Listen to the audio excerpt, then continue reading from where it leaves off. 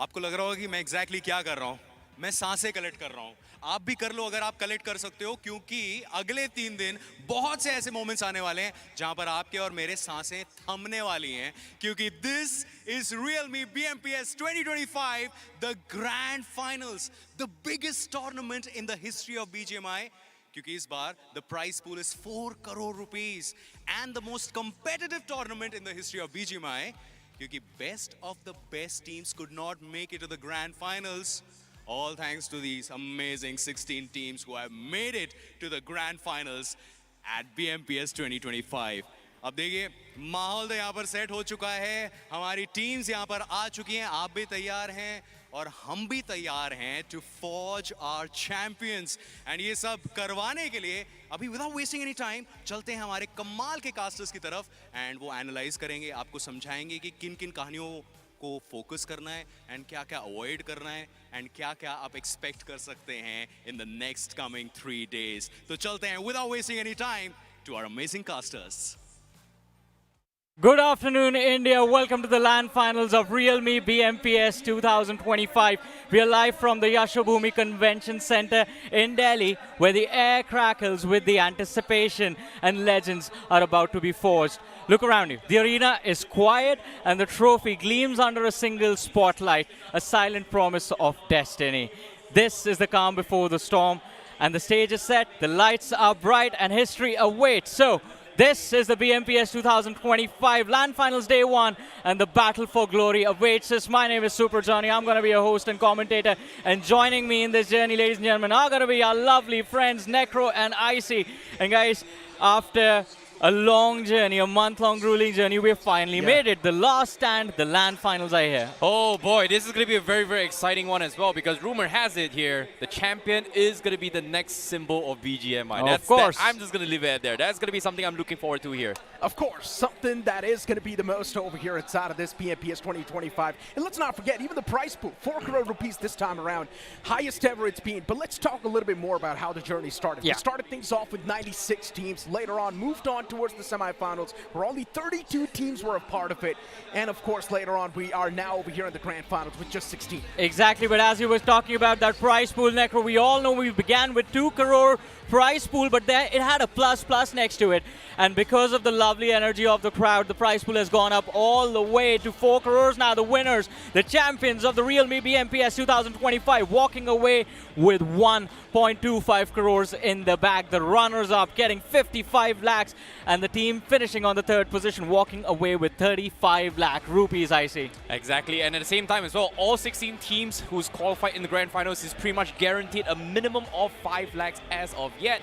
And of course, because of the prize pool, it has extended all the way to the 17 of 32 positions. So basically, Exactly. everyone from the semifinals will have a chunk of the prize pool itself. So that's going to be, to be honest, thank you guys for watching. Thank you guys for supporting. Exactly. By joining the Discovery Island, to be honest. I mean, we keep saying how this is going to be an historic final, especially in terms of the Pro Series, right? In the next 3 days, champions are going to be forged. History is going to be written right under these lights. Exactly, and of course, when we talk about the teams themselves here, 16 teams has pretty much proved themselves in towards the grand finals. Yeah. And of course, there are ups and downs, and a majority of them has been kind of surprising, to be honest here, because it seems like the reign of the undergod begins today. But Of course. before we talk about the teams, let's talk about the journey as a whole, how these teams have made it so far. We got to start all the way from round 1, baby, where we had 96 teams that kicked off this journey. And of course, these teams were divided into 16 groups, 12 days of competition, Necro. But with a twist,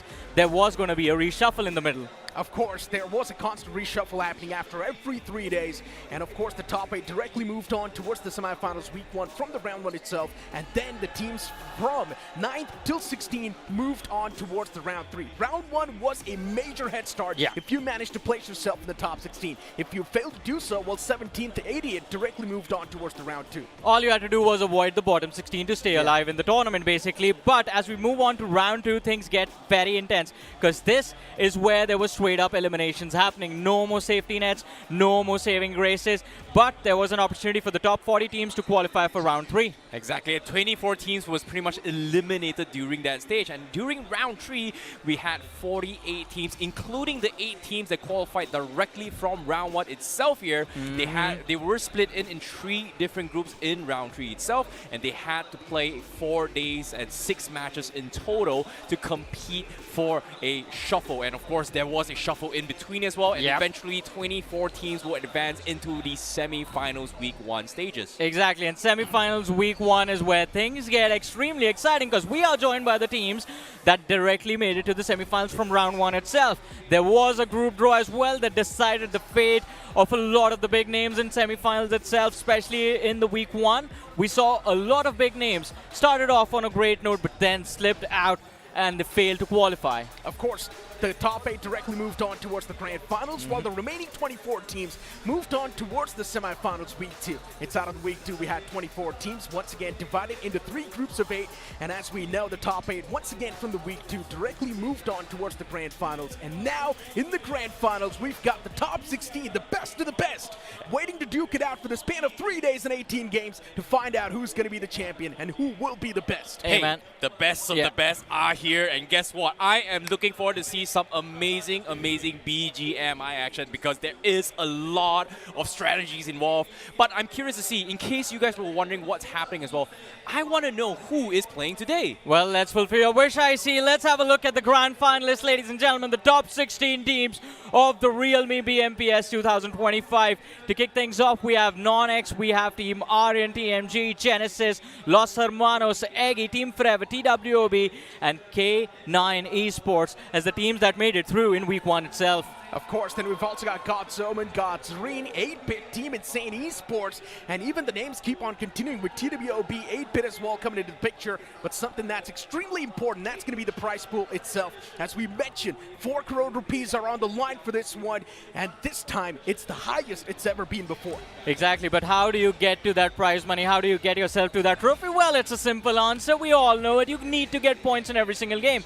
And this is the one thing that we did not change a lot. It's the point structure, I see. It stayed the same. Exactly. It's pretty straightforward as well. Getting a chicken dinner gives you 10 points. 1 finish gives you 1 point in general. So the more finishes we have, it scales over time. That has been the strategy for some of these teams. But guess what? On screen, we have the arrival of the teams here. I think we catch a glimpse of Team Forever walking in as well. And they look pretty confident themselves. And even TWOB. Yeah, TWOB. We had 2 OP official before this. Young players. Kind of nervous. I had an opportunity to talk with them. A little nervous about how day 1 is going to go for them. But extremely confident that if they put their minds to it, if they manage to stay calm, they can push through and finish in the top 5. Of course, we've got so many new teams on the block. There is going to be that nervousness setting in, at least for the day 1, because they do not really have that experience. Teams like 4TR, Godzone, and 2OP officials, it's their first time stepping inside of the picture. And of course, even the audience just waiting to get inside of the arena. A massive line. Of course, every single person here to support the new faces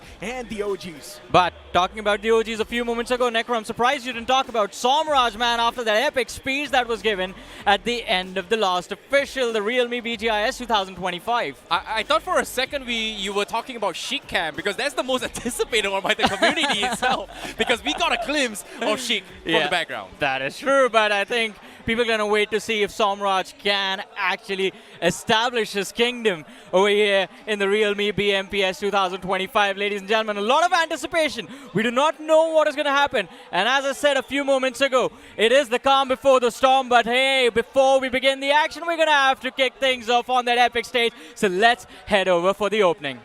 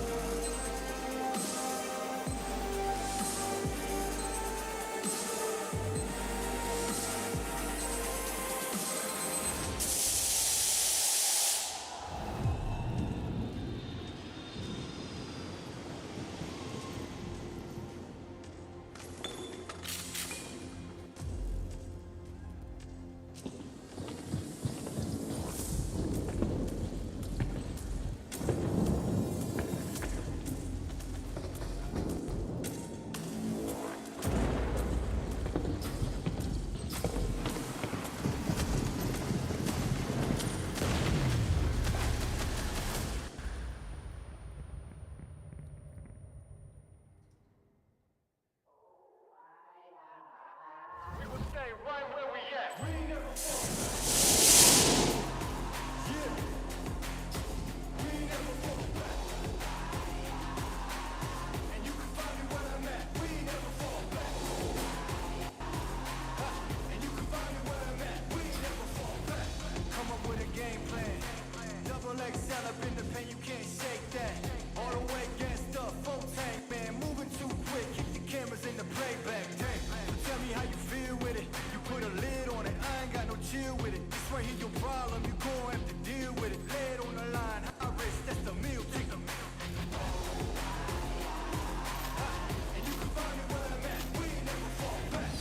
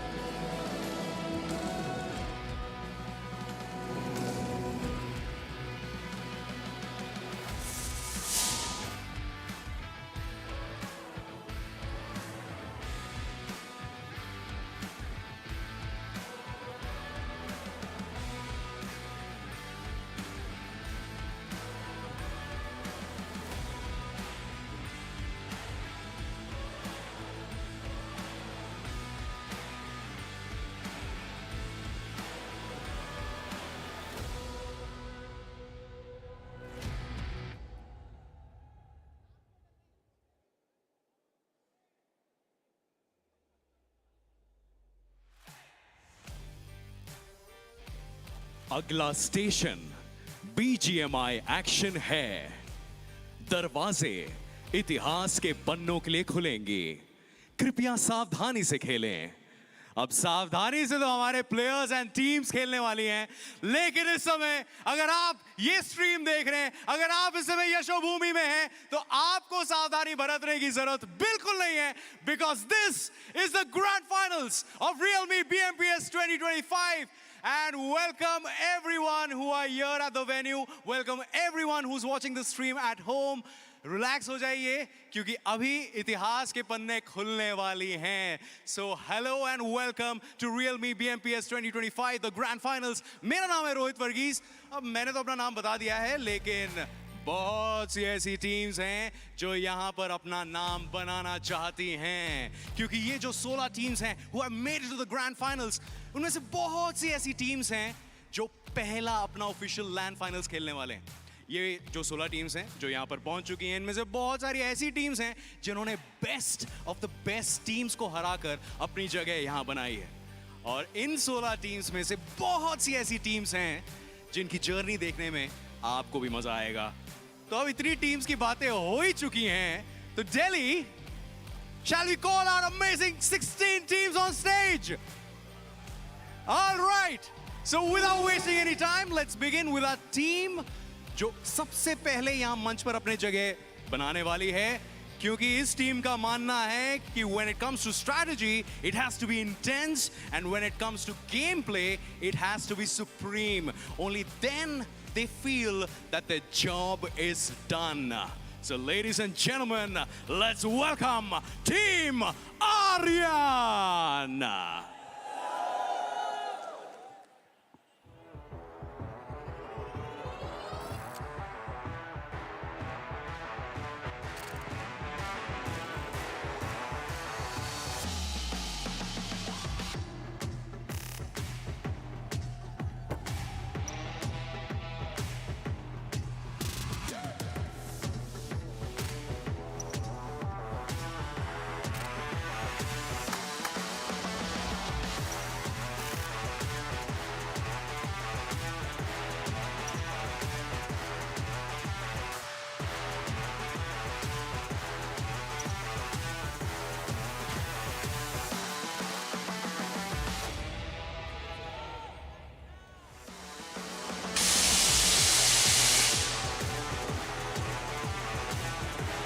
They handle pressure with ease and come out shining like diamonds. Their opponents sometimes feel that they are too much. Let's welcome TWOB official.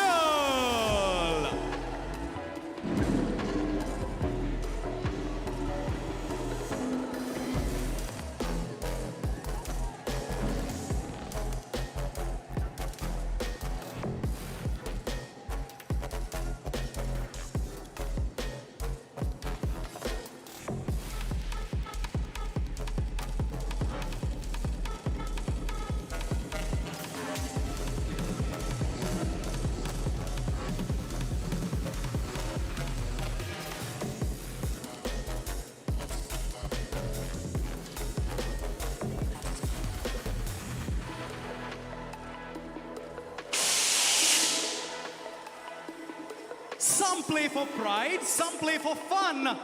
But this team plays for creating miracles. Ladies and gentlemen, let's welcome 4 Miracle!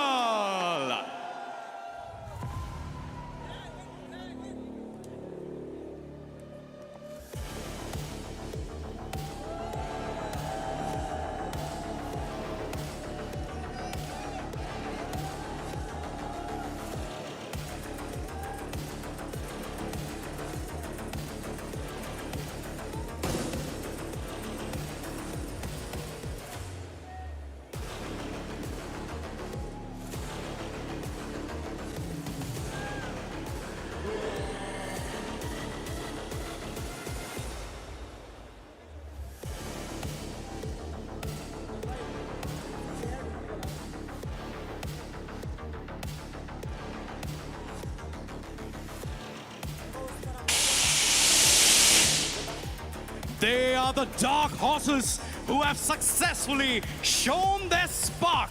And that's a crazy flex. So please welcome Team NoNx.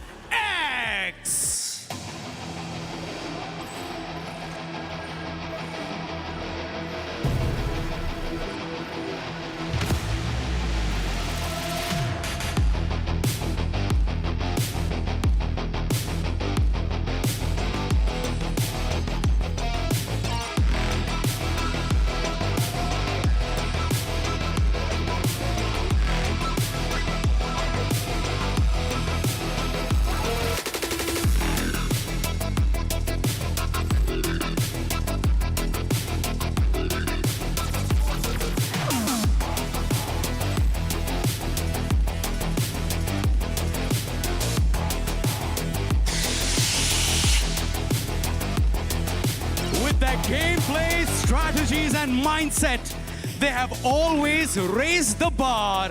Please welcome Team 4TR!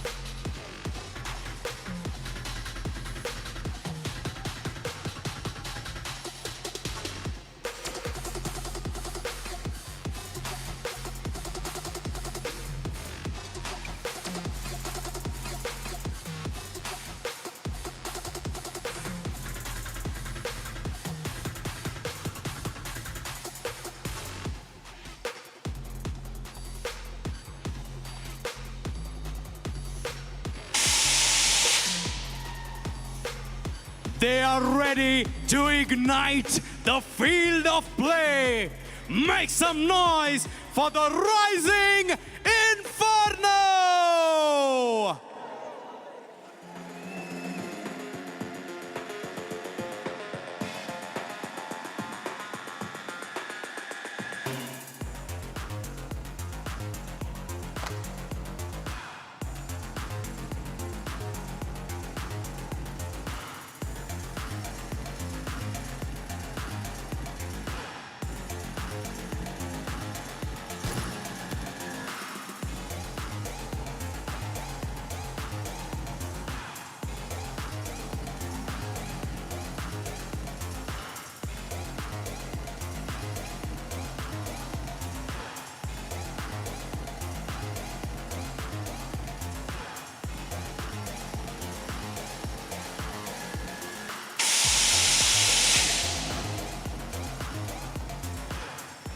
The team that is ready to enter the stage with their main character energy.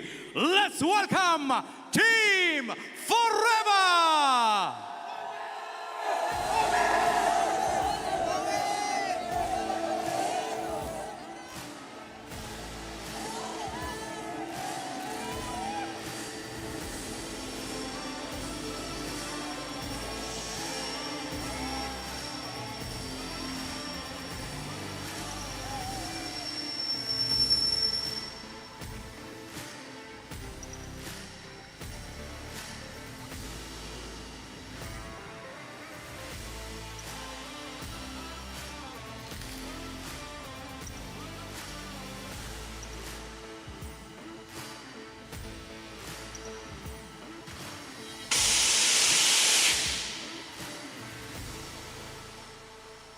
They are known to choose their battles. And for the BMPS finals, it's going to be all the 18 matches. Ladies and gentlemen, let's welcome the world of battle.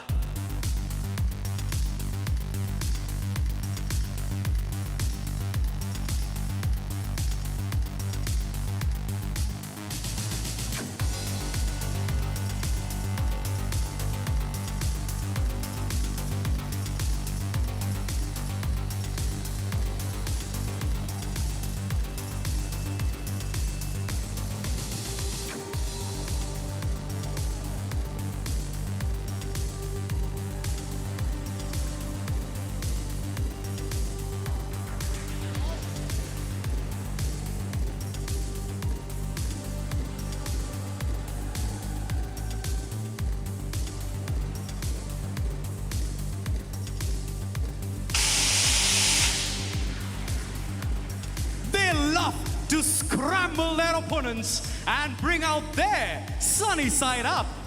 Let's welcome the team that's sharp and edgy. Please make some noise for Team Eggy.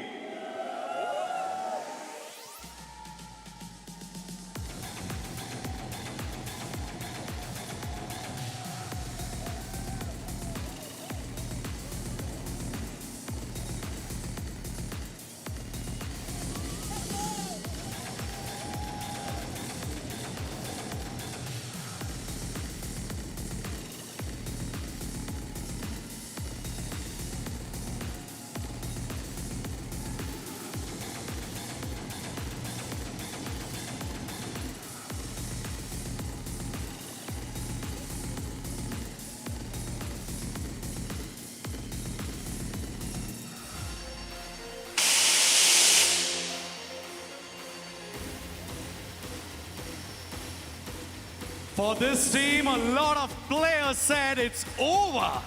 But all that noise went in vain because they are here in the finals to rise and shine. Let's welcome Team Insane.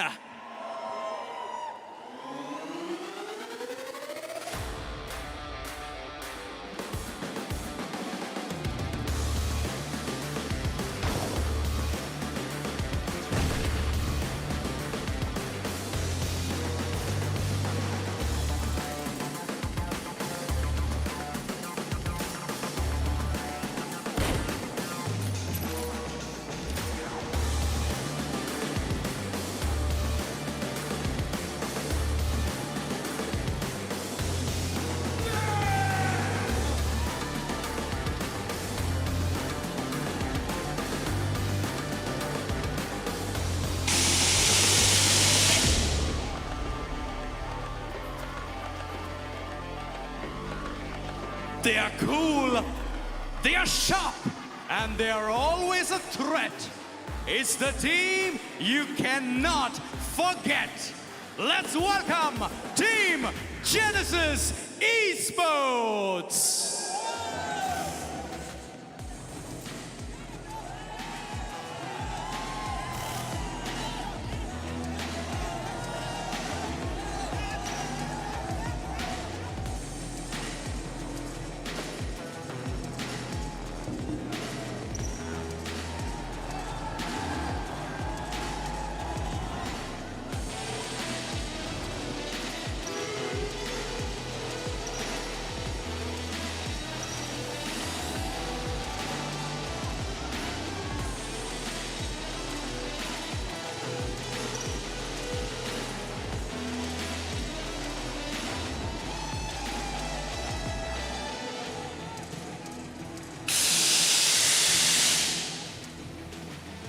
They are here to pack a punch and take that bite.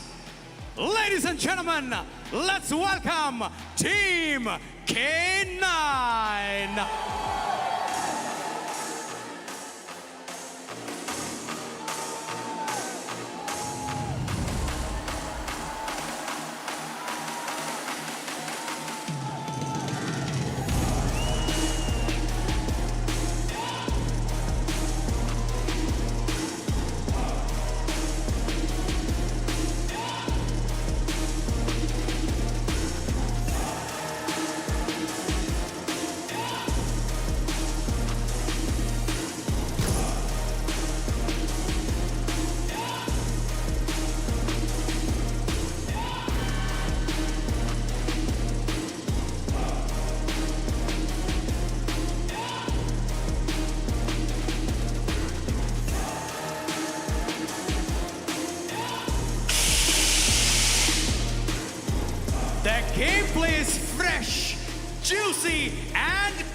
crispy.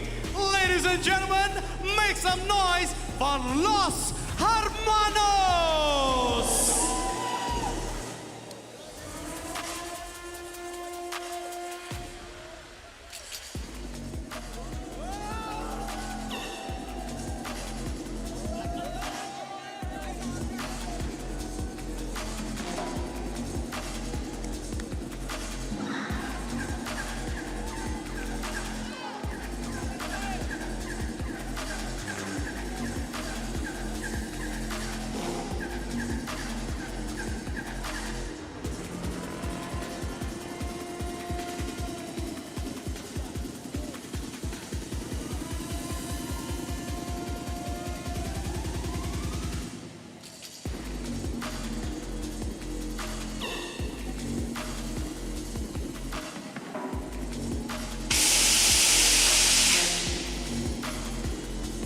Precision and power, their every move is golden.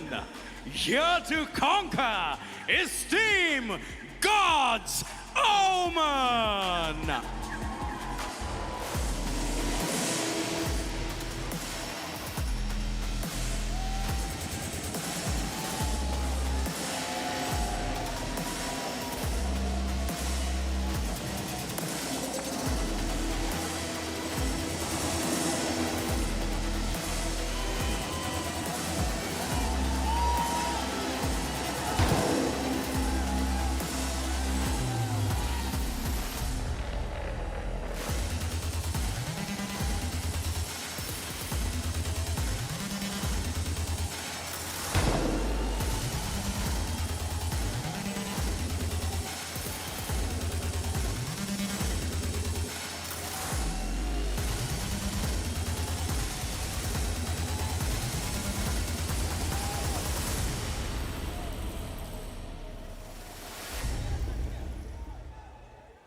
From one zone to another, this is the team that likes to dominate the terrain.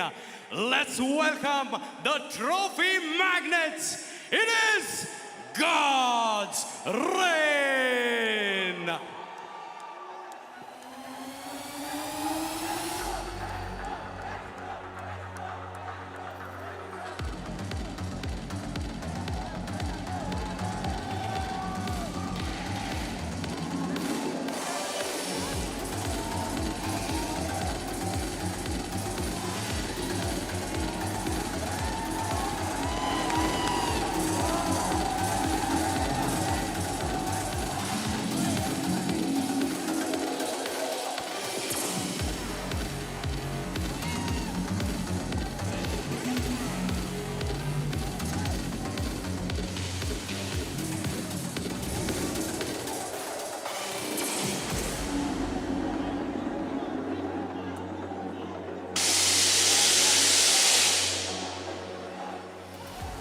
Pressure's on.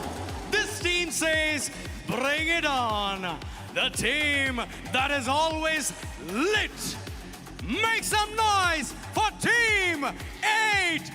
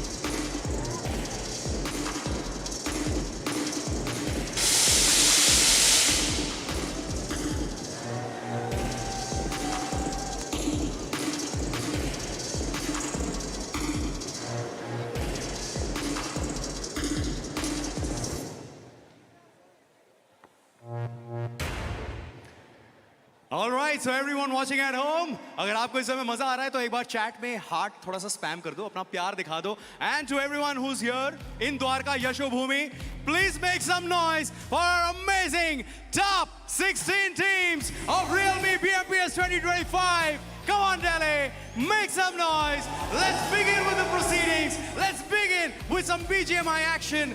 अब देखिए अगले 3 दिन 18 intense games तो आप experience करेंगे ही, and ये सब अभी बस थोड़ी ही देर में शुरू हो जाएगा. लेकिन सबसे पहले मैं चाहूंगा यदि आप सक्षम हैं तो कृपया करके राष्ट्रगान के लिए खड़े हो जाइए. If you are able, I would request you to please stand up for the national anthem.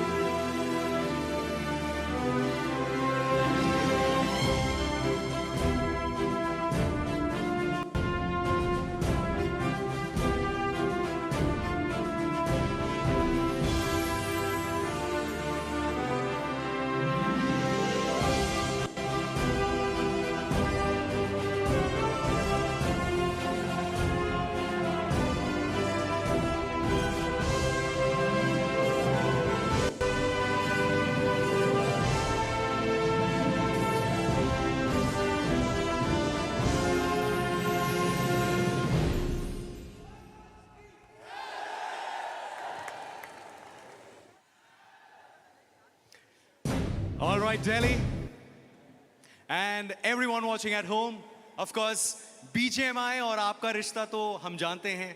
Thanks for all the love you have shown for this amazing game. लेकिन एक और रिश्ता है BGMI का with realme, and अब आपके सामने एक स्पेशल मोमेंट यहाँ पर हम लोग क्रिएट करने वाले हैं, जिसके लिए मैं रिक्वेस्ट करूंगा to all the IGLs to please come forward. सारे IGLs को मैं रिक्वेस्ट करूंगा कि प्लीज ट्रॉफी के पास आ जाइए. All the IGLs please come forward.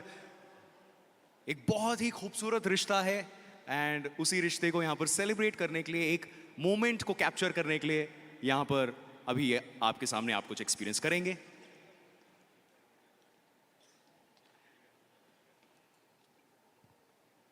And साथ ही साथ इस समय मैं चाहूंगा मनीष राणा को यहाँ पर बुलाने को.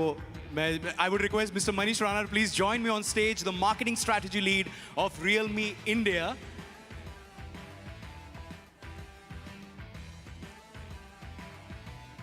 How are you, Manish? Very well, Rohit. Thank you. So good to have you back again for the LAN finals. Yes. And अभी BGMI और हमारा और जो लोग इस गेम को पसंद करते हैं उनका तो रिश्ता है ही, लेकिन एक नया रिश्ता भी बन रहा है एंड एक लेवल और आगे जा चुका है. तो इस रिश्ते के बारे में थोड़ा सा बताइए. How has this relationship been for realme and BGMI together? So, okay. Thank you, Rohit. So, the journey of realme with BGMI has been nothing short of excitement. We always believed that the game, the mobile game, is the heartbeat of the Gen Z. And the BGMI is at the center of that culture. And during all the seasons, realme has built a very strong connection with the gaming community, not just with the mobile phones or the smartphone, a flagship like a Realme GT7, but being a part of their passion. And now, we are a very proud sponsor, the official smartphone partner for the BMPS 2025 with the Realme GT7, and we are very proud to power this ultimate battleground with the country's best pro players. So this is what the realme Make It Real stands for. All right, so of course our players will be using the GT7 series, and इस समय मैं आपसे जानना चाहता हूँ, ये जो कोलकाता से दिल्ली रियलमी का रिश्ता जो एक लेवल आगे बढ़ा है, इस समय दिल्ली का वाइब आपको कैसा लग रहा है? दिल्ली की ऑडियंस का ये जो माहौल है, ये जो वाइब्रेशंस आप फील कर पा रहे हैं in this arena, tell us about that. See, to be honest, I'm feeling very pumped. See, Delhi Dil Walon ki hai. Okay. So this is the electrifying atmosphere that we crave for. And this is the culture that we really want everyone to fly and look in the whole India altogether. All right, and GT7 series from Realme is the official smartphone partner for Realme BMPS 2025. And ये जो moment हम लोग create करने वाले मनीष, मैंने ये सुना है कि the GT7 series आप इस समय हमारे 16 IGLs को देने वाले हैं. 100%. All right, so let's create this moment and please, let's do the honors. Yes.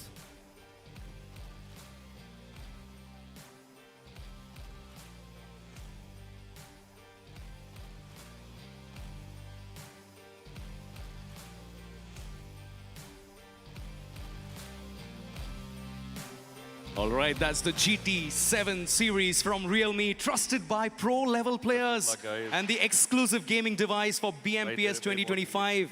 It comes with MediaTek Dimensity 9400E. साथ ही साथ अगर आप BGMI खेलना पसंद करते हैं तो this is the phone to go, क्योंकि Crafton और Realme ने co-test किया है the stability of the Realme GT7 series, जो 6 hours तक की stability आपको देता है. So thank you Manish for that amazing moment that you have created. अब moments की कमाल की बात ये होती है कि एक होता है कि हमें इसको memories में capture करना चाहिए, and एक बहुत important चीज़ होती है कि आपको memory card में भी capture करना चाहिए. So I think we should step down, and ये जो moment आपने create किया हमारे IGLs के साथ, let's take the best seat in the house, Manish. Yes. And let's see this moment. Let's create the history. Yes, being captured in the memories and the memory card. Let's go for it. The IGLs of our top 16 teams with the Realme GT7 series. Come on, IGLs, एक बार अच्छा सा एक बढ़िया टशन वाला pose दे दो. Come on, let's one more time. एक बार. Let's go for it. That's how we do it.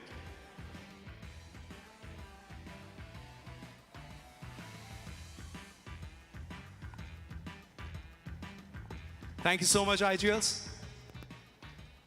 And अब आप अपनी teams को join कर सकते हैं. Thank you so much for creating that moment. And thank you so much, Manish from Realme. Thank you so much. Thank you. And hope you enjoy the grand finals. And देखिए अभी यहाँ पर moments तो create हुई हैं, and ये तो बस शुरुआत है. This is day one, and अभी पहला game भी start नहीं हुआ, and already यहाँ पर memories बननी शुरू हो चुकी हैं. लेकिन आगे आने वाले matches में आप क्या expect कर सकते हैं, क्या क्या कहानी में twist देख सकते हैं, ये सब अच्छी तरह analyze करने के लिए चलते हैं casters desk की तरफ. Thank you so much for that, Rohit. That was an amazing moment. We've never seen that before. The IGLs, all the 16 IGLs are ready now, armed with their trusted Realme GT7, the official smartphone partner for the Realme BMPS 2025, of course. But now we got to start talking about not just the IGLs or the Realme GT7, but about the teams themselves. Oh boy, expectations for today itself here, everything is going to be on the line. Yeah. Honor, pride, and a chance for greatness. Personally, this is going to be a tricky one because there has been a lot of predictions on specific teams in particular. All right. I know the community is going to be favoring a little bit on 8-bit, God's Reign, God's Omen. I mean, look, the community was favoring for a lot of these known names, and especially we thought these known names can make it to the grand finals too, but then we all know what happened. Those known names are not over here anymore. This BMPS has been the most unpredictable tournament so far, so anything can happen. Maybe these known names once again can fumble up. Exactly. I mean, that is going to be an actual possibility because for the first time, we have 3 teams that have a lot of experience under their belt and then 13 other ragtag groups of misfits that are coming together for the first time to compete on this epic stage. But now, before we begin our journey, let's have a look at the head-to-head. And this time, we are seeing a head-to-head of Team 8-bit.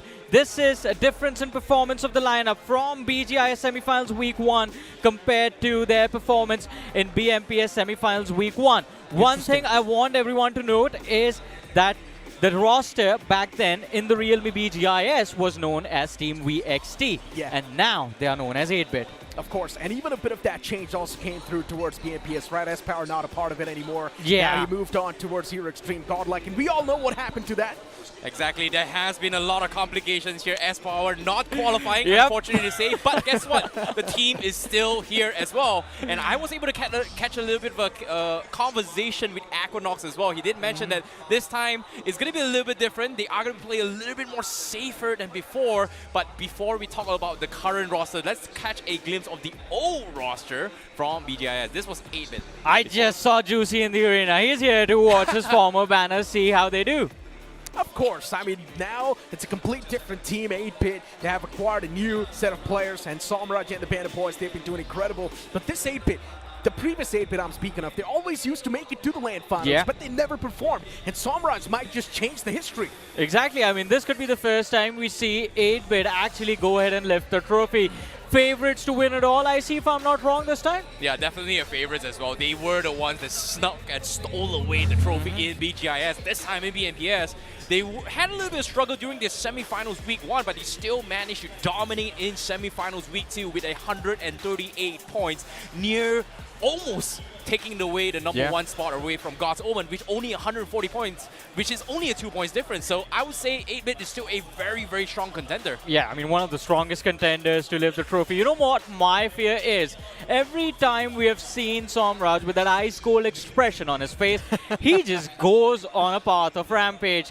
And a few moments ago, we saw when he entered the stage, Hey, man. stepped up on that beautiful stage to take his seat.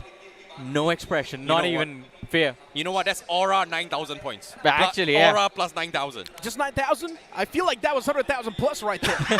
The way he just silences the crowd every single time the man walks up on the stage, it's fun to witness. I mean, it is fun to witness, but he's not the only one who is aura farming over here. We have to talk about the individuals that have been aura farming the entire tournament, and some of them for the first time itself. I'm talking about the realme MVPs. Of course, they are going to be flashing up on the screen as well. We've got Levi currently at the top with 57 finishes. Then we also have Wildfang Fierce. Of course, Wildfangs is not a part of Grand Finals anymore. That's why we see their screens on the black.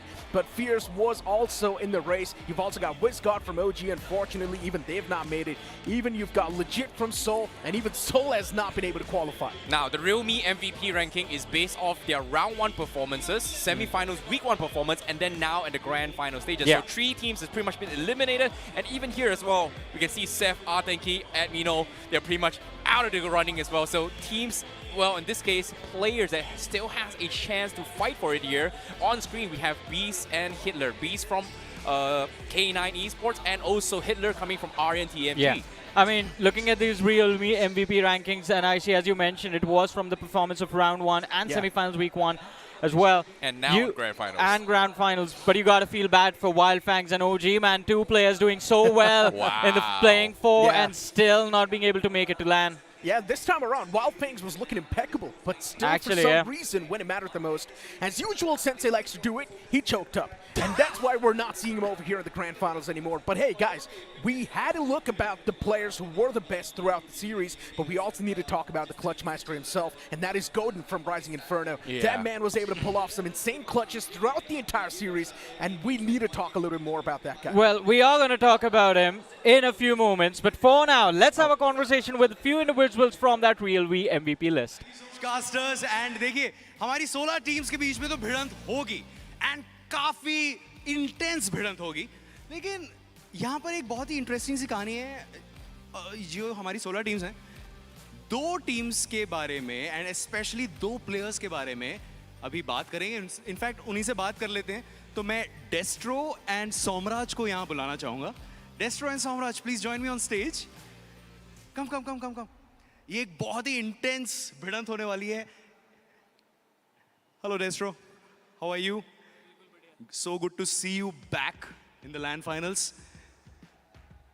या and इसी trophy के लिए आप लोग यहाँ आए हैं, तो इस ट्रॉफी के साइड में खड़े हो जाते हैं। Come and Somraj, once again congratulations, so good to see you again in the land finals। एक टाइम था जब आप लोग एक साथ खेला करते थे, अब आमने सामने होने वाला है एंड दोनों साथ में लैंड फाइनल्स में पहुंचे हैं, आमने सामने आए हैं। सो अभी मैं आपसे जानना चाहता हूँ, ये जो हमारा BMPS 2025 है, यहाँ पर बहुत सारे इस बार ग्रैंड फाइनल्स में ऐसी टीम्स हैं डेस्ट्रो जिनका ये पहला लैंड फाइनल होने वाला है। तो ये आपके लिए एंड आप दोनों के लिए ये एक एडवांटेज है या एक डिसएडवांटेज है, क्योंकि आपको पता नहीं कि क्या सरप्राइजेस आ सकती हैं, टीम्स क्या कर सकते हैं, क्योंकि this is going to be the first LAN finals official. I think जितनी भी टीम्स आई हैं सारे अच्छा खेल के ही आई हैं तभी फाइनल्स तक पहुँचे हैं। एंड हमारा फोकस कभी भी दूसरी टीम्स पे नहीं होता है। We prefer to focus on ourselves. अगर हमने हमारे प्लान्स एग्जीक्यूट कर लिए तो it's an easy win for us. And Somraj, what about you? आपको लगता है एडवांटेज है या डिसएडवांटेज भी हो सकता है कि बहुत सारी ऐसी नई टीम्स आई हैं, 16 में से ऐसी बहुत सी टीम्स हैं जिनका ये पहला ऑफिशियल लैंड फाइनल्स है, तो पता नहीं है कि क्या सरप्राइजेस आ सकती हैं? इज दैट अ डिसएडवांटेज या एडवांटेज ये है कि आप पहले भी आ चुके हैं, आप पहले भी ट्रॉफी उठा चुके हैं?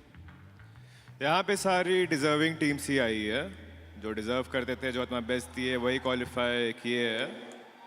बाकी सो गुड टू सी कि इंडिया में अभी इतने सारे अंडरडॉग्स जो कि अभी ये स्टेज तक पहुँचे हैं, नए टैलेंट्स आ रहे हैं। दैट्स वेरी गुड टू सी कि ई स्पोर्ट्स और बूस्ट हो रहे हैं यहाँ से। एंड नया टीम से नया पैटर्न्स रहेगा, सो हमें भी ऐसा कुछ पता नहीं क्या कैसा फाइनल रिजल्ट होगा। So let's see how it goes. And trophy की अगर बात करें तो ट्रॉफी मैग्नेट्स हैं आप दोनों। एंड ये BMPS the pro series trophy, ये एक ऐसा ताज है जो आपने एक्सपीरियंस नहीं किया है। तो ये BMPS कितना इंपॉर्टेंट है सोमराज, आपसे पहले मैं जानना चाहूँगा। स्टेक्स ऑलरेडी बहुत आई है, सबको पता है कि हैशटैग वन टीम का कैसा क्या रहेगा। सो हमारे साथ और भी पुराने खिलाड़ी जुड़े, डेस्ट्रो ऑल टाइम ऐसे रहती है, ट्रॉफी मैग्नेट, तो कंपटीशन तो रहेगा ही, तो ट्रॉफी ऐसे आसानी से तो नहीं मिलने वाली है। एंड डेस्ट्रो, आप बताइए, ये एक ऐसा ताज है जो आपने नहीं पहना है अभी तक, प्रो सीरीज वाला ताज। इसके अलावा आप ऑलमोस्ट सभी कुछ जीत ही चुके हैं, दिल तो बहुत टाइम से आप जीत ही रहे हैं। ये प्रो सीरीज वाली ट्रॉफी कितनी इंपॉर्टेंट है? आई थिंक बहुत इंपॉर्टेंट है बिकॉज 2023 में बहुत क्लोज था, मैं कुछ पॉइंट्स की वजह से ही नहीं लेके जा पाया था। I wasn't happy back then as well. इस बार भी पूरी ट्राई करेंगे जीतने की। बाकी वही है, सारी टीम अपना बेस्ट देंगे, जो सबसे बेटर अपने प्लान्स एग्जीक्यूट कर लेगा वो जीत जाएगा। अभी सोमराज ने आपको सीनियर प्लेयर बुलाया है, तो मैं अभी आपसे जानना चाहता हूँ, क्योंकि आप लोग एक टाइम पे एक ही टीम में थे, तो डेस्ट्रो मैं आपसे जानना चाहता हूँ, सोमराज को आपने इतने टाइम खेलते हुए देखा है, ट्रॉफी उठाते हुए देखा है, तो सोमराज की एक पर्टिकुलर चीज़ जो अगर वो थोड़ा सा ठीक कर लें तो मतलब वो अलग ही आसमान छू लेंगे, वो कौन सी एक चीज़ है जिसको वो और ज़्यादा बेटर कर सकते हैं, इम्प्रूव कर सकते हैं, शार्प कर सकते हैं? आई थिंक ऐसी कोई चीज़ नहीं है because he has proven himself I don't know how many times. हर बार नई टीम के साथ आता है, क्वालिफाई करके जीत के चला जाता है, तो आई डोंट थिंक सो उसको कुछ चेंज करना चाहिए। बाकी best wishes to him as well. Somraj, same question for you. अब मैं एक्सपेक्ट कर रहा हूँ कि यहाँ पर सोमराज वाला जवाब मिले। ऐसी कौन सी चीज़ है जो डेस्ट्रो अगर थोड़ा सा शार्प कर लें, थोड़ा सा सही कर लें, तो अलग ऊंचाइयां हासिल कर सकते हैं? Destro in game is a very good player, is a very great IGL. But outside the game, he's very humble. He can be more brutal. कुछ कहना चाहेंगे डेस्ट्रो? नहीं, उसका अपना ओपिनियन है। ऑलराइट, अब देखिए ओपिनियंस तो यहाँ पर चलती रहेंगी, लेकिन यहाँ पर ऑफ कोर्स यहाँ पर आपको अपनी टीम को ज्वाइन करना है, तो जाइए, थोड़ा सा लास्ट मिनट जो ब्रशिंग अप है वो कीजिए। Thank you so much Somraj, thank you so much डेस्ट्रो। And अभी ये भिड़ंत तो आप देखेंगे ही, लेकिन और भी बहुत सारी आपसी भिड़ंत है विद इन द 16 टीम्स जो बहुत ज़्यादा एक्साइटिंग होने वाली हैं। एंड ये सब अच्छी तरह एनालाइज करेंगे आपके लिए, मेरे लिए, हम सब के लिए, हमारे प्यारे analyst. So let's head back to the desk. And of course, when we were seeing those teams walk on stage, there were two names for which the crowd was cheering the loudest, 8-Bit and God's Reign. And of course, both of them having their different stories. Destro having won, as Rohit said, pretty much everything but the Pro Series. And Somraj, after that iconic speech, after lifting the trophy at the realme BGIS just a few moments ago, looks over here to equalize the feat set by X-Park last year. Hey, to be honest, I feel like whenever Somraj speaks, every single word that comes up with his mouth has layers of interpretations here. And one thing I particularly like, deserving teams are here for a reason. They have qualified through hardship, and they deserve it. That was okay. I like the fact he called Destro senior player. Anyways, ladies and gentlemen, looking at today's schedule, we're going to kick off the journey of the grand finals on the map of Erangel, match number 1. And then we have match number 2 played on the map of Miramar, followed by Sanhok. And then we pretty much reverse it and repeat. Sanhok match 4, Miramar match 5, and Erangel is going to be match number 6 of the day. Once again, pretty much the basic map rotation or the map pool we have been looking at since the start. This schedule has been pumping up a lot of numbers, especially the map of Sanhok. Yeah. It's known to be the comeback map, and we might just see a lot of those teams on the latter half of the board bounce back once again. Hey, but as always, at the start of the day, we made our predictions.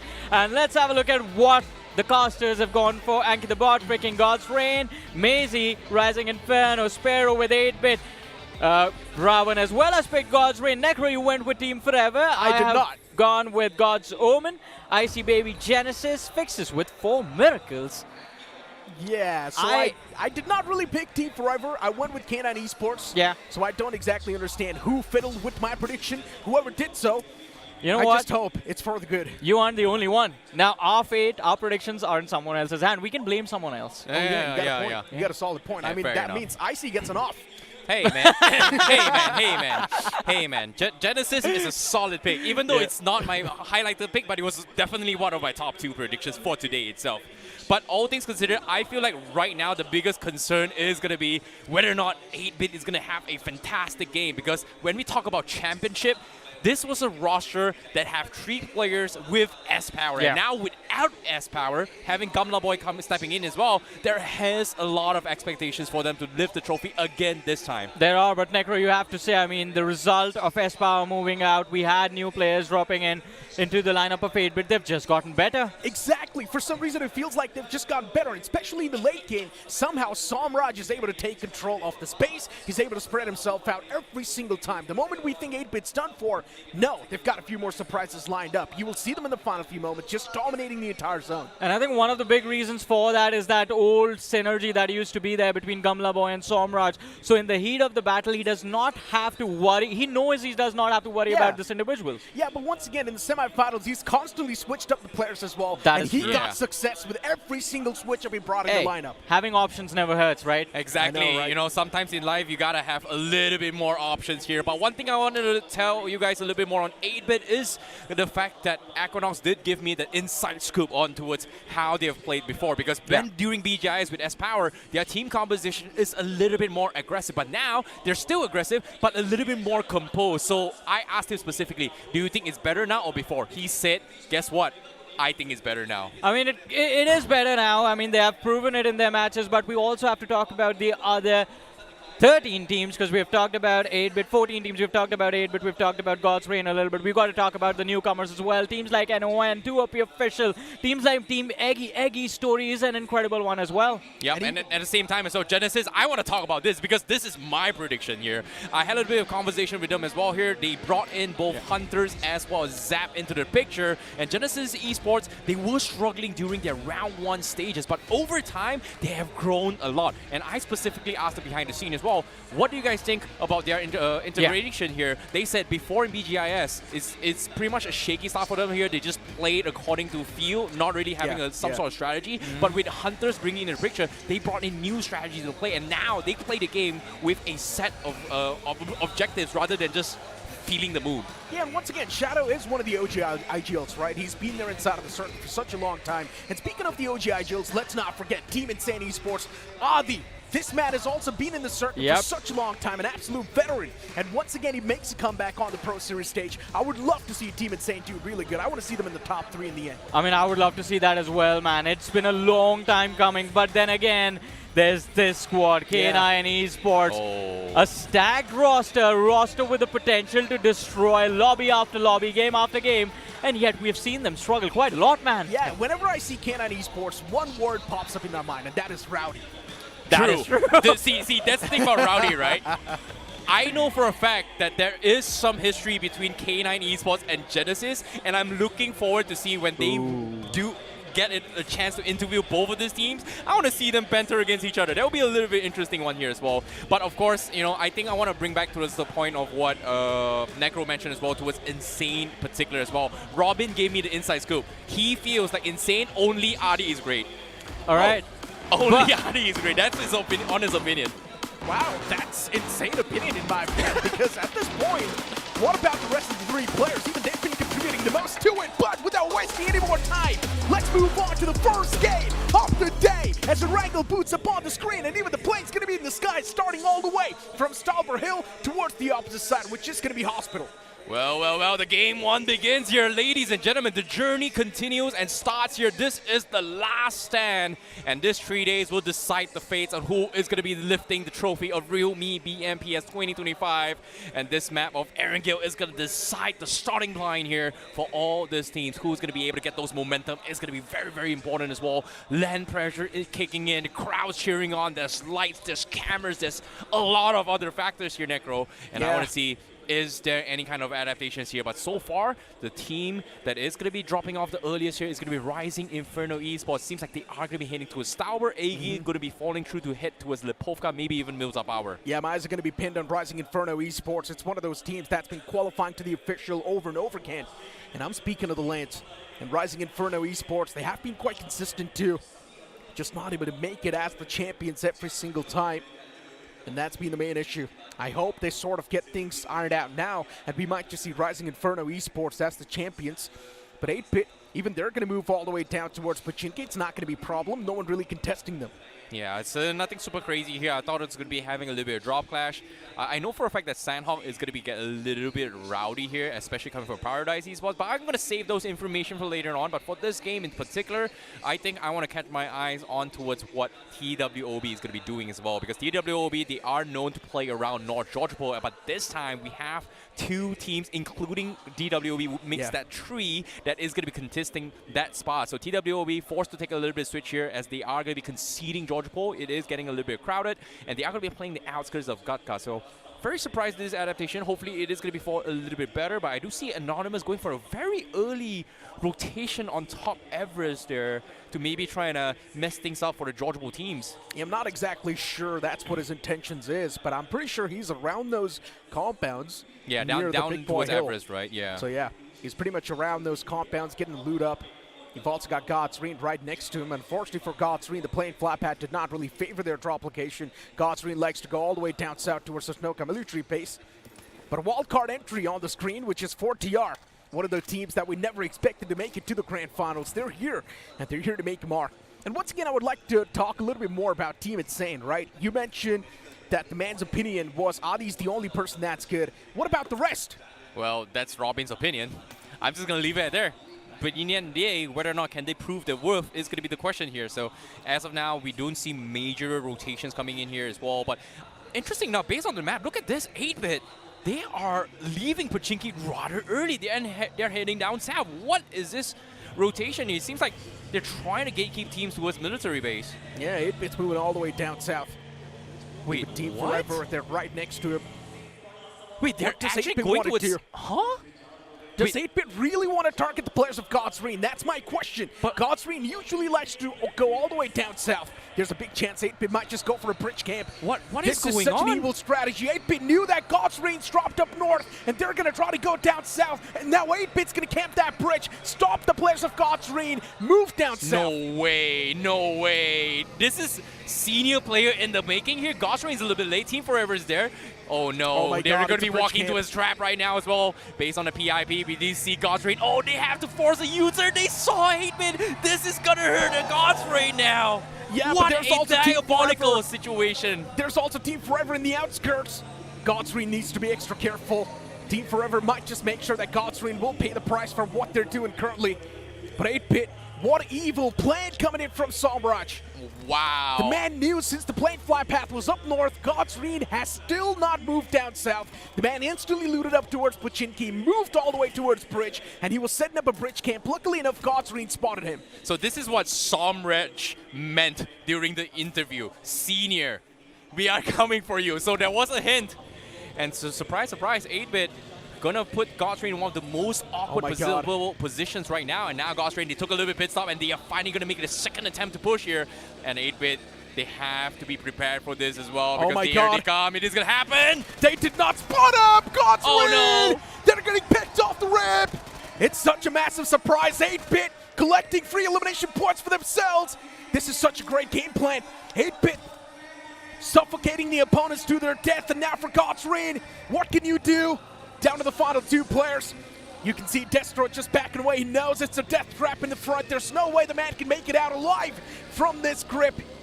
And Destro is just backing away towards safety, but 8-Bit, they've got different plans. They want to chase him down. Even they're back in their vehicles, and Destro, for him to get away, it's going to be extremely tough. Oh, I genuinely feel bad as well. We know for a fact that God's Reign, they do, no matter what, try to make their way into his military base, and 8-Bit got a very early read because of this. And just like that, they get 2 finish points, and they completely back out to safety. And guess what? They get away scot-free, no punishment, no nothing. And 8-Bit, now they're going to be on the hunt. Team Forever was able to hurt all this commotion, but surprise, surprise, Team Forever, they don't care. They don't care. This was just brilliant from 8-Bit. It's a master plan that was executed in a perfect manner.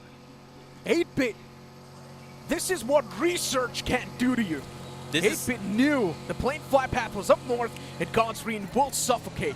And they pretty much took the advantage because they knew God's Reign will be 3 points. Oh my goodness, 8-Bit, they go back to Pachinki uncontested, and surprise, surprise, Pachinki was the center of the circle, and this entire engagement pretty much happened for about 5 minutes into the game. So technically, a majority of teams would have gotten some sort of center control, but for some reason, the fear, the pressure that is going on through the minds of every single team to respect Pachinki just literally gave 8-Bit a free pass.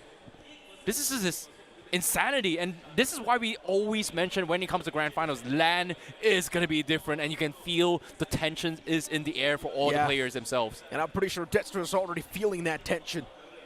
The man just never saw this coming. He never thought that Samraj would target him like that.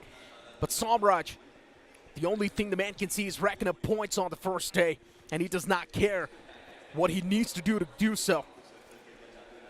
And at this point, once again, in the Smack Center, you see the players of 8-Bit creating that space for themselves towards Pachinki. Since it's just the stage 1, the hard shift will be there in the stage 2.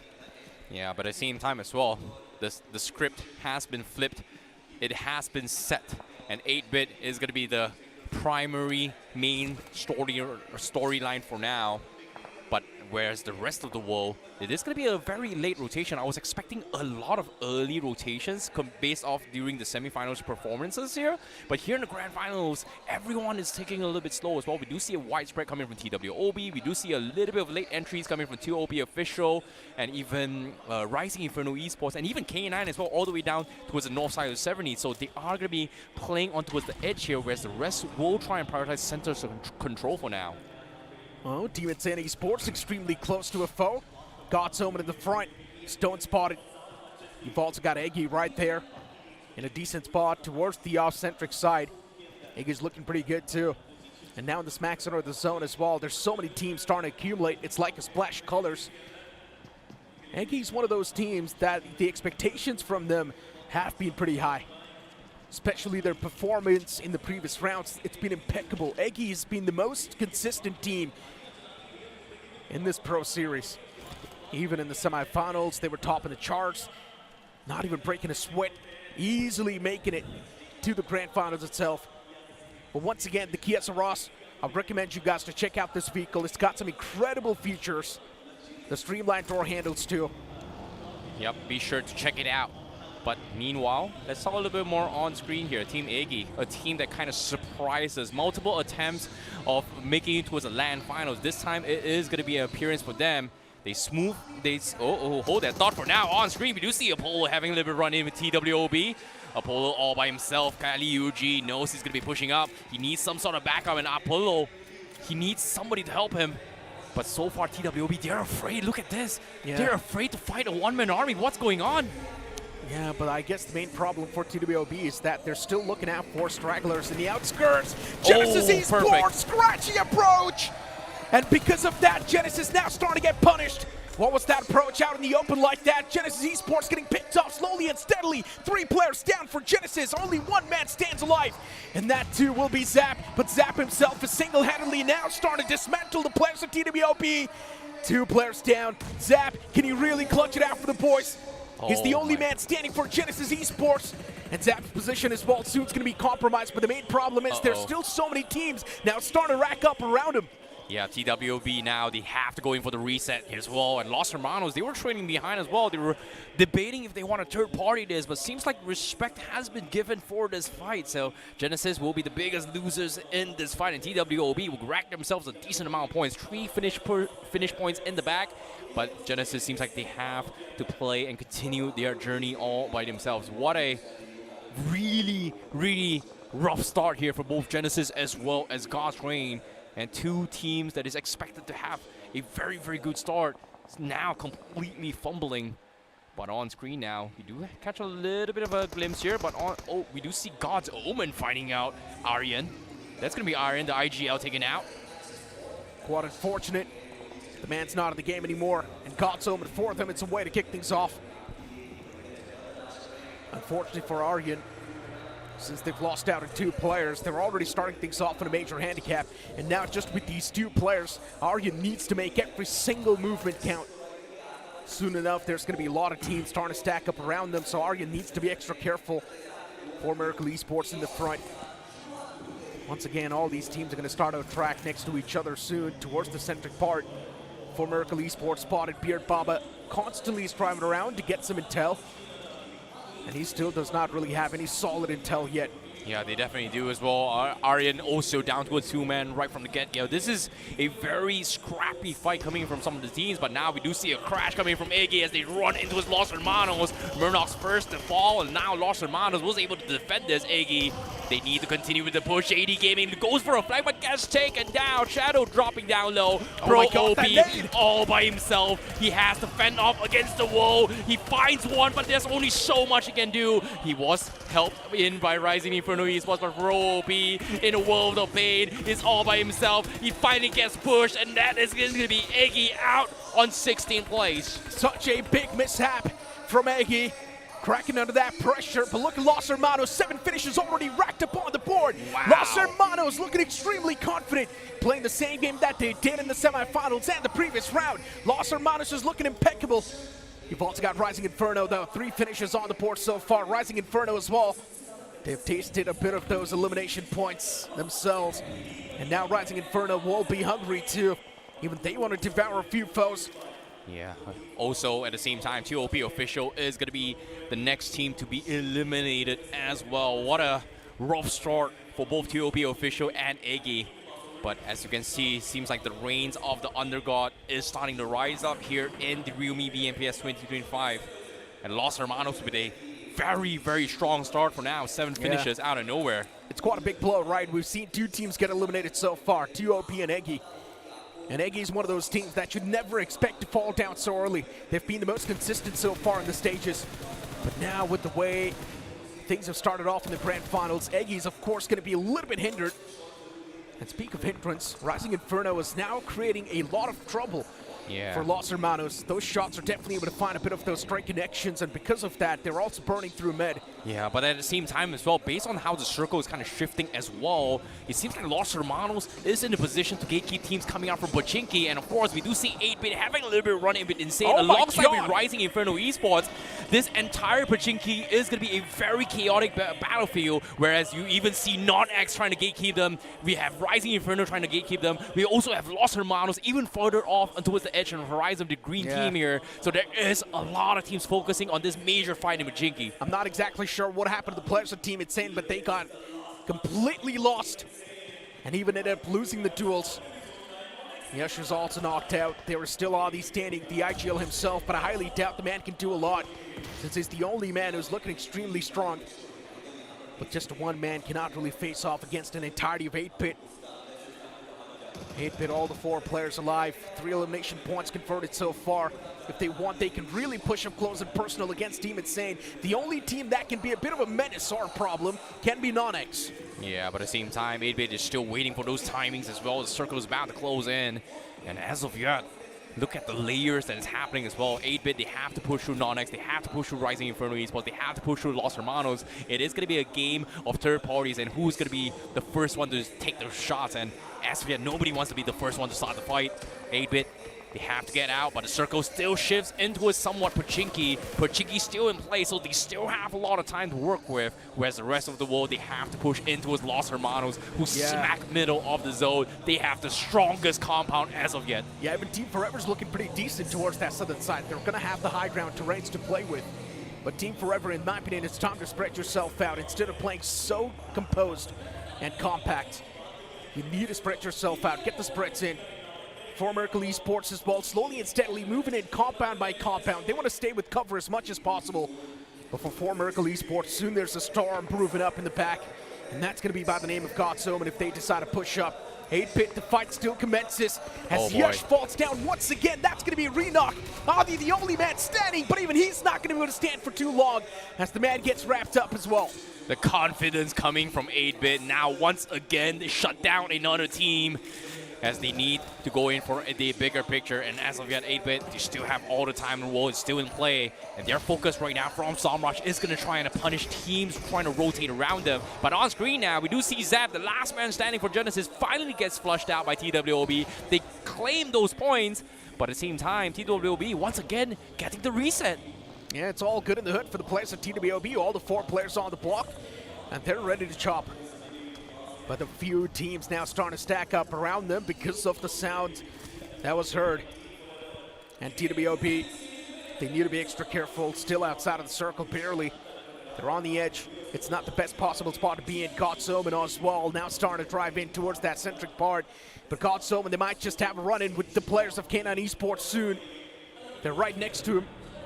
TWOB still around that southern side. Team Forever might just cause a bit of that problem for the players of TWOB.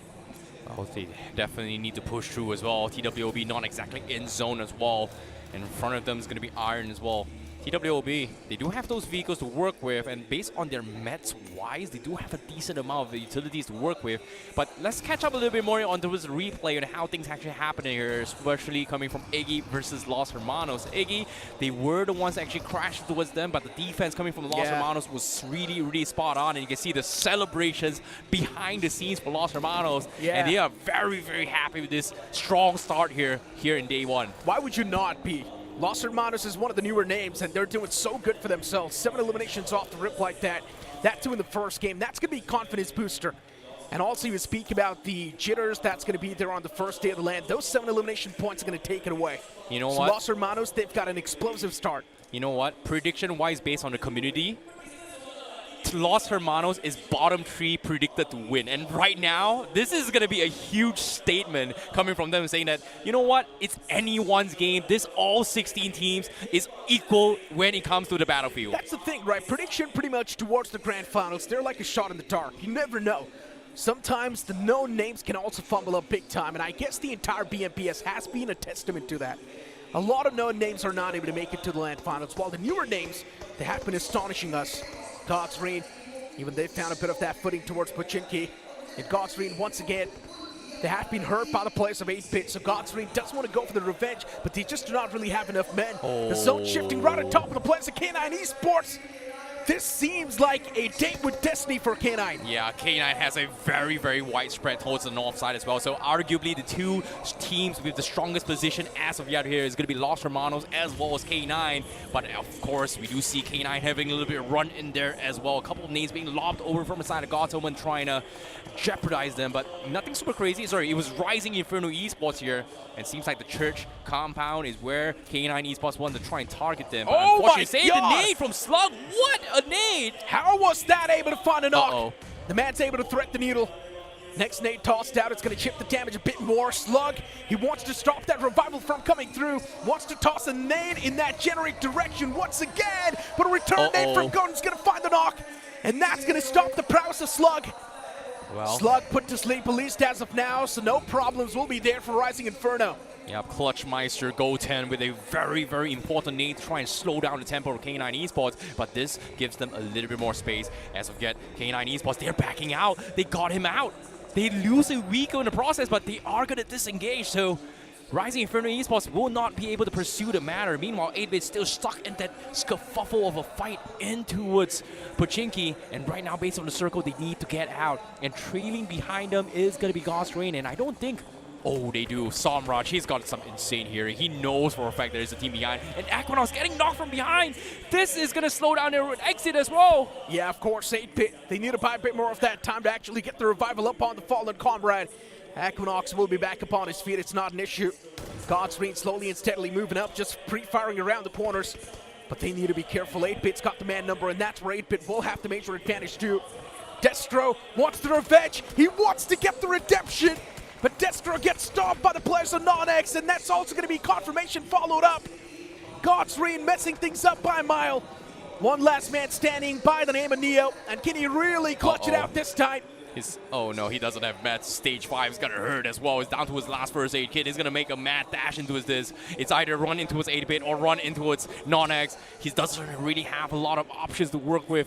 But trailing behind 8-Bit, they still haven't been able to go into his crash yet. NoNx still keeping them in bay. 8-Bit forced to rotate into his church vicinity. NoNx has just completely zoned them out of Pachinki. Not an amazing start. Aqueduct's getting sprayed down from behind. Neo! Neo! Why would you do this? What a revenge here. Yeah. What a revenge story from Godsreed. 8-Bit spoiled Godsreed's game, and No now way. Godsreed is spoiling their Oh, game. no, Samraj! He Oh. does not have enough time to patch himself up, and he will be eliminated by the play zone. 8-Bit, things falling apart. Teams sabotaging each other. 8-Bit and Godsreed, this rivalry is brewing up pretty well. Because of Neo, 8-Bit has crumbled. But because of 8-Bit, Godsreed has fumbled. This is just revenge after revenge story. What a game one here, Necro. Of course. But Raiden, the man is still standing. 8-Bit, they've managed to acquire 7 finishes so far. And if somehow Raiden still keeps him alive for the longer time and get a few more placement points squeezed in, that can be a successful game for 8-Bit. But Rising Inferno now, even they themselves need to make it inside of the circle as the zone's going to shift in towards the left. Even K9 Esports going to be desperate to find at least some sort of a cover and some sort of a footing towards the circle. Rising Inferno, they need to flush out that one man from 8-Bit, which is going to be extremely tough.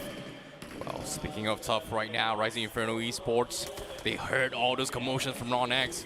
PNWI is thinking about going for the push, but he knows for a fact that NoNx is going to be in that vicinity. But looks like the nades here for looking for those confirmations. He heard those footsteps. Raiden right at the corner. Oh, the nades does not connect. So Raiden, he still has a little bit of pocket to work with, but time is of the essence because now clock is ticking. It is going to start a move, and he's got to make a mad dash out in the open as well. Team Forever, we completely lost track of them, but there are still hunters alive. And Thunder himself, keep an eye on this guy. Team Forever, 4 finishes racked up so far. Team Forever just needs to get a few more placement points squeezed in. Keep this thing in mind, an average of 8 points per game can actually put you in a really good spot in the overall standings.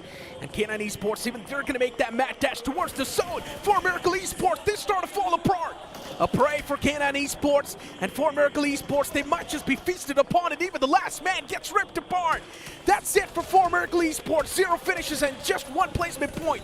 Oh no, K9, they're stuck out in the open, and 4TR, they're just tapping away. This is open season hunting for every single team, and 4TR has got so much angles on them. Omega falling, K9 Esports, they're falling apart, and they are all down towards the last player known as Slug, and he doesn't really have a lot of health to work with. Ninja Boy is pretty much down as well, but there's only so much Slug can do in these situations. But in the blink of an eye, Necro, what happened? We're down towards the final 6 teams. Yeah, a lot of teams got eliminated towards Pachinki, that chokehold. No one was able to survive it, and now everyone's just moving out in the open. And keep this thing in mind, Los Hermanos, they've just been dominating the entirety of the open field.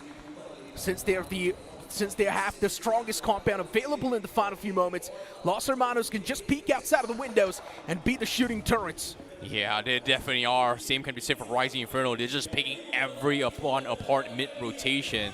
God's Omen playing a little bit laying low as well. This is, you know, unorthodox of them, but we've seen them clutch in this kind of scenarios. They don't really play the early stages or show themselves too much. They do like to try to hold their compound as much as they can, and now they are going to be attacked here. Rising Inferno Esports looking to try to tackle them in this warehouse. A couple needs being thrown here from God's Omen to try and scare him off, but no picks yet coming from God's Omen. But ooh, that was very close onto his Omen though. Of course, Rising Inferno, at this point, they just need to find the first knockout. God's Omen, it's one of those teams that does love to play for the chicken dinner. And they've also got the most amount of chicken dinners in this Pro Series so far. And this team is also successfully able to make it to the grand finals. God's Omen peeking out towards Rising Inferno. None of them is able to find any sort of knocks. Rising Inferno, if they're not able to find an entry, they might just have to straight up mad dash towards the warehouse of God's Omen. And look at 4TR Morty. He's moving up so close. Levi's position spotted. Levi's got no clue that there's Morty. And now this is going to be an awkward battle, but eventually Levi falls down. NoNx, they're getting dismantled. 4TR starting to make their move, making pounds against the players of NoNx. GodX is able to find that one knock, but is it really going to be enough to stop the wrath of 4TR? He does get the confirmation, but even he himself gets eliminated in return. Oh, GG, well played from NoNx. They did them dirty in Pochinki, but they were able to make it a top 6 here, so a decent amount of placement points, but they only got themselves 3 finishes. Meanwhile, let's talk about the top contenders on the board right now. Top 5 teams, and Los Hermanos with 11 finishes right from the get-go. They were having one of the strongest compound right from the get-go. They just held down on their own, and every single team just could not find those angles to try and tackle them. And this is a very, very rough start for the rest of the world. In this case, 4TR, they're not exactly in zone. Look at this, they just don't have an entry point to push through. And Los Hermanos, they shifted the entire focus down south, knowing that south needs to push in first. Yeah, but once again, Los Hermanos' backs are not clear either. They've got too much on their plate, but let's see if they do strategize well, they can actually come out on top. K9 Esports eliminated within the blink of an eye. It's quite unfortunate for K9 Esports. A while ago, they were in the power spot. But now, since the zone moved away, K9 Esports messed up big time. Needed to move out in the open. Rising Inferno still looking to find that first entrance. Still looking to find the first knock. God's Omen spotted. The players still playing extremely cautious. Another nade tossed in towards Godin. This might just be it. But he backs away at the nick of time. Yeah, but as of yet, as the clock is ticking as well, they've got about 25 seconds before it completely closes in. Rising Inferno is barely at the edge of the zone itself. They have this small little rock to work with. They are in a 2-2 split, but the biggest concern is right after this zone, Rising Inferno Esports needs to take a move and push in. And right now, they have 2 options. Either directly clash into this God's Omen or play on towards the other side of the map. And right now, Rising Inferno Esports, they don't really have a lot of options here. They split on 2-2, but they don't really have a lot of room to work with. But now as the zone shifts in, seems like the north side is a little bit on the nearer side, but it's still out in the open in the crosshairs of God's Omen. Yeah, but Rising Inferno, they've been the most impactful so far. They've racked up so many finishes, especially in the final few moments. 4TR, way to kick things off. The IGL himself now, the man's down. A few more nades tossed out towards PMW IGL. Is the man really going to be able to stand that wrath? 4TR making that pound slowly and steadily. Rising Inferno is now getting picked off, even by the players of God's Omen. The exact opening God's Omen was looking for is provided by the players of 4TR. And now Rising Inferno, they need to make the mad dash. No other option, and Jumpton gets dealt with. Rising Inferno was looking so strong, but just because of that one move from 4TR, it just all crumbled apart. Oh no, but now at the same time, 4TR, they heard all those commotions. They are going to take their spot, and this time, while God's Omen is weak, they are going to look for those fight. But meanwhile, on their far horizon, Los Hermanos, they heard all these commotions, and they are going to third party. And because of this, 4TR official finds the opening, and they are going to push through. Now with the names coming through, he lobs it in, but he gets taken down, but he was able to claim those finishes. Kalon, what a nade that was! The man's able to rack up 3 finishes back to back. A blockbuster nade. No Bust way. out everyone from the side of God's Omen. Goku's gonna be the only man standing, but he needs to achieve the Ultra Instinct. That's the only way he can stop this pounce from Los Hermanos. And Los Hermanos just deep frying everyone that's there in the final few moments. And even the final nail's gonna be in the coffin. Los Hermanos, what an explosive chicken dinner. What a way to kick the day off. What a statement from Los Hermanos. They read everyone like a book. Their awareness is impeccable, and they got the timings down to the T. Everything went absolutely right for Los Hermanos. They made things so difficult for every single team. My goodness. 4TR, what seemed to be a little bit of glimmer of hope, that nade did absolutely nothing. Because why? Los Hermanos stole everything here. Yeah, man. I mean, smack center of the circle, just dominating the cleanup crew, not letting anyone get an inch close to them. And of course, 16 eliminations to show for that beautiful position that they were able to take for themselves. This, as Necro, you said, this has to be one of the most explosive starts we have seen in a grand finals in the history of BGMI. That's 26 points in the first game itself. Exactly. Los Hermanos, what a head start that is. They did it online, they're doing it on land. No one's got any other questions now. And you know what the best part is? That they aren't the only ones to be able to pull this off. We had 3 other undergod teams that dominated in this game. 140R did quite well for themselves. God's Omen finishing in top 3. Yeah. Who thought God's Omen would start like this? And of course, Rising Inferno, they had a lot of eliminations as well, but unfortunately weren't able to break into the top 3 of this match. They had to settle for the 4th position. Well, all 16 teams deserve to be on this grand finals, and they are here to prove to the world that this is under God's era. Exactly, but have a look at the final few moments. God's Omen, man, that one nade from the guy of Los Hermanos just got 3 frags. And of course, Hey, take let's a go. bow in the end. Why would you not? Los Hermanos, everyone thought that these newer names might just crumble under the pressure, but Los Hermanos, they are not going to crack so easily. And Carlin, man, all of that experience, the nade, that Necro, you got so hyped up for it was so nice. The timing to perfection. 2 teams, 40R, God's Omen going up against each other, and Carlin just lobs in towards the side. 1 nade between the team fight, gets all the finishes. But ladies and gentlemen, it's time for a very special interview. Before that, we're going to head to the stage.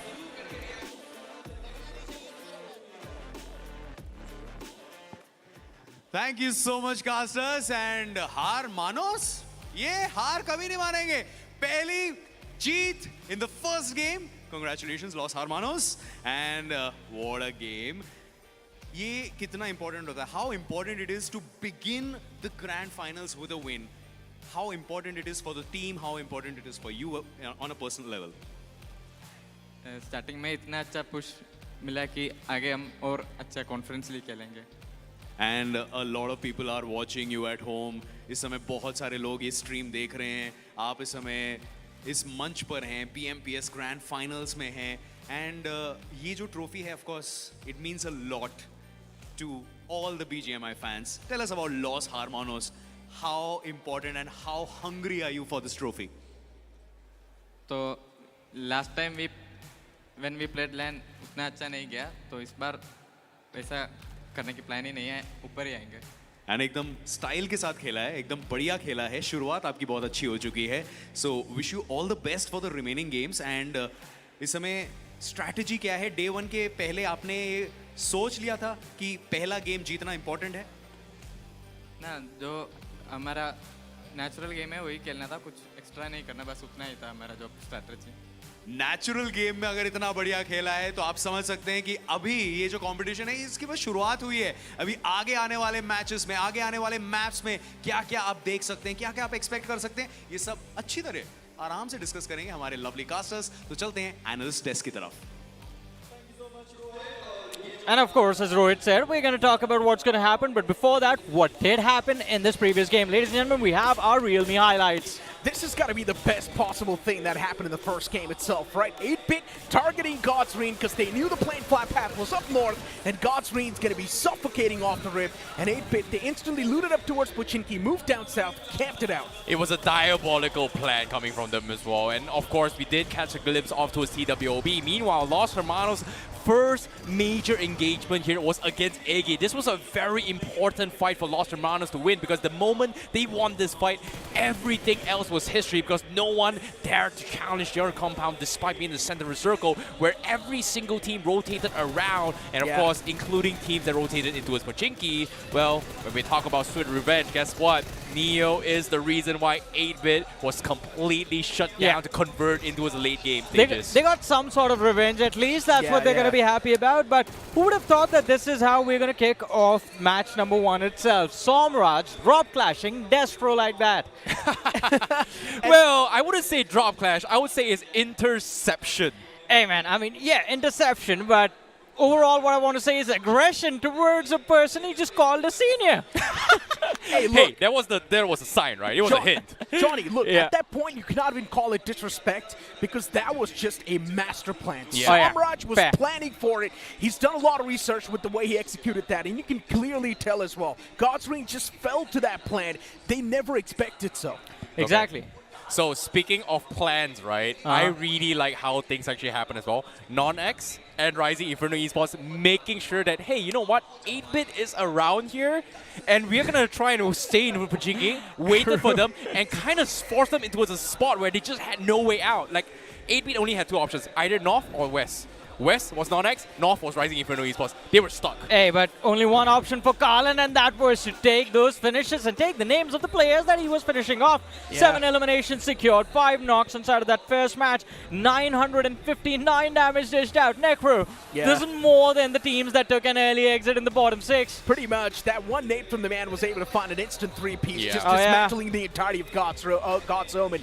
And it just blows, right? For God's Omen, they had so much on their plate. First, it was Rising Inferno taking a dig at them. Later on, even 4TR pushed up. So for God's Omen, there was just too much on their plate. But generally speaking, that's a great start for everyone that was there in the top 4. Moving on towards the top 5 players, you've also got Spy right there from Los Hermanos, even Owen from Rising Inferno, Evil coming in from Los Hermanos too, and BMW IGL with 3 finishes as well. Yeah, this is a big statement coming from the underdogs here. In particular, Los Hermanos and Rising Inferno Esports, they have an amazing start. And I really like that Necro actually brought out. So Rising Inferno Esports has made multiple LAN appearances, but never really gave a good performance. But with this game itself, it seems like underdogs have really put in their effort into their researchers. I think this Necro gives you an opportunity to talk about Goten as well, because you really wanted to speak about him and how his impact was the reason that Rising Inferno are looking quite strong in this LAN finals. Generally speaking, Goten should be counted as one of the best players inside of this entire region, and it just feels like the man's not really getting enough recognition. We'll talk about that later on since we've got the match rankings popping up.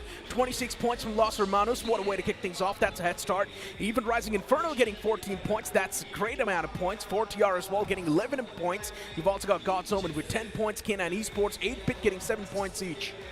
And again, I mean, NON is well off to a decent start, I have to say, along with Team Forever. 5 points for both these two teams. And then we have a massive dip. Team Aryan, 2 points. TWOB with 2. 4 Miracle, 1. Team Insane with 1. God's Reign with 0. Genesis with 0. 2 OP Official with 0. And Team Eggy also finishing game number 1 with 0 points. But this is all just a start. This was just the map of Erangel. And as things heat up, we're going to take off on the desert next. Miramar, map number 2. Well, I want to give you guys a little bit more stats here as well, because when we talk about group stages, it's always about, qualifying for top 8, qualifying for this. 8 points on average, 9 points on average. Now, what's the average points needed for every single game to take the trophy now? In the grand finals, I think 11 to 12. You think? I think 10 points per game can actually do it. 10 points per game. I mean, maybe. Depends. That's 80 points, right? How many points usually the champions has? 10 points per game, you're saying 80 points? No, that's 180, right? 180 points, yeah. My that's maths is kind of bad. So the thing is that the cutoff for the winner has been constantly rising since the BGIS 2023. And because of that, I think with the competition getting tightened up, it is going to be somewhere between the 170, 180 as well. Could be a little bit more than 180. So 10 points per match just to be safe. If you can hit 11, that is going to be amazing. But ladies and gentlemen, if you guys want to be able to secure equal number of finishes to these lads on the stage, you got to get yourself the device that they have on the stage right now. Ladies and gentlemen, I'm talking about our official smartphone partner for the realme BMPS. It is the realme GD7, of course, with the iSense graphene rare cover that keeps the device 6 degrees cooler during those marathon gaming sessions. And why we keep calling them marathon gaming sessions? Because the realme GD7 gives you 120 FPS of stable BGMI for 6 hours. And of course, code-tested by the realme and the crafting guys themselves. So I'd recommend you guys to move on towards Amazon and check out this incredible device. But back towards the conversation that we're having, right? I want to speak a little bit more about Goten. This man is just having so much impact. Even in the previous matchup, Rising Inferno, for a moment, it felt like they were not doing too good. But then Goten finds an important knock against K9 Esports and fends them away. Yeah, that was so important as well. Like, Goten has definitely been the clutch meister in this scenario. They're super underrated. And of course, when we talk about underdogs as well, there has been predictions as well. I talked about Los Hermanos being one of the bottom 3 expected to win it all based on community predictions prior to this game. And right now, Chicken Dinner, I think that ratio has got to be a little bit messed up right now. I mean, somehow, I agree with you, and especially with how game number 1 has turned out. Everyone's like reconsidering what they thought about Los Hermanos, and of course, Rising Inferno and 4TR and God's Omen. Because what even thinking about Los Hermanos, I felt the same way about God's Omen, but they actually had a pretty great start in game 1, considering, again, first LAN. Yeah, and let's not forget, this BMPS has been super weird so far. It's been unorthodox. It's been unplanned. Nothing is exactly going the way you planned. night so far. Exactly, but it's just been game one. We still have 5 more matches remaining, ladies and gentlemen, for the day. But before we move on to game number 2, map of Miramar, we're going to take a very short break. You guys stay tuned, keep watching. We'll be back after this.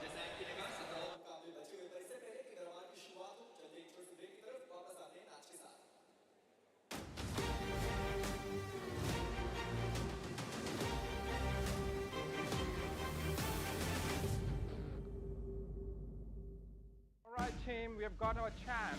Good job, man. Good job.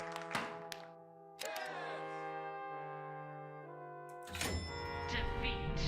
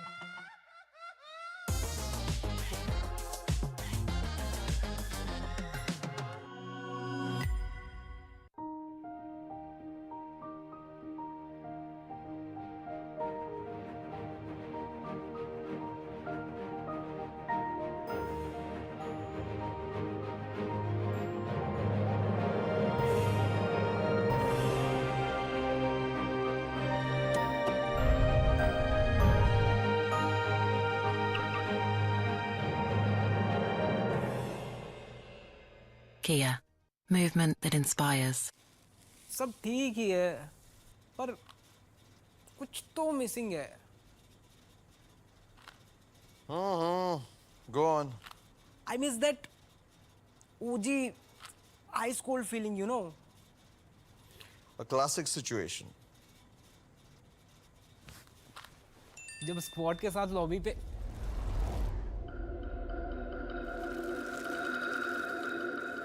It's back? क्या?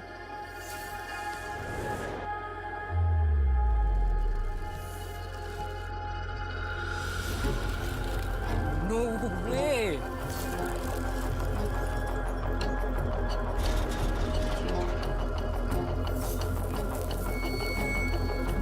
Dodge is back!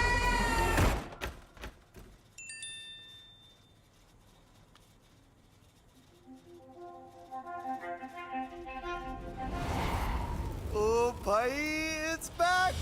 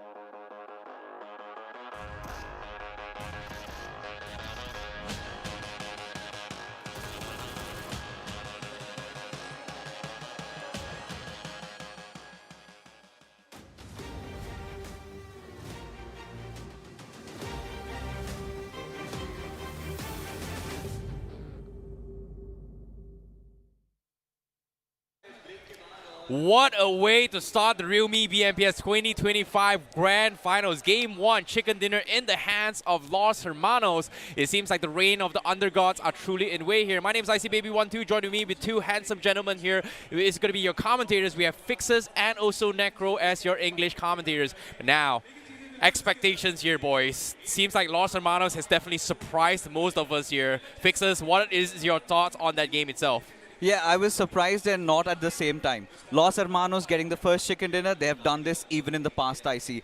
But with so many finishes, that is definitely the first. Well, Necro? I mean, of course, look, everyone thought that the newer names might just crack under the pressure, but Los Hermanos proved something completely different.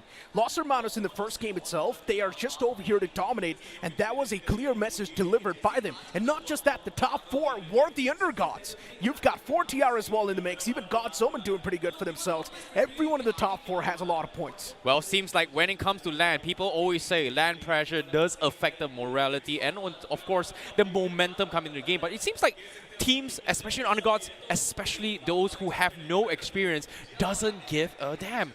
What's going on here behind the scenes? Give me the inside scoop. I know, Fixers, you've been talking with every single player so far. Give me the inside scoop. You know, whilst everything was going on, I was actually sitting down with Hector having a chat about how these teams have been playing, and he had the opinion that these undergods have been grinding endlessly. They have been playing day in and day out. It was all about that first game jitters, right? It's been gone off, the reins have been torn apart, and now it is time for them to start taking over. The first game went their way, but now Miramar, if they can also survive this, then we can say that they have settled in perfectly fine. Now, speaking of jitters as well, seems like the known teams were having a little bit of a struggle here. 8-bit in particular, God's Drain as well as K9. These are three of the favorites coming into the grand finals itself. And this game one, what went wrong and what went right for the rest of the world?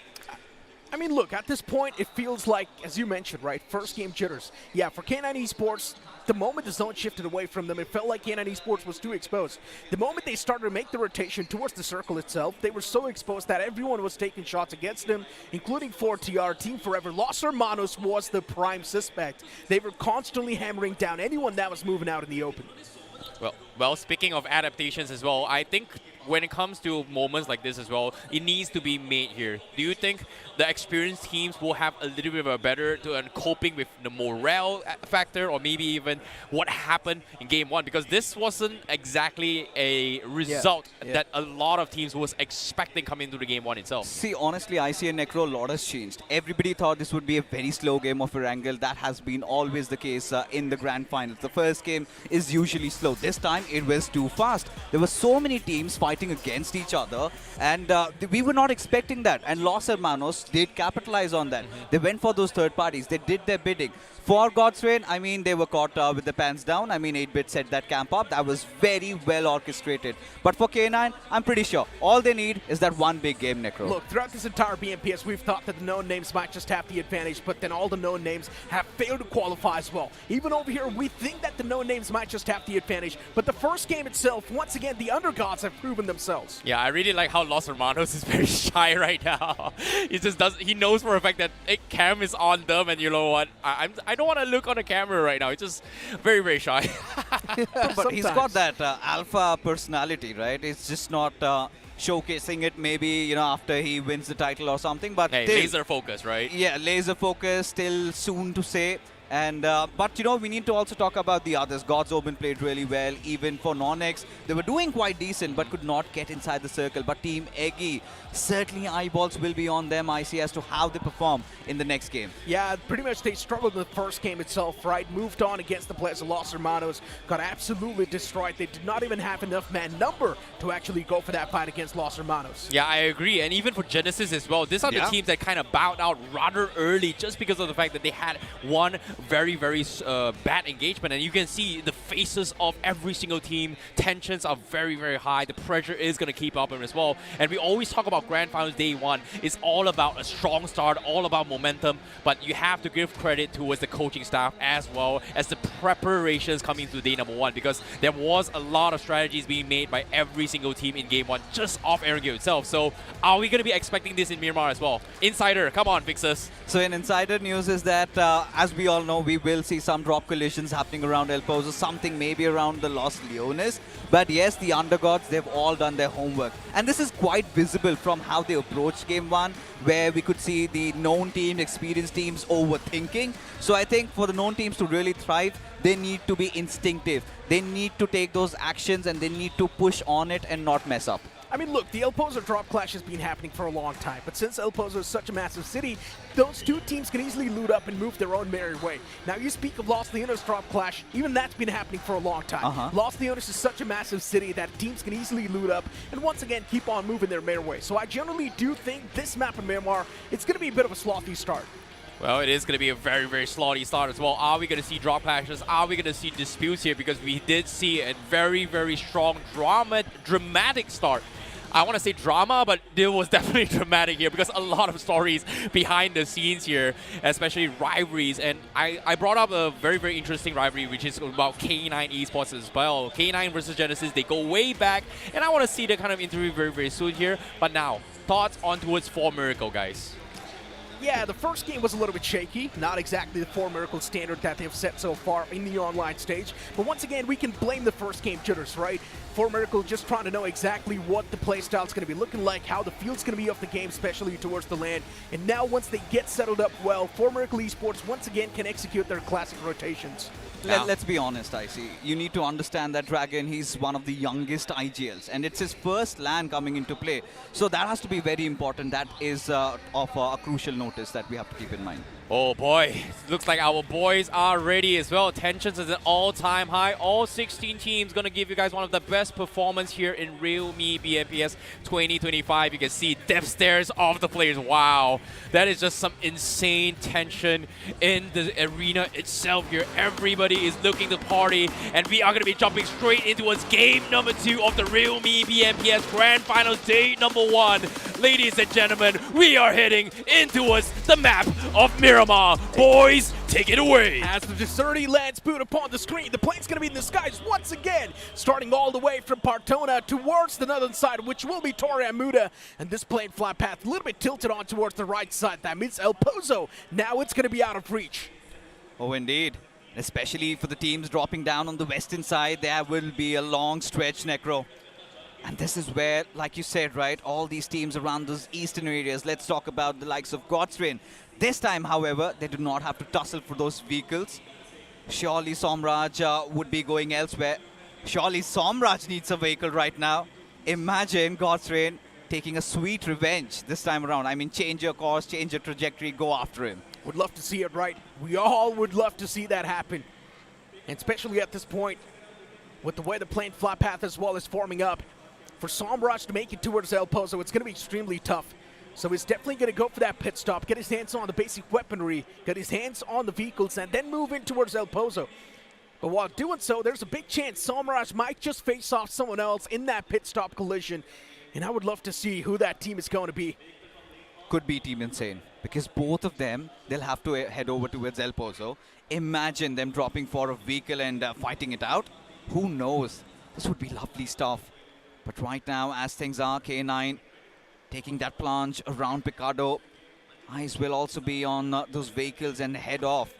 But oh the my circle, God. This is nice. Those 2 islands, come on, just do it. Just get it done. We just want do it, that to BGMI happen. gods. Those 2 islands that are stranded. I want to see the zone move on towards them. God's Reign pretty much close towards those 2 islands too. And once again, God's Reign's going to be in the smack center, so that means they can loot it for days. They will have quite a stacked inventory in the end. For 8-Bit, they now need to move in towards El Pozo, get their hands on decent bit of loot, and that's going to take a lot of their time. And 8-Bit might just collide against someone, at least now. There are those possibilities. Look at them. They're surrounded by the likes of Team Aryan and Team Eggy. So that could be there. But for now, they are moving quite cautiously, so nothing to worry about. Team Insane, however, they've secured vehicles. They've taken that northern route, maybe through Torre Hamuda. Could even take a pit stop over there and loot and then get inside the circle, because it makes no sense, Necro, to go towards El Pozo and then again come back towards the eastern side of the map, whilst you have so many gatekeepers looking out for you. I mean, especially with the way 8-Bit's rotating too. Look at them moving up north next to the players of Aryan. They've got their hands on the vehicle as well. Now 8-Bit's looking comfy. They've got everything lined up. They've got everything available that they need to pull off a long rotation. And that is vehicles and the basic weaponry. And once again, we've got the drop locations of the teams on the screen. Team Forever dropping towards Chumasera. Yeah, that's not something different, right? We've seen them. Yeah. This time, at least, Orangutan is not there, so they They're have the happy. entirety of Chumasera to themselves. And again, Team Forever in the previous game, Necro, that's such a nice chance, such a nice opportunity as Team 8-Bit. I mean, they had to make peace to just play around the eastern side of the crater fields. And now they do have those vehicles, but I feel like there's a scarcity of loot going on. And they need some loot, they need something to work with. Decent first game show out from 8-Bit, if I'm not gonna lie. Yeah, pretty much. 8-Bit managing to get a decent bit of points, as you mentioned. 7 points in that game next to K9 Esports, which is not a bad start if you think about it. Yeah. But this game, 8-Bit has to reach double digits. And that will be consistency right there. But if Los Hermanos gets another banger of a game, now that's going to be a bit of a problem for everyone else in the overall standings. That means in the first 2 games itself, Los Hermanos will build a solid lead. This is something that I really wanted to talk about. If you look at Los Hermanos as a lineup, gracing the land stage after such a long time, Necro. But let's be honest, we have seen them in many third-party events also, sometimes in officials, when they were under the banner of, let's say, Obey, Kemin or Tibinsin. They were quite renowned for their first game chicken dinners. But this was always one of those teams that used to focus a lot on those positioning. But this time, they've got that firepower. They are being quite the ones who've been the mischievous kids on the block, right? They've been quite notorious, going around third parties left, right, and center, and in a very clean fashion. I mean, especially in the previous game, right? The moment we reached that mid-pack, somehow Los Hermanos, they had 7 elimination points to themselves. And I was astonished when we saw those 7 elimination points. We were figuring out when did Los Hermanos get those amount of points. But it just seemed like they had an aggressive start, and because of that, those 7 elimination points really boosted their confidence and got rid of those jitters. And once again, something that's going to boost your confidence is also going to be the realme GT7, so do move on towards Amazon and check it out. Indeed. But, you know, as we move on, 2OP officials still takes me back to that game of Miramar, where they exploded and earned their golden ticket into the grand finals. The start in the Erangel is something that they would want to forget about. Yeah. But hold on, look at this. They're actually on the tail of the players of God's Omen. God's Omen are right around them, Necro. And at this point, if God's Omen can get a knock, I'm pretty sure they're going to act on it. Yeah, but I highly doubt this battle's going to come into fruition. God's Omen next to the players of 2OP official. Yes, on the map, on paper. But I highly doubt these 2 teams will duke it out against each other. They've got their own game plans set up and their own routes. And so far, the teams are just waiting for the stage 2 to pop up because we will see a curveball and shift. There you go. But I thought we might just not see the battle brewing up, but Stone BGMI, he had some different plans, but he does not have his teammates backing him up. So Stone BGMI, he's all by himself, alone in the enemy turf, and this is extremely risky from the man. He's playing with fire. He needs to be careful. God's Omen, they're now going to start to close on up as well. 2OP, they're starting to fall apart. Yeah, this is lovely stuff from God's Omen. Another team that was quite exceptional during the second week of the semis and now bringing in all that heat. Already sitting at 12 points. 2 finishes secured already, and 2OP officials, they look lost. Honestly, if I may speak, but at this point, look at this. NoNx right next to the players of 4TR. As 4TR, they've definitely caught the whiff, and they're out of here. No monkey business. Yeah, I mean, that was a clean move coming in from the boys. But once again, back towards the previous fight that we just saw. 2OP official, in my opinion, they did not need to go for that fight. They shouldn't have stopped like that out in the open, especially when you do not exactly know where the foes are. 2OP, too exposed, and that's when God's Omen struck. And now 2OP's down to just a 2-man squad. But you spoke about that explosive performance on the map of Miramar that secured them the golden ticket. And that's when even they had 2 players standing. Who knows? There could be some magic in the making over here, folks, as 2OP officials did not have the best of start. And honestly speaking, I really thought that, you know what, they would be kind of rotating around. That did not happen. They just took a small pit stop, and even for Miracle Esports, look at this. Quite close to the players of God's Omen. And seems like they know the vehicle, the sound is given away. and even for Miracle Esports. Now, they have no intentions on taking a fight. All they want to do is just keep their backlines clear. Which makes a lot of sense. For Miracle Esports, they've got a decent spot to play with. Inside of the circle, around the smack center as well. The next zone's going to be extremely important because that's going to dictate the pace and also reveal a big mystery. Everyone is just waiting for the stage 2. K9 Esports, the late entry. And the stage 2 is going to be towards the northern side. Shifts away from those two islands. It's going to be favoring the players of TWOB official, 8-bit, and even for Miracle Esports. Interesting. Because when you even take a look at things happening on the southwestern corner, we could see Thunder losing out on his life. Team Forever being chased down by the players of TWOB as another fight goes on. It commences as Goku gets a beautiful knock on GDR. And instantly Neo dealt with one of the bigger names, exterminated Necro.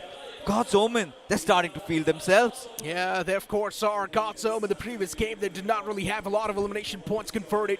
But in this game, they want to change it. But in the previous game, they definitely did have a lot of points in total. And now in this game off the rip, they've started things off with 3 elimination points. Probably one of the most solid starts for God's Omen so far. There is Los Hermanos in the back lines, but God's Omen, you would not want to take a dig against a team like Los Hermanos. Let the game breathe. Let the flow take over. God's Omen is now thriving for control, struggling. And now we've got Rising Inferno getting a little bit too close to the players of God's Reign. They do pay the price for it, but luckily enough, it's not through a knock. Again, for Rising Inferno in the first game, they earned a lot of points. Look at them sitting at 14 already. A lot of finishes at that, but look at this. Stone BGMI absolutely embracing his demon form. Was in a close collision with the players of 4TR, and suddenly they've decided to disengage. And just when one player was healing himself up, Goku, he takes up arms, but he needs to be watchful. Somewhere on the far off race, somebody's taking shots at him. And they need to understand that now the position that they're in, Necro, is kind of exposed. And look at them being quite alienated from each other. They are playing on a 2-2 split. Yeah. Look at the other two. I'm not exactly sure if it's going to work out. But once again, for the people that are currently watching from their homes, if you guys want to be here in the LAN, experience the vibe, which is, of course, quite electric. Would recommend you guys to scan the QR code, get your hands on the ticket. The tickets are available on Swiggy Scenes, so do it right now. Be here at the LAN. It's once in a lifetime of an experience, so you should definitely be here. Again, Rising Inferno. Caught astray. It's going to be Owen, the boy from Bhubaneswar. One kid who's been working his butts off day in, day out. And this time, Team Eggy, finally they've opened their account. Pro OP, another player making a LAN entry after a long, long time. And now even for TWOB, seems like the hunters are starting to circle around them. It's K9. And Anonymous, his vehicle is flipping, Necro.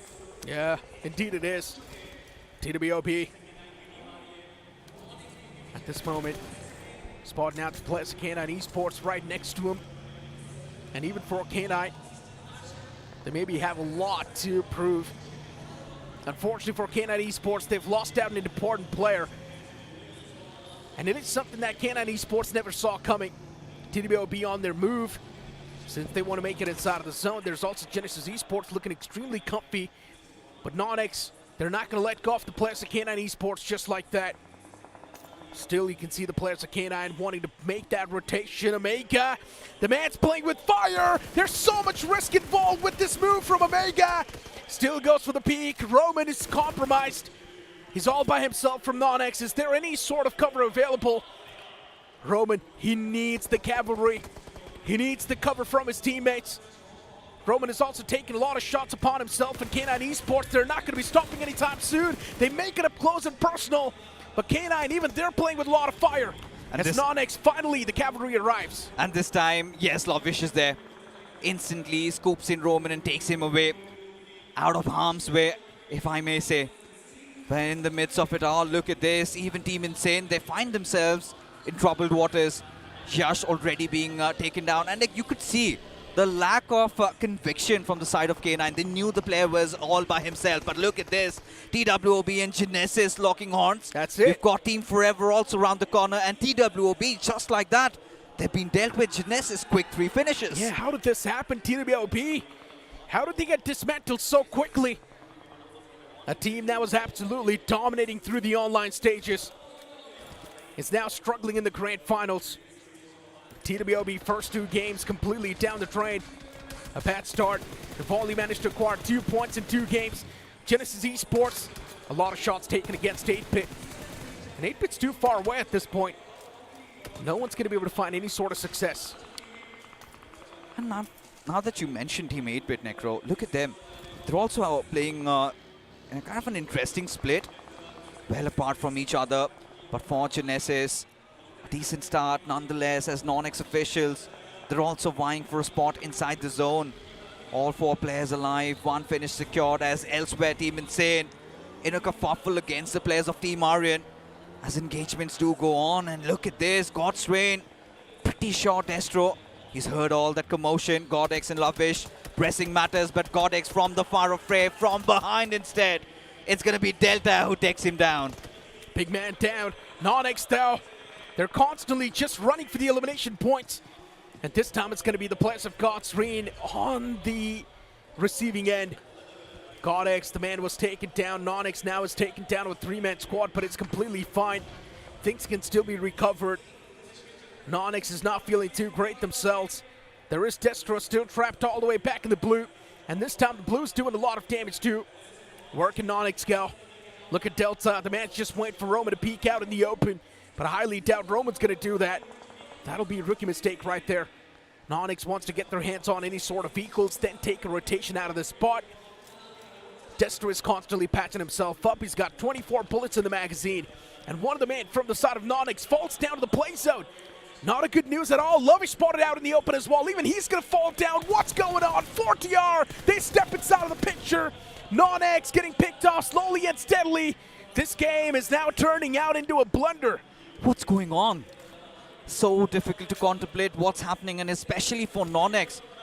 Why did they chase down the players of God's Reign, especially when you know that you're not inside the circle? This is not your fight as Team Insane closing in. It's going to be an interesting one. Cyrix right in front, and there you go, gets the clutch. And that being said, Team Insane, they've also been dealt with. Team Aryan survived by just Cyrix, who gets a 2-pish. Manages 4 finishes for himself. K9 and Zap is the only man facing off against the players of K9, at least as of now. There are the rest of the players before Genesis Esports. The burden's going to be on their shoulder. Ninja Boy pushes up, and that's going to be it from Zap. It's a quick zap from the man to eliminate Ninja Boy and K9 Esports from this game. K9, they got 0 points out of this one. Genesis are feeling themselves. They are quite electric, Necro. I mean, look at the finishes, sort of making up for that little bit of a downfall in the first game. And now they're looking A-okay. Zap and Apollo, 3 finishes each, 6 finishes gathered. And now Genesis on the Western territory. They've got Pro OP right next to them. And does Apollo know? Oh my god, Pro OP closing in. Finally, Apollo does know where he is. But instead, he decides to fight back. A grenade cooked, but nothing happening so far. Yeah, nothing happening so far. 6 finish points racked up from Genesis Esports. And now the game's starting to slow down a bit. Dust starting to settle. There are still Los Hermanos alive in this Max Center, by the way. And Los Hermanos is playing with a lot of risk. Los Hermanos can be shot at from any other direction. TWOB, once again, these 2 players standing. And if you remember, that one big game from TWOB that secured the slot towards the grand finals was from these guys too. And these were the only 2 players standing in the final few moments. Yeah, and they need them more than ever, especially if they need to get that momentum train rolling. Whatever the case is, we're still waiting for that next circle shift as for now, seems like Necro, they've been snuffed out. The players of Team Forever have spotted them out. But even Team Forever have their own woes. already losing out on their young man Thunder, and now Oasis got that nice angle to play around with. Did take a couple of shots. Some did eventually connect, but where are those grenades? Why aren't they coming into play? As now Mafia scoops one in. Aim hacks the final player alive. Not anymore.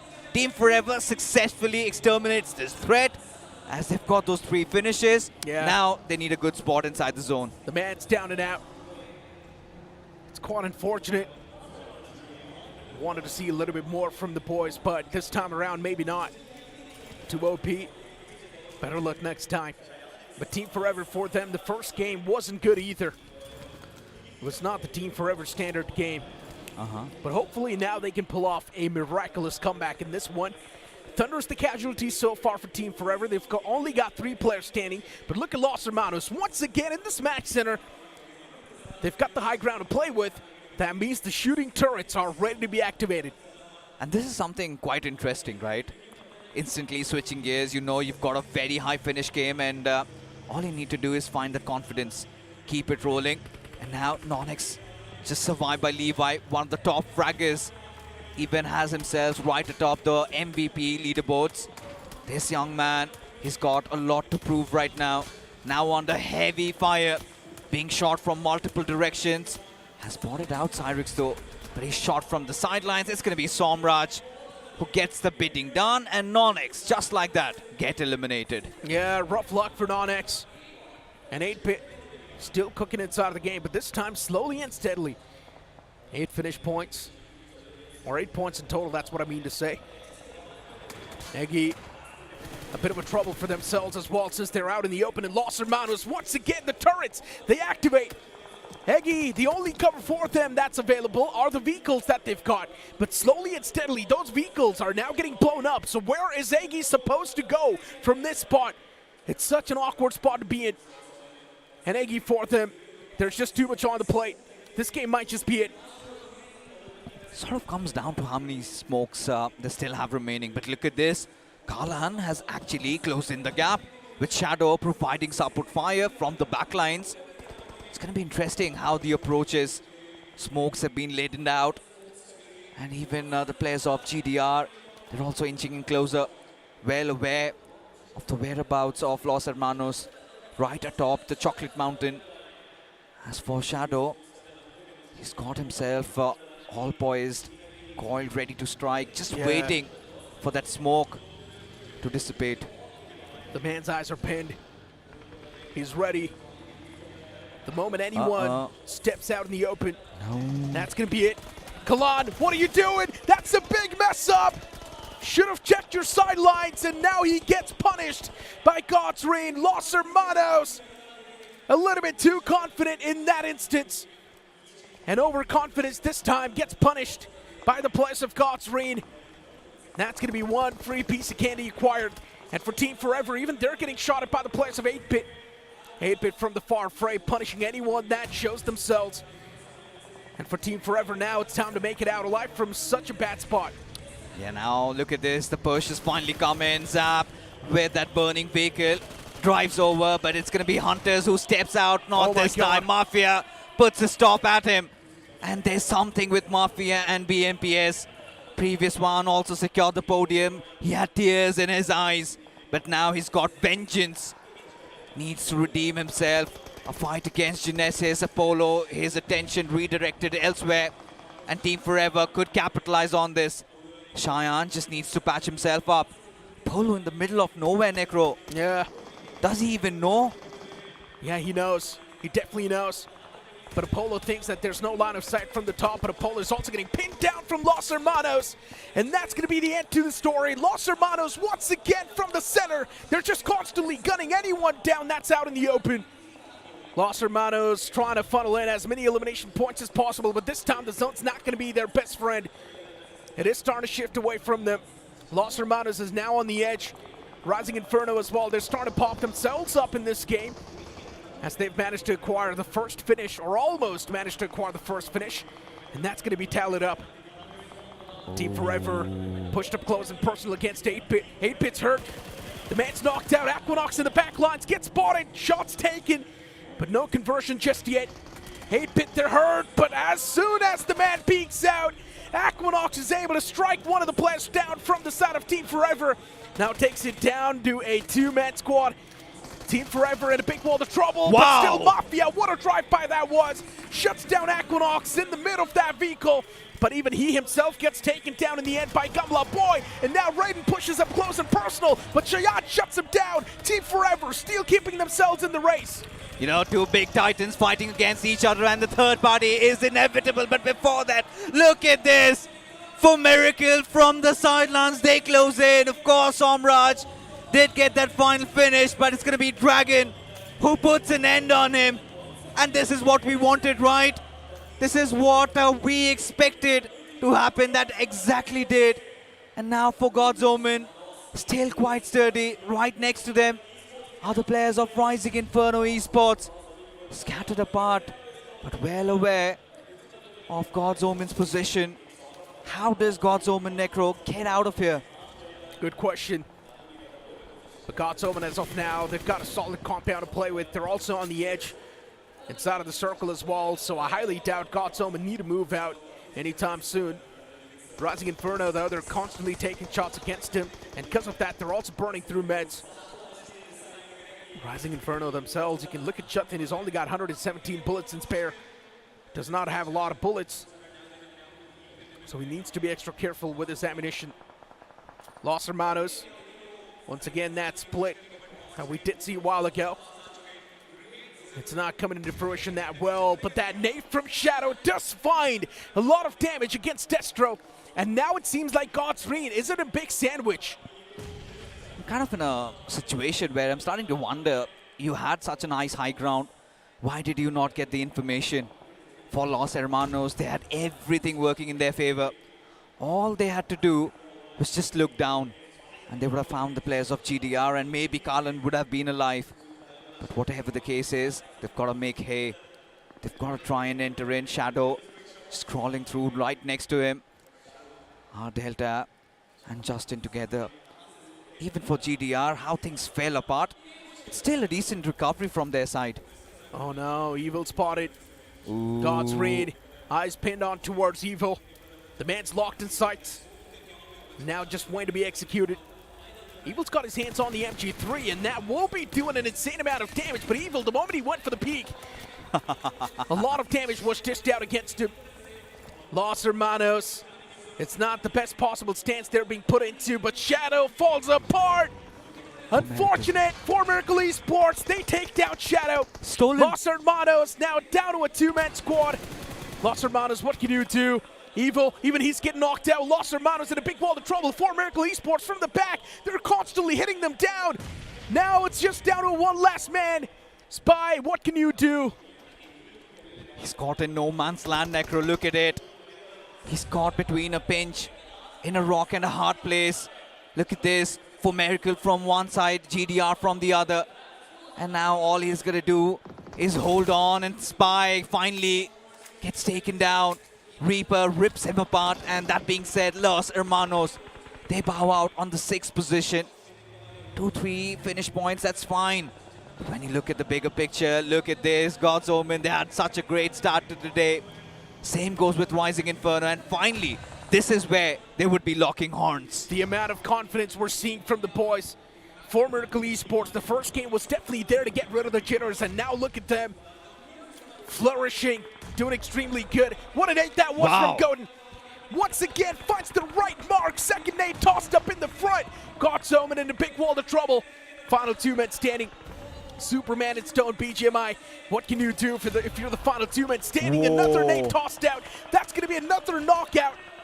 And a big wall of trouble God's Omen is. But Rising Inferno, they constantly want to press up, punish the players. But Rising Inferno, they themselves are now getting shot at by the players of 4 Miracle. This is interesting stuff. I'm still trying to process how is God's Reign still alive, but God's Omen, they've got their own problems. BMW IGL, he does not have any utility to work around with Necro, not even a grenade. And now they've got to make do with the vehicle from Jatin. Maybe a run over on its way, but all these smoky visions are being obscured. At this point, Rising Inferno, BMW IGL, how does he play around this? Yeah. Goku on the sidelines. He finally reveals. Oh no. And this is what was needed. PMWIGL instantly strikes back. A big mistake from OMEN, and now this time it's not going to go unchecked. The man instantly gets punished. Goku's down. OMEN, last man standing once again. He wants to get the reset towards his teammates, but is it really possible? Does he have enough time? That's the question. The Blue's going to be on the move soon. Within 30 seconds, it's going to close up. Backs against the wall. OMEN, no other option than to push up. Rising Inferno. They spot out the place of OMEN. And Golden, the man's just waiting to funnel in those elimination points. First man down, he does it, but what a nade that was! Stone BGMI, he puts the nail in the coffin. That's going to be it from the side of Rising Inferno, as now we've got our top 4 in this game. Look at this. God's Reign, they're still in this. Delta, this time quite exposed. Stone BGMI will punish him for that. And there you have it. The cleanup crew comes in. It's going to be for Miracle Esports. And now they're in a nice position to get this chicken dinner. All they've got to do is put the final nail in the coffin. The final player spotted out, snuffed out, just hiding around those hay bales. But for Miracle Esports, they keep storming in. They keep pressing the matter. As there you go, Poco lands the final nail in the coffin. And that is how, for Miracle Esports, gets their winner, chicken dinner. For Miracle Esports. Man, the first game was a mess up, but the second one, they instantly clean all the mess up. For Miracle Esports, you expect such a performance from this team, keeping themselves calm, composed, and patient, paying off in the end. What a day it is here for the Grand Finals itself. For Miracle clinching the second chicken dinner for today itself. In this case, the second one of today after 2 games of back-to-back, non-stop, amazing, dramatic action here in realme BMPS 2025. This is going to be a very exciting one as well, because we finally saw a little bit of bounce back from teams like God's Omen, teams like God's Ray, teams like Rising Inferno Esports, who currently is the most consistent teams in 2 games here. My goodness, what did we just watch here? Because it seems like we are going to be expecting an unexpected result by the end of the day. You know, this is something that we never really thought would happen in the wildest of our dreams, but Undergods are putting one hell of a show. I think we need to understand one thing, that the team that has been winning has been focusing a lot on getting those third parties done. Now, when you look at how For Miracle Esports really scripted this chicken dinner, they paid heed to the circle, they were respecting it, and they were kind of jumping into fights that were almost on the verge of a conclusion. And that is what they did even throughout the latter phases of the game. But GDR, Necro, they really impressed us. Because 2 players done and dusted pretty early on and still did manage to get a lot of points for themselves. Yeah, they got 9 finish points and, of course, a decent bit of placement points, too, for God's Reign. This game is going to be the recovery that they wanted. They have managed to achieve the average, but the average is not going to be enough, especially when you're someone like God's Reign. You need an exceptional performance. You need an outstanding performance, just like For Miracle Esports. And as I mentioned, right, For Miracle Esports was just playing with a lot of patience. They knew there are too many teams out in the open. For Miracle Esports did not exactly go in the fights. Instead, waited for the final few moments, and when For Miracle Esports knew they've got solid cover to play with, solid grounds covered, they instantly went for the fights. Yeah, but at the same time as well, our valuable casters has gave a little bit insights here, but I want to see the real-time interview, because we are going to be showing into its interview with the players. And यहाँ पर मैं उस team के साथ हूँ जिनकी भूख इस समय बढ़ रही है. Congratulations for Miracle for that amazing chicken dinner. And let's talk about the comeback. Pehla game wasn't that great, but a crazy comeback for game number 2. So tell us, what was the conversation between the 2 games that you had such a phenomenal comeback for game 2? Actually, for the first match, we took the zone, but it was a really big archer. We couldn't take the zone after that. So we played edge, and after that, we didn't take fight. Usually we'll take, but that time we choked up pretty bad. So this time we were confident that we should die, whether we should take a fight and die, or we should just take the zone. So this match, we took the zone, we got the zone, and we made it converted into CD. All right, and obviously you would want to just continue this momentum that you have got for game 2. What are you planning for match number 3? What is that change that you're going to have for match number 3, that you brought that change from game number 1 to 2? What is that change from game number 2 to game number 3? Let's make that special. Let's make that special. I don't want to reveal it. All right, let's make that special. अब ये special क्या होगा? Well, it's anyone's guess, लेकिन इस समय अच्छे guesses करने के लिए चलते हैं हमारे casters की तरफ.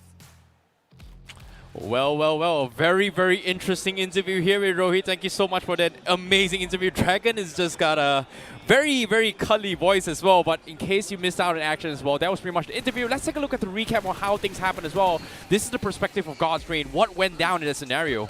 I think God's Reign were again overthinking. All these experienced teams, they're playing with long splits, which is eventually hurting them.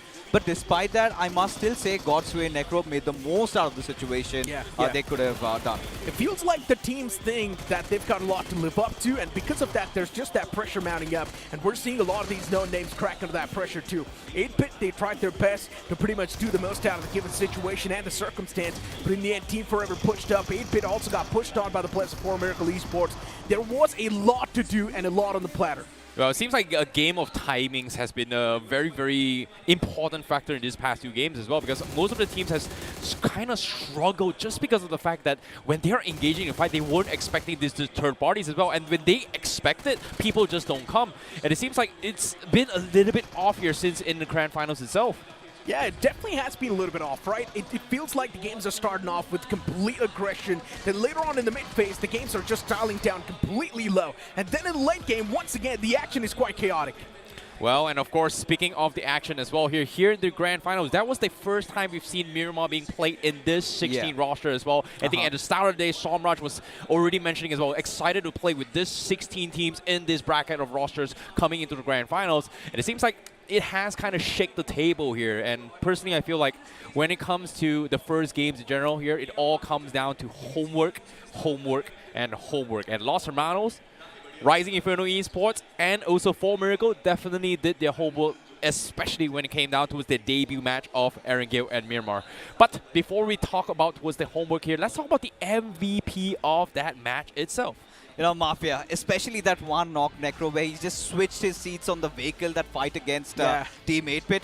That was something out of a movie. I think we get to see that after a long time. And this player is exactly that player, Necro. If you remember, in Kochi, I see he was crying just when he was when he got that second position. He wanted that championship so bad. Maybe this time could be that time. But hey, we've got the top 5 players popping up on the screen as well. Apollo from Genesis Esports right there in the tracks, getting 4 finish points. Even Delta from God's Reign getting 4. You've also got Destro as well from God's Reign getting 3. And then Stone BGMI from God's Omen getting 3 elimination points to himself. And once again, back towards the conversation of Team Forever that we're having, right? Now it feels like the players of Team Forever, finally they've realized one thing, and that is you need a lot of firepower in these lobbies. And they have started working on it since the past split. Well, confidence is definitely building up here for teams like Team Forever as well, because right now, especially for the known teams here, we have Apollo coming in the picture, we've got God's Reign coming in the picture here. It's nice to see the known teams kind of stepping back up as well. Because as of yet, when we talk about a moment like this, Team Forever, look at this, Mafia was just so confident, and this switch timing of knocking out Aquanox was just pitch perfect, because as soon as he rolled out the window with him, saw Aquanox, pulled up his gun and aimed his crosshairs onto his driver's seat, immediately swapped out and re-picked it. And Aquanox just stood no chance because his crosshair placement was on the driver's seat. That was just a very, very small, tiny detail that Mafia was able to overpower Aquanox in this scenario. Yeah, and then what happened next? It was just 4 Miracle Esports coming out of nowhere. They were just playing around the edges. They knew that this is the time to strike, and they did. And as a result, look at this, 15 points already for 4 Miracle in this game. Yeah, 15 points acquired. Then you've also got God's Reign with 13 points. God's Omen with 12 once again. God's Omen, man, they're putting up an insane amount of consistency this time around. You've also got Aryan TMG getting 11 points. And even Rising Inferno getting 7 points. Consistency from them as well. Now, speaking of consistency as well, seems like Genesis is also making a little bit of bounce back here in 7 points, but 8-Bit takes a little bit of tumble. They got 7 points in the previous game, but this time they got themselves 5 points. God's Reign making a little bit of comeback despite being set back here from the side of 8-Bit. But now, let's take a look at the overall standings. Los Hermanos still at the table toppers here, but with 4 Miracle getting the chicken dinner, they will shoot themselves into the top 4 position right now. But again, the gap between Los Hermanos and 4 Miracle is still about 15 points. That's a huge lead coming from Los Hermanos in game 1. But then again, you know, it's just that one game and everything again shifts away. But I really wanted to talk about God's Omen and how consistent Rising Inferno both have been. Look at those finish points. They're just not playing for the positions. They're getting a lot of finishes also. But for the likes of GDR and Team Forever, 8-Bit, all these big names, I think they've been getting decent amount of average points with the average point per game should be around 7 and 8. They're maintaining around 6 and 7, which is still fine. All they need, Necro, is just that one big game to explode. It's funny, right? All the teams that we expected to perform are currently on the latter half of the board. Right. You've got 8-Bit, K9 Esports, Genesis, NoNx, Team Insane, Eggy, TWOB. Everyone that was doing extremely good in the online phases is now on the latter half of the board. Yeah, I definitely agree. We can see a little bit moments here in Oh, Los a little bit of Hermanos. You can flexing. see they are very happy, looking very confident as well. And this is the first time we've seen Los Hermanos in the flesher, at least from my perspective here. But look at this, the confidence, the smiles, the vibes are good. And that's very, very important as well. You gotta be very, very chill. Sometimes in life, you can't really overthink things. And I really like that they're just keeping it good here. If the momentum is good, just keep it up, you know, because it is a very, very long day. And if you're too stressed, and you get a little bit tired a little bit quicker. So I can see why they are keeping the vibes up. You know, but then again, don't you really feel like Los Hermanos kind of lost their edge a little bit in the second game? Because I felt they could have done so much more. And look at this comparison also bringing up against God's Omen, Necro. Yeah, exactly. God's Omen getting 12 finish points. Los Hermanos, they just had an insane amount of elimination points in the first game itself, so that's going to give them 19 in total. Of course, Los Hermanos, since they got 26 points in the first game itself, their stats are a little bit more better compared to the players of God's Omen. But God's Omen, it feels like they're aiming for consistency instead of outstanding performance. Yeah, at least now we do see that consistency that we saw during the semifinals week 2 itself, right? God's Omen was a team that, we kind of felt like it was a little bit lacking as well. But when semifinals week 2 actually happened for God's Omen, they had the most amount of chicken dinners in a single day. There was 5 chicken dinners, not in a single day. Total Overall, was 5, but it was 3 in a single day, which we were debating. Was it luck? Was it skill? But now after game number 2, it seems like God's Omen have proven themselves that they're not just onliners, they are also potential land demons. I think the best thing about God's Omen, I say, like I've been constantly rambling about it, is they've been playing a very defaulty game of BGMI. They've got the fundamentals and basics right, and they have been executing their strats, right? They're not doing anything out of ordinary. They're just doing simple things right. Yeah. I mean, pretty much, they're just pushing close towards the centric part of the circle, holding that spot down for as long as possible, and luckily enough for them, the zone as well is not moving that far away. So for God's Omen, things are falling in the court. They're getting that consistency. Los Hermanos as well, if they keep on racking up that many amount of points, I'm pretty sure Los Hermanos might just build an insane lead. Well, that is going to be very, very important as well, because now we've given you guys a little bit insights here on how the teams are performing. We've given you guys a little bit inside scoop here from our man Fixers. But I'm curious to see what the audience think about this here, because we're going to be jumping into some very, very short interview with you guys on the event itself, because right now it is going to be salty. अच्छा ये बात बताओ, आज आप सब यहाँ पे आए हो, कैसा लग रहा है, माहौल कैसा लग रहा है, लैंड पहली बार देख रहे हो?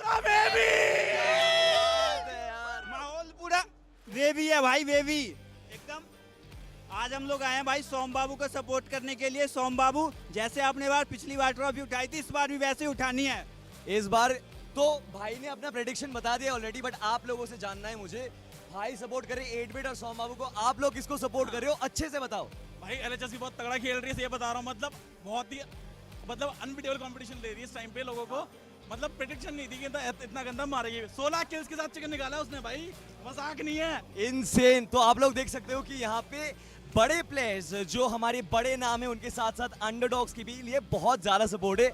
ये खत्म होता रहेगा, ये मजा और ज्यादा आता रहेगा, but make sure you tune into the broadcast for the rest of the matches. Thank you so much. Salty signing out. Very, very interesting interview as well here, because, you know, experts' opinions, you know, I want to see what the crowd is vibing as well, but it seems like the energy is an all-time high here in the event itself. Yeah, and it's quite surprising, right? We're able to see a Los Hermanos supporter. Usually you see in lands the teams are supported, and which are quite the no-names, but this time even Los Hermanos are being supported. Well, all things considered here, we are going to be taking a very, very short break, and right after this break, we are going to be coming back with the next game up on screen.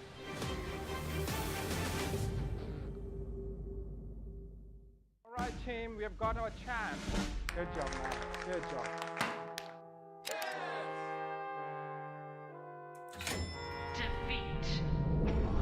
Defeat, defeat, defeat.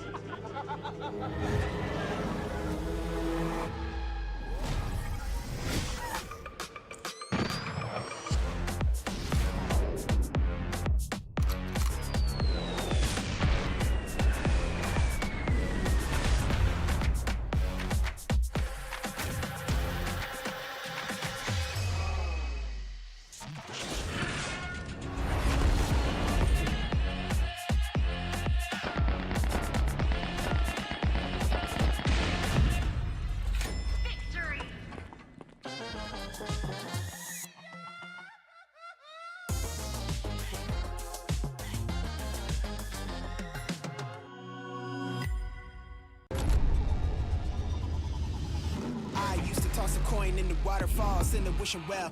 Now I get plenty coin, but I'm self-made. You ain't gotta wish me well. You ain't like me then, but I guess it's past tense, cause you tapped in.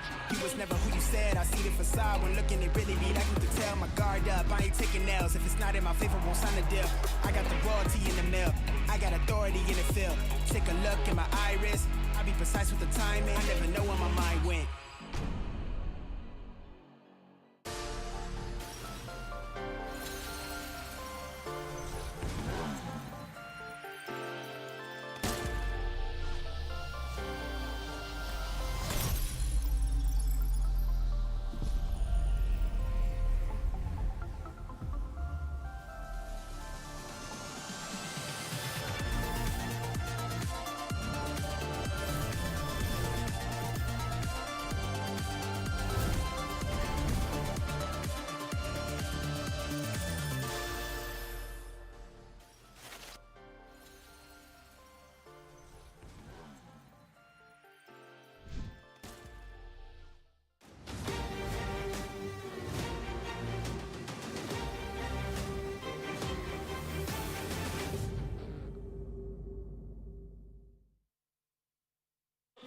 Welcome back after that short break to the realme BMPS 2025 Grand Finals Day 1.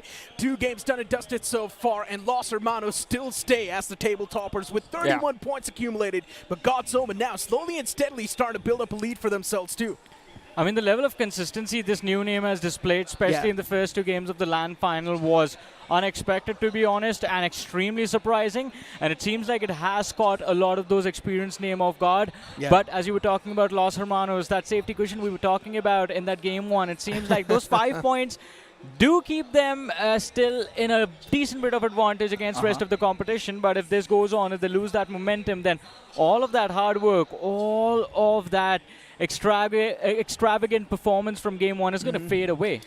Listen, gentlemen, next up is Sanhok. Now, in Erangel and Miramar, you can set the tempo, you can control it. In Sanhok, everything goes astray.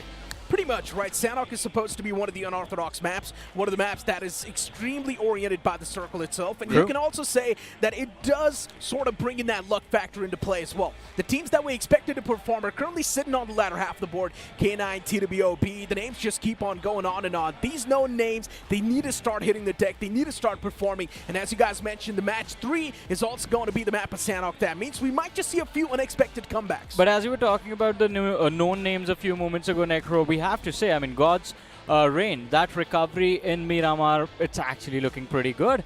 And we all know Destro, he knows how to control the momentum for the day. If they can secure this map of Sanhok, especially that Paradise Resort drop, if they have that isolated all to themselves, you never know. Maybe we're going to see God's reign take the first spot. No, that's the thing with Destro and all the other experienced teams, right? They kind of tend to stay around the 4th or 5th position by the end of first day. It's usually day number 2 where they kind of stage their comeback. They kind of gauge the lobby, and I feel like they're trying to understand the pace, because so far it's all been about teams third-partying each other, and the one that remains, that one that comes for the cleanup, eventually gets a chicken. And you know what? Since we're expecting so many comebacks, maybe you guys should expect comebacks from Genesis Esports and TWOB as well.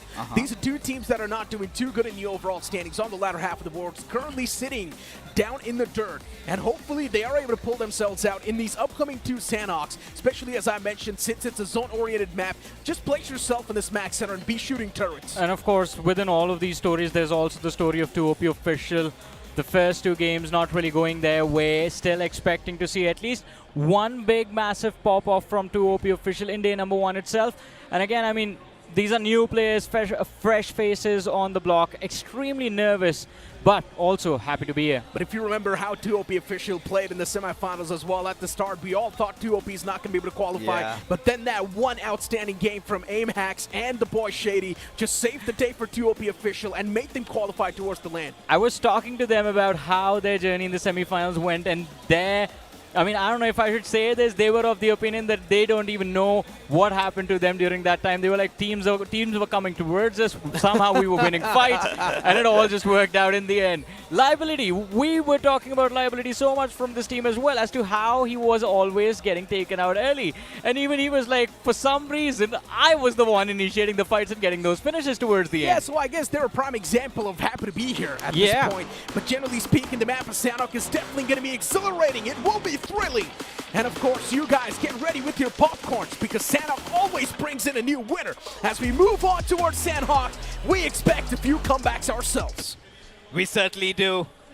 And ladies and gentlemen, lo and behold, as we take it up the skies, this time round the rainforest, the flight path trajectory all the way from Camp Alpha towards docks.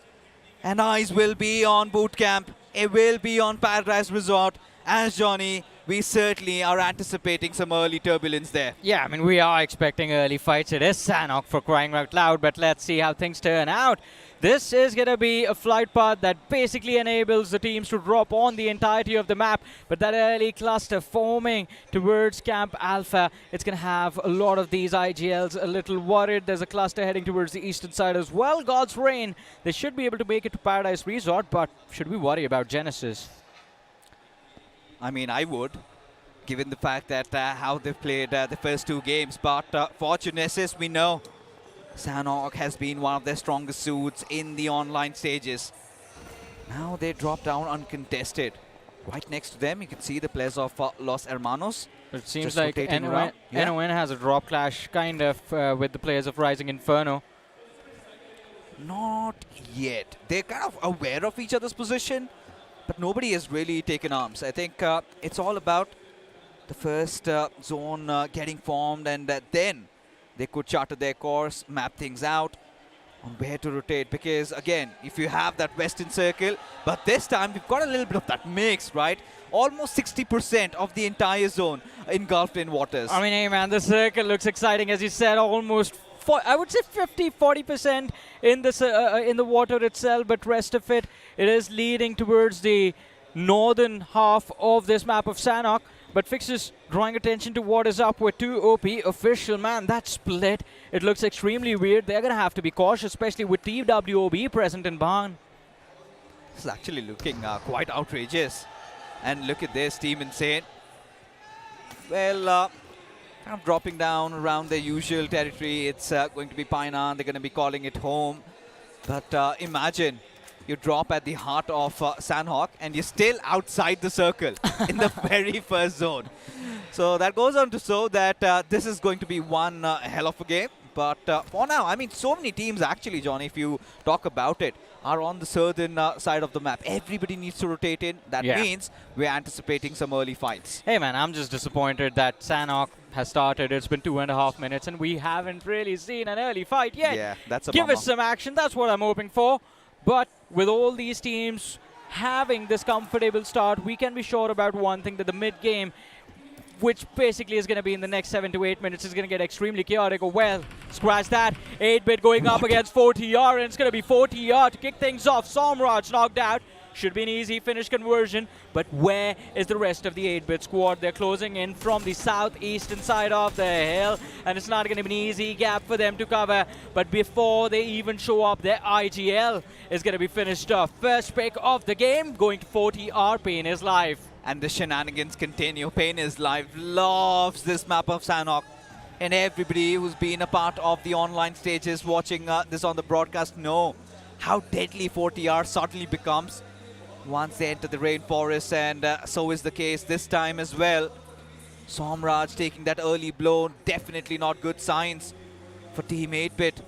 As of now, God's Reign, they've also quickly hovered around Paradise Resort, got their loot done, and same goes with Los Hermanos. This time around the eastern side, trying to inject themselves, but 4TR and 2OP official, Johnny, looking quite close to each other. Maybe another fight is in the making. Could be. 4TR. I mean, that start in game number 1 itself was quite incredible. Miramar not so much, but maybe they can bring themselves back on this map of Sanhok, spotted out by the players of 2OP official now though. Moving along their merry way, they want to take control of any safe haven they can find as close to the center as possible. But here come the players of 4 Miracle and 2OP official. They're going to be forced to run for their lives, do not really want to take this early fight. Yeah, I'm kind of startled how 2OP officials are really approaching in the Grand Finals LAN stages. This is one of those teams that loves taking those fights and now running away from it. And for Miracle Esports, a team that just recently got the chicken dinner in the previous game, and what a journey it has been for these boys from being the underdogs under the banner of Team Limra all the way to for Miracle Esports. They lost out on their IGL. Dragon took the helms, and now he's finally starting to show up. But look at this, Genesis. They already have secured one finish. The IGL, Shadow, did manage to get one. And now they find themselves in a decent spot. Genesis, considering their smack center of the zone, even as one single player not being there can have a massive impact on the end result of this particular match. Look at this though, NON, GodX on the shoreline, rolling forward slowly and steadily. Now the question becomes, when does the interaction against the players of Rising Inferno actually take place over here? And I believe GodX is the only one who's managed to make it towards the Eastern Island. Does he know? Is he aware, Johnny, that Goten is right next to him, just slithering through the grasses? It seems like Goten, he knows. He knows it's all about GodX revealing himself. And we know Goten and Sanhok, they share a different love story. He's pulled off insane clutches in this map. A clutch against the players of Alibaba Raiders to be the one. Shots fired. No contact though. Still, the game remains at a standstill. Almost all of the teams finding their way inside of the zone, except all but 5. If Team Forever still in Chami, 8-bit still towards Dogs, God's Omen along with TWOB, Camp Bravo, and Insane just north of Query, but another fight breaking out. And it is God's Omen this time around who have had one of their players hit the floor. Goku knocked out. Okay. TWOB looking to find the finish, or maybe looking for those extra frags as they make the push. The bounce comes through. Rapido closing in the distance. Stone BGMI is going to be the first line of defense. But the back line is going to be the first one to fall. Gyro God, the second player from the side of God's Omen, knocked out, and Stone, he becomes the third. TWOB, it seems like they're headed towards a clean squad wipe. Yeah, they certainly are. Very well orchestrated in this fight. Just creating enough panic for the players of God's Omen to have their attentions diverted and eventually striking. And finally, you could see those cracks forming up, right? Now, this is what we were talking about. God's Omen, first 2 games, Erangel, Miramar, they had enough points. And suddenly in Sanhok, things aren't looking that great. Superman, he manages to escape, but at what cost? Has already lost out on all of his teammates. Feeling quite lonely as even the circle shift. Look at this. God's Reign find themselves at the very center of the circle. Even Rising Inferno having a decent chunk. Same goes with Team Eggy and Los Hermanos. Again, a very nice rotation from the eastern side. And as a matter of fact, it's going to be interesting. What do they do next? Northern side, Cow. I mean, at this point, if they do move towards Cow, they're going to start praying for the circle to move up north. But Superman, he's going to have to pull off some actual Superman moves in order to survive. 8-bit being right there in front of him. But ladies and gentlemen, a thing that's been there in front of us all this time, it's going to be the realme GT7. Incredible performance on this amazing device. 120 FPS of stable BGMI for 6 hours. Comes with a 7000 mAh battery. Look at Mafia galloping across the forest, enjoying himself. That warm breeze, humidity at its peak, tensions increasing. Team Forever, previous game, of course, a valiant effort from this young lad. A fight against Team 8-bit. Somraj did have the last laugh, eventually to be backslapped by the players of for Miracle Esports. As for now, Anonymous, he's taken up arms against the likes of Team Insane, but this is how the entire fight of God's Omen and TWOB brewed up, right? It was TWOB just pushing in tandem, isolating their players, and you could see even the coaching staff quite impressed with their approach. This was much needed, right? Yeah, and it was a very clean fight, to be honest, as well. I mean, an easy cleanup, the distractions working out in their favor, and TWOB just punishing every single move made by God's Omen. But it seems like God's Omen isn't the only team TWOB want to fight with. just now on the finish feed did see them getting involved in another conflict. I believe it was Team Insane that they were going after. But Rising Inferno, it seems like they spotted out the players of K9 Esports, and it's going to be PMWI IGL to kick things off along with OMEN. Owen, who gets that first finish for his team. Yet look at this, Team Forever now being pushed through by the players of TWOB, but Team Forever do have a nice spread to work around, but no, the important piece falls, and it's going to be Mafia who bites the dust. TWOB again having their numbers strong, but now look at those trades coming in. A grenade well delivered, and Anonymous, he falls down. Eskana patching himself up. Cheyenne and Thunder, they have to play together. Another grenade flung over by Cheyenne, does not connect. And now TWOB still holding on to the numbers. Where's Oves? He's got a different angle, Johnny. He does have a different angle, but they still need to be cautious. They are quite exposed. They managed to keep the opponents at bay, but K9 on the other side taking on the players of NoNx. It seems like they are the ones dominating that fight right now, having secured the opening finish. And of course, a decent position in the circle under their control as well. But talking about the zone itself, Team Forever and Insane and TWOB, all of them are going to be forced to move and make a run for their lives, because look at that, the circle making a shift towards Cow, and Thatmok fixes. This works out very well in the favor of Los Hermanos. It does, but look at what's coming right next to them. It's Team 8-Bit. And even the likes of Team Forever are rotating, both of them just following each other. So Los Hermanos should acknowledge the presence of enemy right on their tails. But I really feel like Rising Inferno Esports has a nice chance at getting a chicken dinner. They're well spread across. They've got some nice ridges to even play around with. And this could work out if they play their cards right. But fixes, we have the first team to be eliminated in this game. Unfortunately, it is going to be K9 Esports. An early exit happened to them.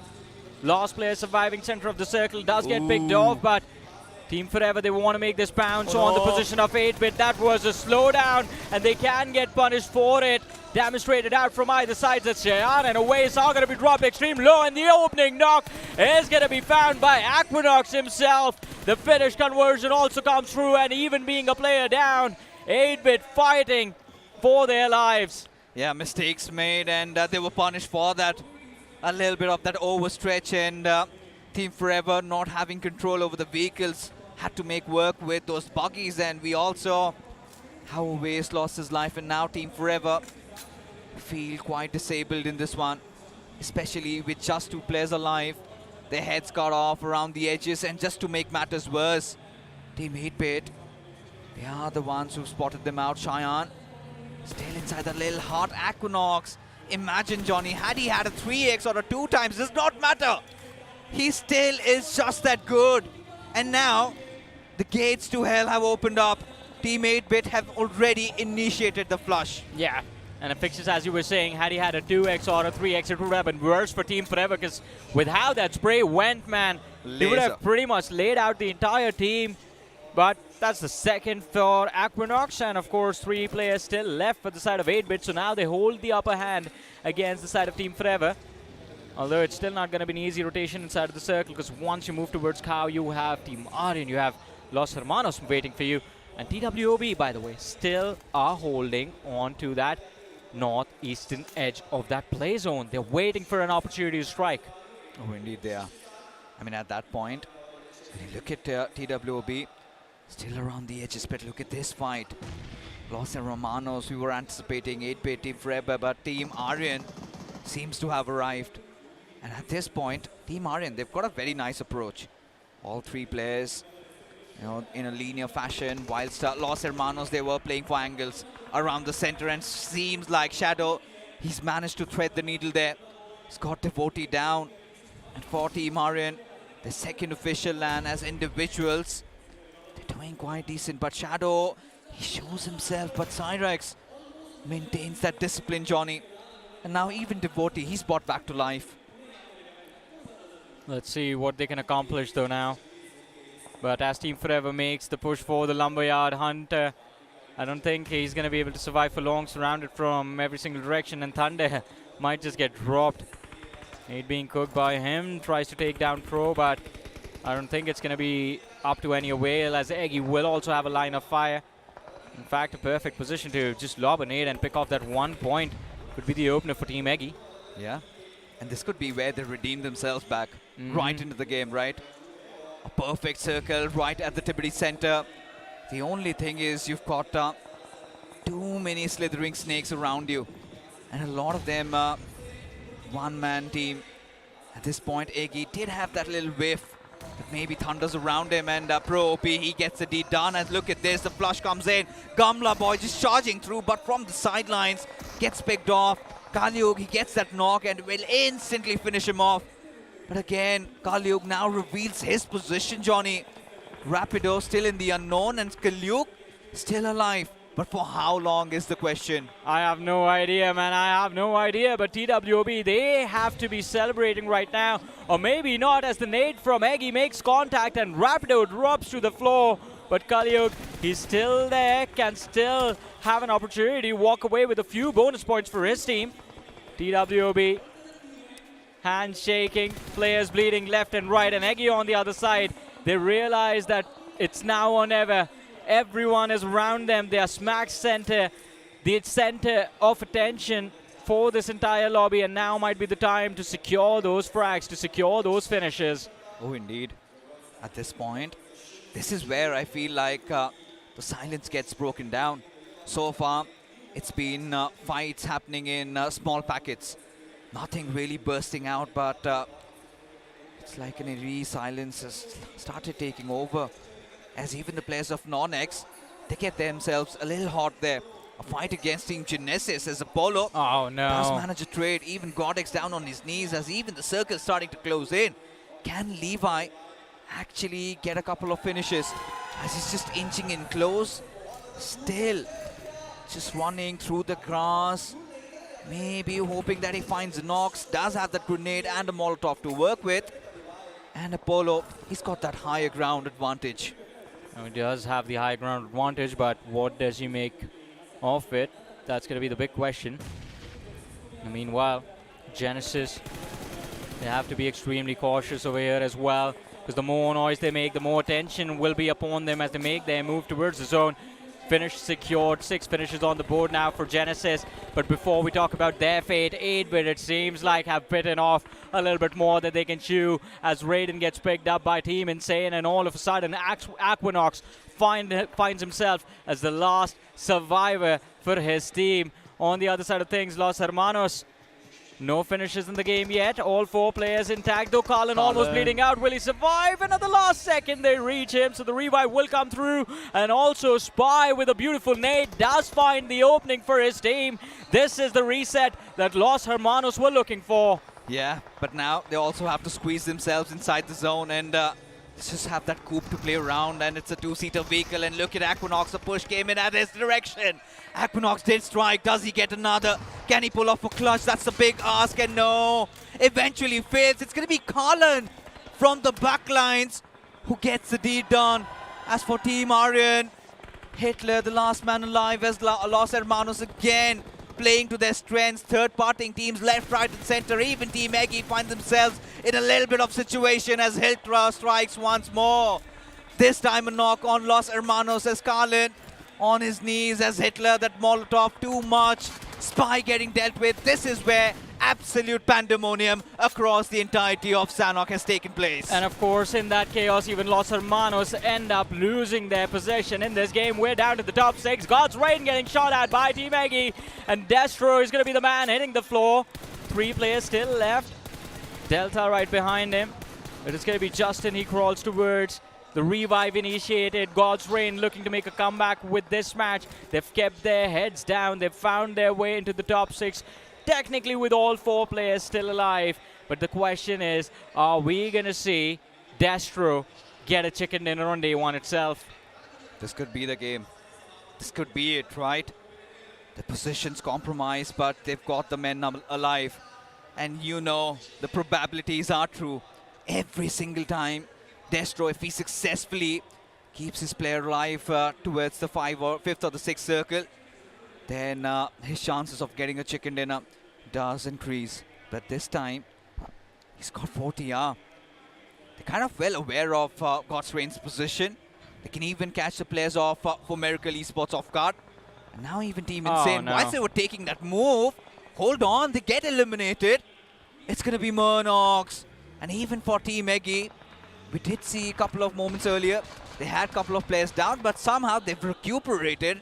And now they also find themselves with 5 finishes to their name. Reaper could have been 6th. All 4 players from the side of Team Eggy intact. And now finally forced to exit that lumberyard. It's not going to be an easy run with 4 Miracle having the prime spot to finish this game with a chicken dinner as well. With the spray towards the players of God's Reign. Team Eggy desperate for those points one way or the other, have decided it's better to go for those finishes before they get picked off on the board. But the trade is going to be made. Pro dropped from the side of Eggy by God's Reign. And as JD Gaming found that trade for his team, they could not really capitalize upon it. Justin brought back. Although God's Reign still left in this match just with 3 players. And especially considering they are going to be forced to run over the ridge to get exposed. I mean, it is difficult to visualize a way for them to win a chicken dinner from here on out, Fixes. Interesting. I mean, it's all about that waiting game going on right now, and Justin losing his life out to the play zone does not make things easier for God's Reign when they have to somehow flush themselves in, find some means, but no. JD Gaming restricts them, and even Beard Baba doubling down. He's going to steal all those finishes as God's Reign heavily losing out on numbers, and last remains will be Neo. And now even he's surrounded. The circle has also gone away from him with artillery barrage from left, right and center. Even 4TR, they've got their eyes, but they still have a lot on their plates, as even NoNx, he gets himself inside this little muddy area where he lands in a lot of finishes. And Team Eggy surprisingly are doing too good, but for Miracle Esports, it could be a back-to-back. Yeah, it has to be there when their position is the best. You can call it the God spot inside of the game, and Eggy are finally going to be forced to run out into the open, but as Eggy steps out, almost getting knocked out, he is putting the pressure on the players of 4 Miracle. 4TR from the rear as well, causing unnecessary harm, but one after the other, the players of Eggy start to fall. 3 players knocked out. 4 Miracle, can you get these points in the bag? They have 7 finishes on the board as they find their way inside of the top 3.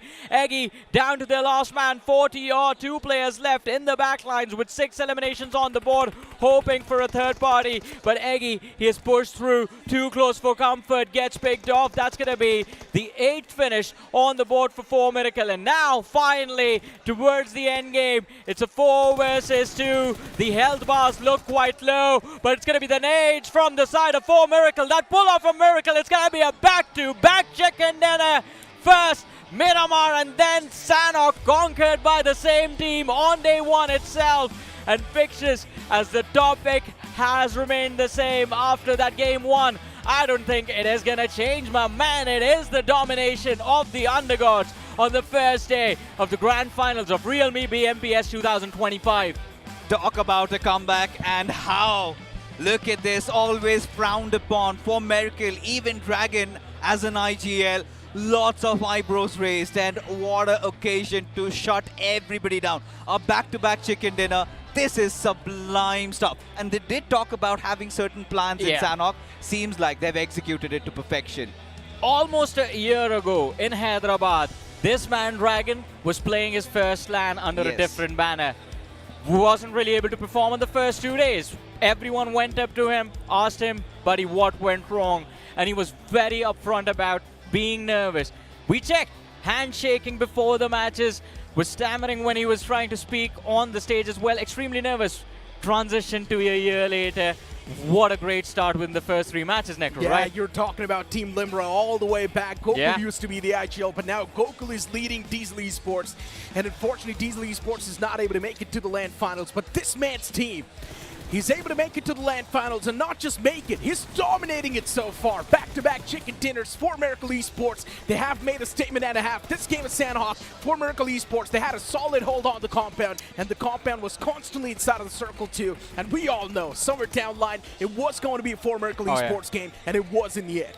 You know, not really, because, you know, when you look at how For Miracle really scripted this chicken dinner. They were playing around the edges throughout the entire game. It was all about finding that perfect window. And that is when all these teams were fighting against each other. For Miracle Esports, they took that very ballsy move. And as a result of which, got that position. Of course, the circle also favored them. Once again, for Miracle Esports, after getting back-to-back chicken dinners, they're definitely gonna be happy. And to have a bit of that word, let's move on to the stage. Surprise! ये Dragon ने बोला था. Exactly one game prior, he said that you can look and search for the surprise. Well, we are not surprised because you guys played really well. Congratulations. Third game, second chicken dinner. Couldn't have imagined for a better start, didn't you? Yeah. Actually, we thought we dropped in Pine and Garage. We thought we will only have one vehicle, but our luck was too good. We got 4 vehicles, including the garage vehicle. So we took the zone easily and we played split and we got the zone till the end. That's it. They say that, you know, you learn a lot when you lose. But what do you learn and what do you take away when you're winning 2 back-to-back chicken dinners? What's the discussion for the next game? What's the planning for the next game? Because everything went well, everything went fine. So now what do you discuss, Dragon? Actually, what we discussed is can we do the same plan, because everyone might know how we dropped, so we might get targets, or they might steal the vehicles. So we will plan accordingly to that. And talking about the plans, of course, I know Dragon now, you do not like revealing your plans, but you won this map. The next map is also Sanhok. So anything different that you're going to approach for the next map? I mean, you know the answer, what I give for the last match interview. You know the answer. I won't reveal it. But anything that we should look forward to? I don't think so. All right, so right now Dragon is keeping his secrets to himself, and that's fine, right? Because we want to experience some great BGMI action, and अगले match के लिए क्या आप anticipate कर सकते हैं? Map same होने वाला है, लेकिन क्या winners सेम होंगे या कुछ change आ सकता है? ये सब समझने के लिए चलते हैं हमारे analyst की तरफ. After this game, there's a big chance we might just see 4 Miracle Esports at the top of the charts on the first spot in the overall standings. But have a look at the highlights too. This is how the action kicked off. I mean, it was a very chaotic game at the start, especially with TWOB, Insane, 8-Bit, all of these clashing outside in the blue zone itself, and they weren't really able to make it inside of the late game stages. Because of that, we saw that desperate push that came in from 8-Bit as well towards the lumberyard. Everyone got picked off. Yeah, and you know, it kind of was quite sketchy, to be honest, Negro. Really did not expect 8-Bit to be taking fights like that, and even for Team Forever making those small little mistakes, eventually costing them. But even for 4TR, now this is another team that we need to touch upon because they've got some really good numbers, especially on Sanhok. Seems like they've kind of cracked the code every single time 4TR comes into play. Even in this one, a top 3 finish isn't too shabby. Of course it's not, right? 4TR is someone that's also been a decent bit consistent. Yeah, the map in Miramar was a bit of that mishap. It was not that good of a map, but the first game itself, 4TR was doing pretty good. And now this game too, 4TR, they have definitely made a point. Eggy as well, we have seen a bit of that bounce back in this particular game itself, but is that really enough? That's the main question. God's Reign, they're trying their best to be as consistent as possible on the board, but this time around they needed to move out in the open, and because of that, they got picked off in the open, which was quite unfortunate. In the final few moments, we saw a bit of that standoff between the players of 4TR and 4 Miracle Esports, and 4 Miracle Esports, after getting back-to-back, they do definitely seem a lot more confident, but now it just raises a lot of questions for the upcoming game. Are we going to see any possible more comebacks today itself on this map? Brothers, did you see something there inside the room of Miracle Esports? Yes, it was Amit. Yes, Amit. Amit has been recently added into the roster. Yeah. He's been working on the lads, and clearly the results are quite visible. Yeah, I mean, with the way they've been playing, showcasing a lot of patience, it's been working pretty well, and that's why they're also able to convert the zones into chicken dinners. We've got the MVP of the previous match itself, 4 finishes, 4 knocks. That's going to be the man, Insane Yash. I mean, incredible performance coming in from Team Insane, especially the confidence that they were able to display after the tough performance in the first 2 games. This map of Sanhok, at least they're proactively looking for those fights, and Yash definitely doing quite well for himself. 4 finishes in the 18 minute and 42 seconds he was able to survive in this game was a decent start to their day, in fact. Yeah, generally speaking, I expected a lot more, even from a few more teams like Genesis Esports. I expected a lot more, even from the side of 8-Bit. But once again, the performance was sort of missing in this game. But hopefully in the upcoming game off Sanhok, they might just be able to pull themselves back. But a bit of that shot from Team Insane on how they prepared before the day itself and how they got ready kept their mentality already refreshed, but as we move on towards the top 5 players, Yash is going to be there at the top, but Pain is live from 4TRs on the second. And even Rapido, another new entrant into this. Beard Baba, he's been quite consistent even in the previous game. He's been in the scene for quite a long time. Even for Team Eggy, it felt like, Johnny, it was a Team Eggy's game, right? Yeah. It was just that final circle shift that kind of switched their chicken dinner away and gave it to the players of For Miracle. I'm going to talk about something that's not that important, but Rapido's got the most amount of beard, and Beard Baba does not have any beard, so technically Rapido's name should be Beard Baba. Names should be exchanged there. But you know what? We've got the match rankings on the screen. For Miracle Esports getting 20 points out of that one. 10 elimination points due to back it up. 4TR getting 12 points in total. Solid stuff. Eggy, a bit of a bounce back from them, getting 12 points as well. I mean, incredible performances. We're going to come back to what you just said a few moments ago. I do but not. before that, we'll have a look I at never the heard overall that. rankings. Overall rankings. For Miracle, as you said, that performance puts them in the first position. Los Hermanos, that safety cushion is gone. But 1 point difference between the top two, and then there's a 10-point difference between the second and the third. 4TR, they have also been quite consistent, by the way. Now, honestly speaking, if anybody would have asked me if 4TR would be in the top 3 after 3 games, I would have said no without even blinking. But now, look at them. They're here. Would you have said that 4 Miracle would be first? No. After the first 3 matches? Not even Los Hermanos. Yeah. And this is the LAN. Generally speaking, the way For Miracle Esports started off in the round 1, none of us expected them to be there at the tabletop in the grand finals. But now For Miracle Esports, the performance has just completely flipped, and we love to see it. That's been the best possible thing about this BMPS, right? It's been unpredictable. It has been, I mean, quite unpredictable. But it's going to be interesting to see, can they actually keep the momentum going? But I guess we have some exciting things lined up, right? Exactly. Let's move on to an interview.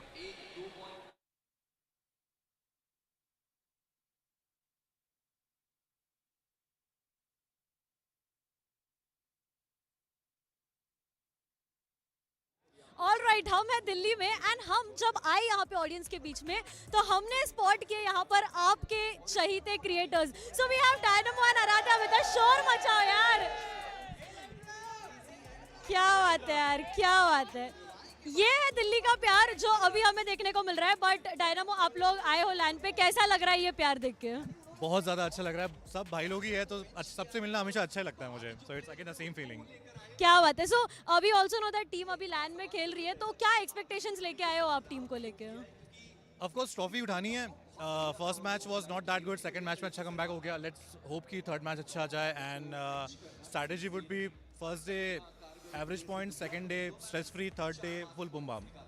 क्या बात है यार boom bam. एक बार जरा आपके tone में पट्ट से हेडशॉट हो जाए. बहुत इंतजार किया है मैंने. क्या बात है, क्या. बट मैंने आपका एक बहुत बड़ा फैन स्पॉट किया जो कि वहाँ पे पीछे है.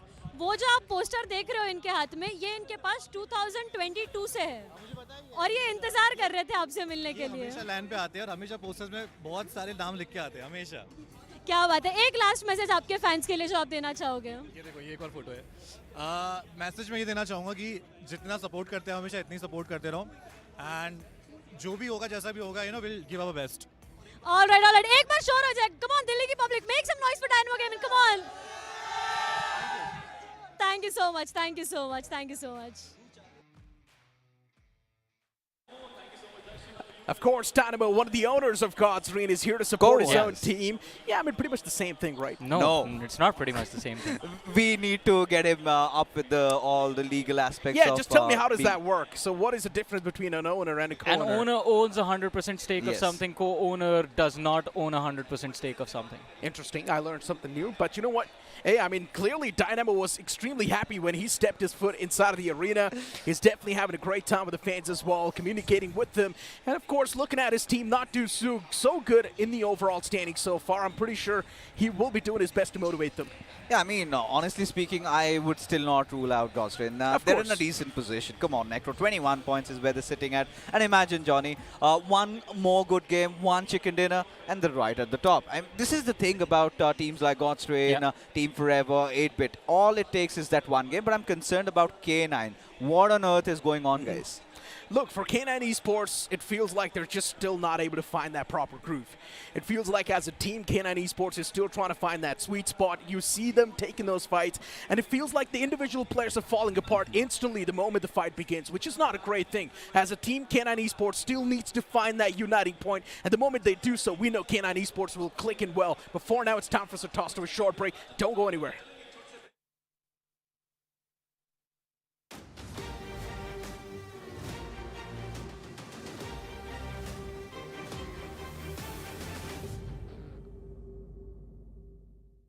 All right, team, we have got our chance. Good job, man. Good job.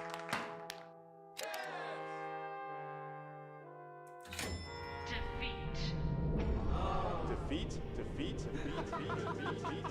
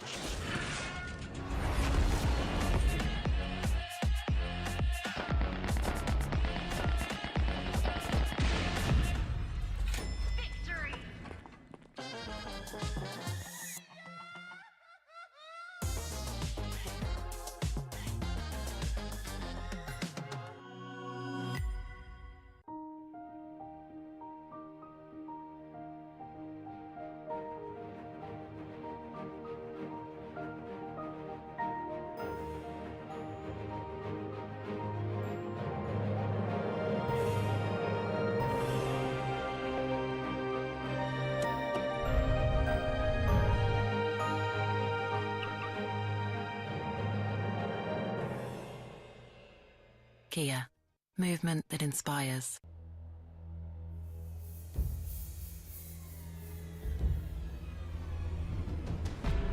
Superman. The most powerful being on planet Earth.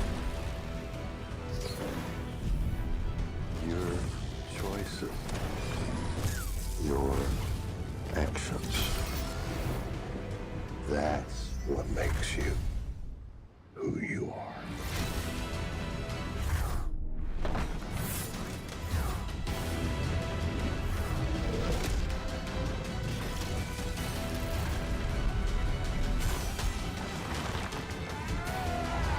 He's not a man. He's an it.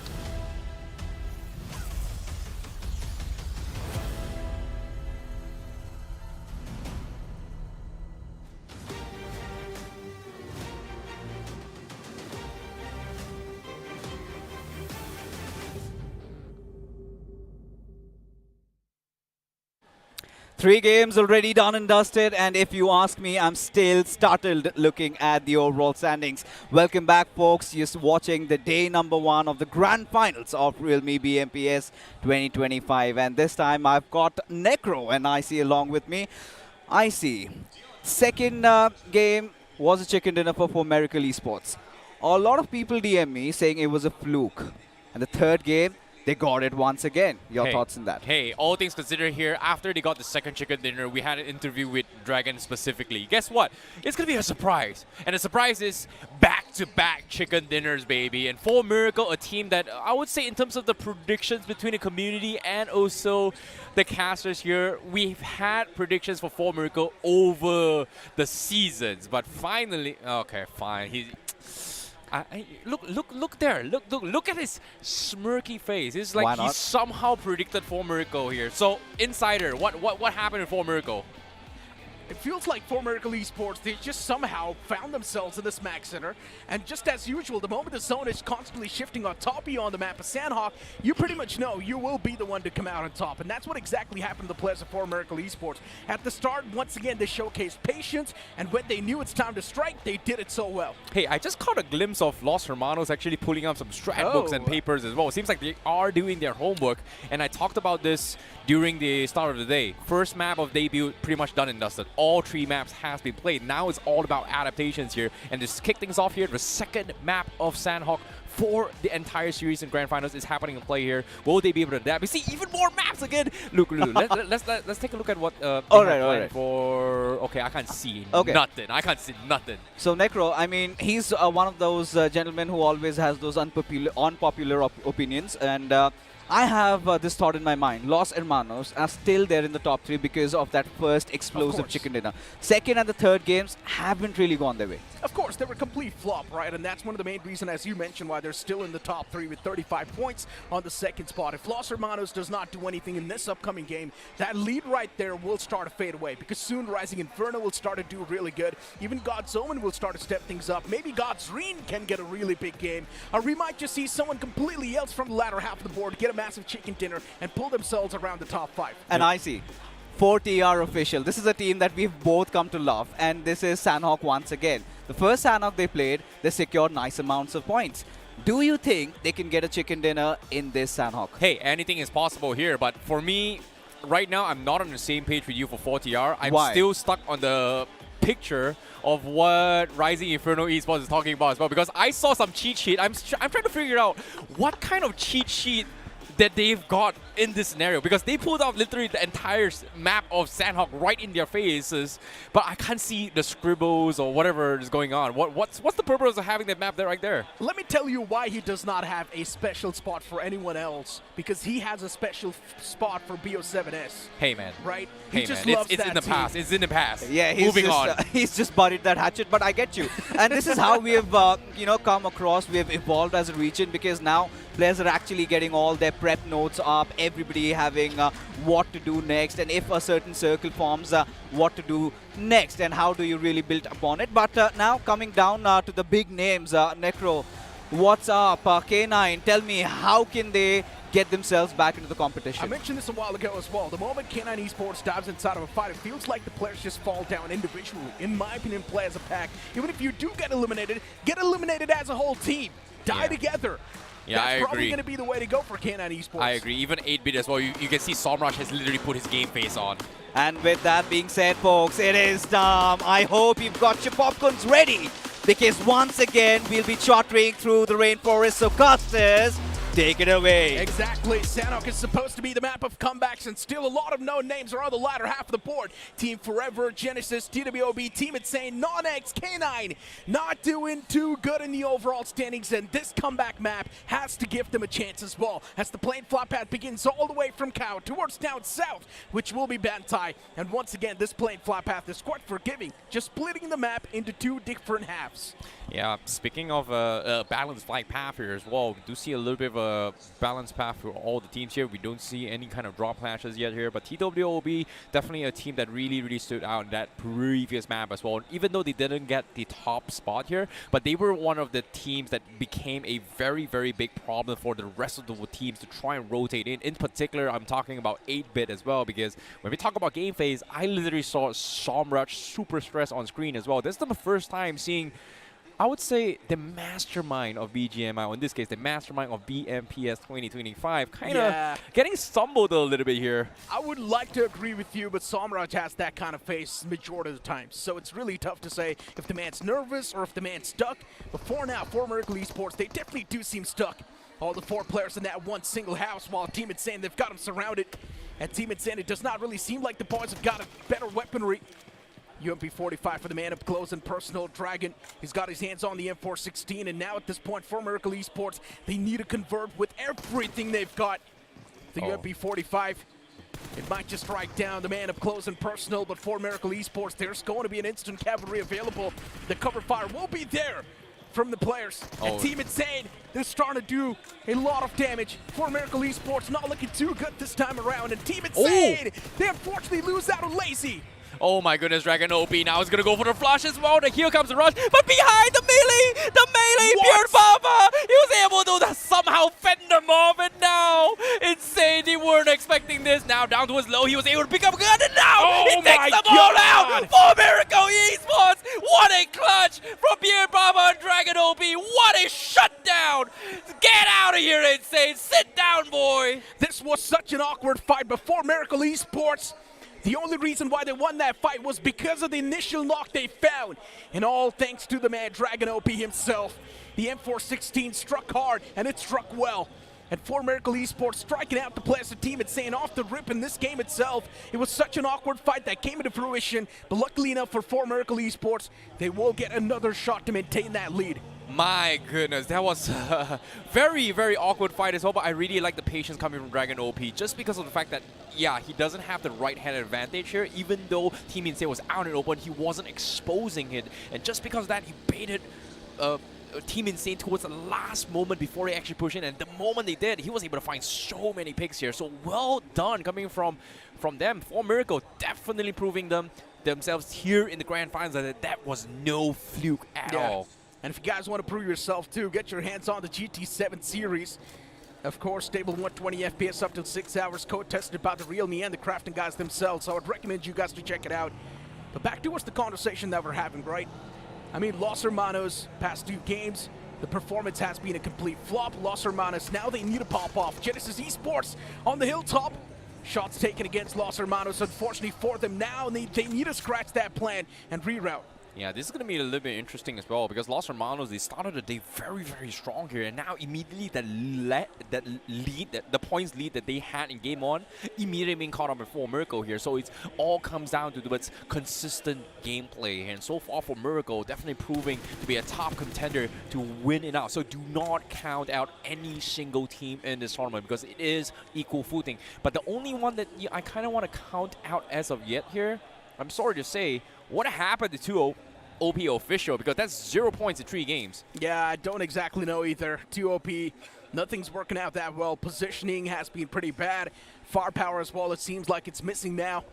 The team's probably struggling with a lot of confidence, and since it's the first game, since it's the first day, the jitters are also starting to set in. But this was such an awkward fight that came into play from the side of Team Insane. All the 4 players funneling in from that same doorway.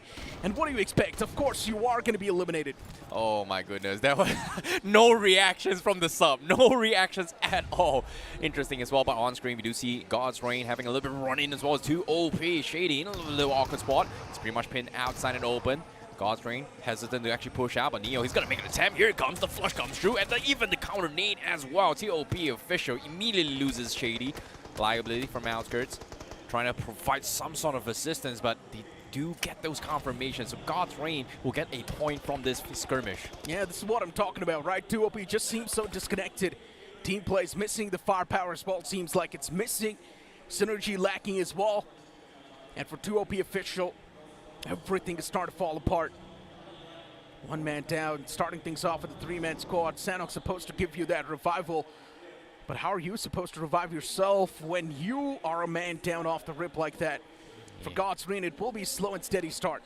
Yeah, as of yet, they are pretty much inside the zone, but they're not exactly safe as well. They're pretty much in a very, very awkward spot themselves. But of course, speaking of unleashing the beast here, we saw a very, very beastly moment just now. And you guys can join us with Monster, our official energy drink partner, to have some beastie moments here in the realme BMPS 2025. But as of yet, Neo, he's going to be inside the car. He gets spotted out from AimHacks, but unfortunately wasn't able to find the knock here. Neo getting tagged up pretty low, but you can see AimHacks is going to back off. Yeah, TWOB official, with how things are looking like for them, now they need to start pick and choosing their battle. With just a 3-man squad, they cannot even try and go for a full-blown execution. Right above them is K9 Esports on 8 points. So for TWOB official, 1 decent game can actually put them in a decent spot as well. The train's not too far away yet. Well, speaking of the train being very, very far here, finally catch a glimpse on what 8-bit is doing. They've had a very interesting void spread, but seems like Somraj, he's going for a couple of shots here to give away fake information. And it seems like he's not getting any kind of information here, especially from 8-bit. They're pretty much out and open. They have a 2-2 split from afar, somewhat. We do see 3 here and Somraj far ahead, but no information yet on the outskirts of the zone. They are on the southern side of the zone. And Rising Inferno Esports also a top contender in this tournament as well. Very consistent runs in the past 3 games. But so far, they themselves, besides finding 1 pickoff from 4TR, nothing else has happened. If Rising Inferno gets a chicken, they will be on top. But for Miracle Esports, they've just got a lot of points. 40 points so far. Impressive stuff. Once again, the moment you will see the next zone pop up, it's going to be revealing its true intentions, and it's going to shift on a little bit more towards that boot camp side. Well, speaking of boot camp here, K9, they're still in towards Alpha Island. Seems like they are going to be having a little bit of a run-in with NoNx as they need to push down south as well. Omega is already ahead down towards the southern compound from Alpha Island, but they do need to cross into his main island. Boot camp is going to be the center of attention, but as soon as I say this, gunshots has been made, and K9, they spot out Roman, and that's going to be NoNx, and loses a player in the water. What a spot coming from K9 Esports. Yeah, that's going to be an initial opening. The knock. Roman down, it's not a great start. Roman will be revived though, so luckily enough for NoNx, K9 Esports isn't really on the prowl, isn't really on the hunt. But what did I just witness? Los Hermanos! What a big mess-up this was! And this mess-up is going to give a new chance to life for the players of TWOB. 2 finish points instantly converted by the man Aimhacks himself. And now Botfire looking to punish the remaining 2 of Los Hermanos. Yeah, TWOB official, they really want to push this, but they just cannot do so. Oh, nice little headshot here coming from Spy. And Botfire immediately backs off here. The TWOB official, despite wanting to push this, there's no reason for them to push out at all, but there is potential stragglers from afar. But as soon as I say this here, Aimhacks getting re-knocked once more from the outskites here. So TWOB official, they're forced back off the 2-player liability, recalled back into the compound. And even God's Rain, they are looking from afar. Ooh, almost getting shot here from God's Rain. There's just too many teams around them right now. Yeah, TWOB in a big pinch. Not looking smooth. Los Hermanos in the front. In the back, you've also got God's Omen. On the left, you've got 8-Bit. No matter where you go, there are foes pinned. And since they're also in the smack center, soon enough, there's a big chance their compound might just be rammed. God's Omen as well now starting to get picked off. It's quite unfortunate. A big playmaker now is knocked out. For God's Omen, the fallen man will be back upon his feet. It's not that big of a concern. Stone BGMI, he will be revived. They're trying to rotate the center. This is something of God's Omen really likes to do, right? Get center as best as they can and then try and hold it out. But based on where they position it, it is just so difficult. And this is the reason why God's Omen went for the wide spread, just because of the fact that they don't want a potential off angle to catch them off guard mid-fight itself. So this spread here is going to help them out a little bit. But at the same time, the biggest threat is going to be God's Rain here. But as soon as I say this, guess what? Superman gets spotted out by TWOB. And again, they just cannot take fights here from the side of God's Omen. They're pretty much stranded out in the open, and this is very risky coming from them. Yeah, it's looking extremely tough. NoNx, they're in a big world of trouble, but even NoNx, they start to inflict a lot of pain and hurt. K9 Esports, what a big mess up this is. NoNx, they somehow flipped the table, flipped the odds, and now K9 Esports on the verge of being eliminated themselves, but no, they've still got things in check. Still, K9 Esports is looking a bit more strong. Slug all by himself on top of that bridge. This is a good Molotov. It's going to make sure that Slug's comfort zone is going to be taken away from the player himself. Codex, Blue's on the move. Something needs to be done. The Blue's going to be dishing out a lot of damage. Codex, he needs to patch himself up as soon as possible. He does not have enough time for a first aid. And the play zone will do its mark. Oh, as that's going to be it for NoNx. That was a mistake. Oh, the pressure got to him, and K9, because of this small little interaction, they may have almost lost their chances here, but now they do get themselves a little bit of a second win here to try and reset for this fight. It is, after all, stage 3 circle, so they do technically have enough mats to rotate it in. And look at this, based on what we see from this map, it is an open pathway from the northern side inside the zone. But now, inside the zone, however, Rising Inferno Esports once again gets center control in the tri-intersection right outskirts of boot camp. So right in the middle of the center circle, and every single team needs to somewhat push towards them. But the problem with this compound is that you can see everything, but there's just so many off angles. K9 Esports and their Cinderella run in this game, it needs to continue. They've managed to restock up on the meds, on the ammunition after the death crates of NoNx. And now for K9 Esports, it's going to be a clean pathway as well. Team Forever, all the way towards Pinat. Even they need to start to make a move towards the zone, which is quite a far way. And generally speaking, for Team Forever, they're going to be facing a lot of troubles on the way. Yeah, definitely a lot of troubles in this scenario here. Team Forever also going to be taking a little bit later approach here, but on screen now, we do see Aryan having a little bit of a bounce back. Aryan, definitely a team that you cannot count it out.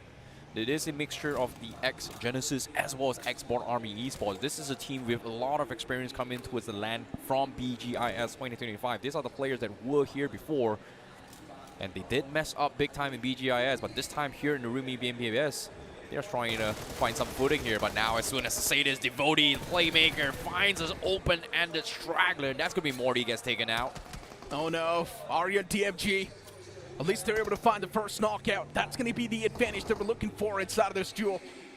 4TR out in the open, things not looking that great. Pain is life getting taken down extremely low. Another nade placed to that same mark might just do the deed. And Pain is life, the man still alive. Luckily enough, the nade was not enough to get him knocked out. It was not placed to perfection. Another nade tossed up. It's going to chip out a bit more of that damage. The man gets chipped down even low. Oh, that Molotov was it's going to do the job. It's perfect.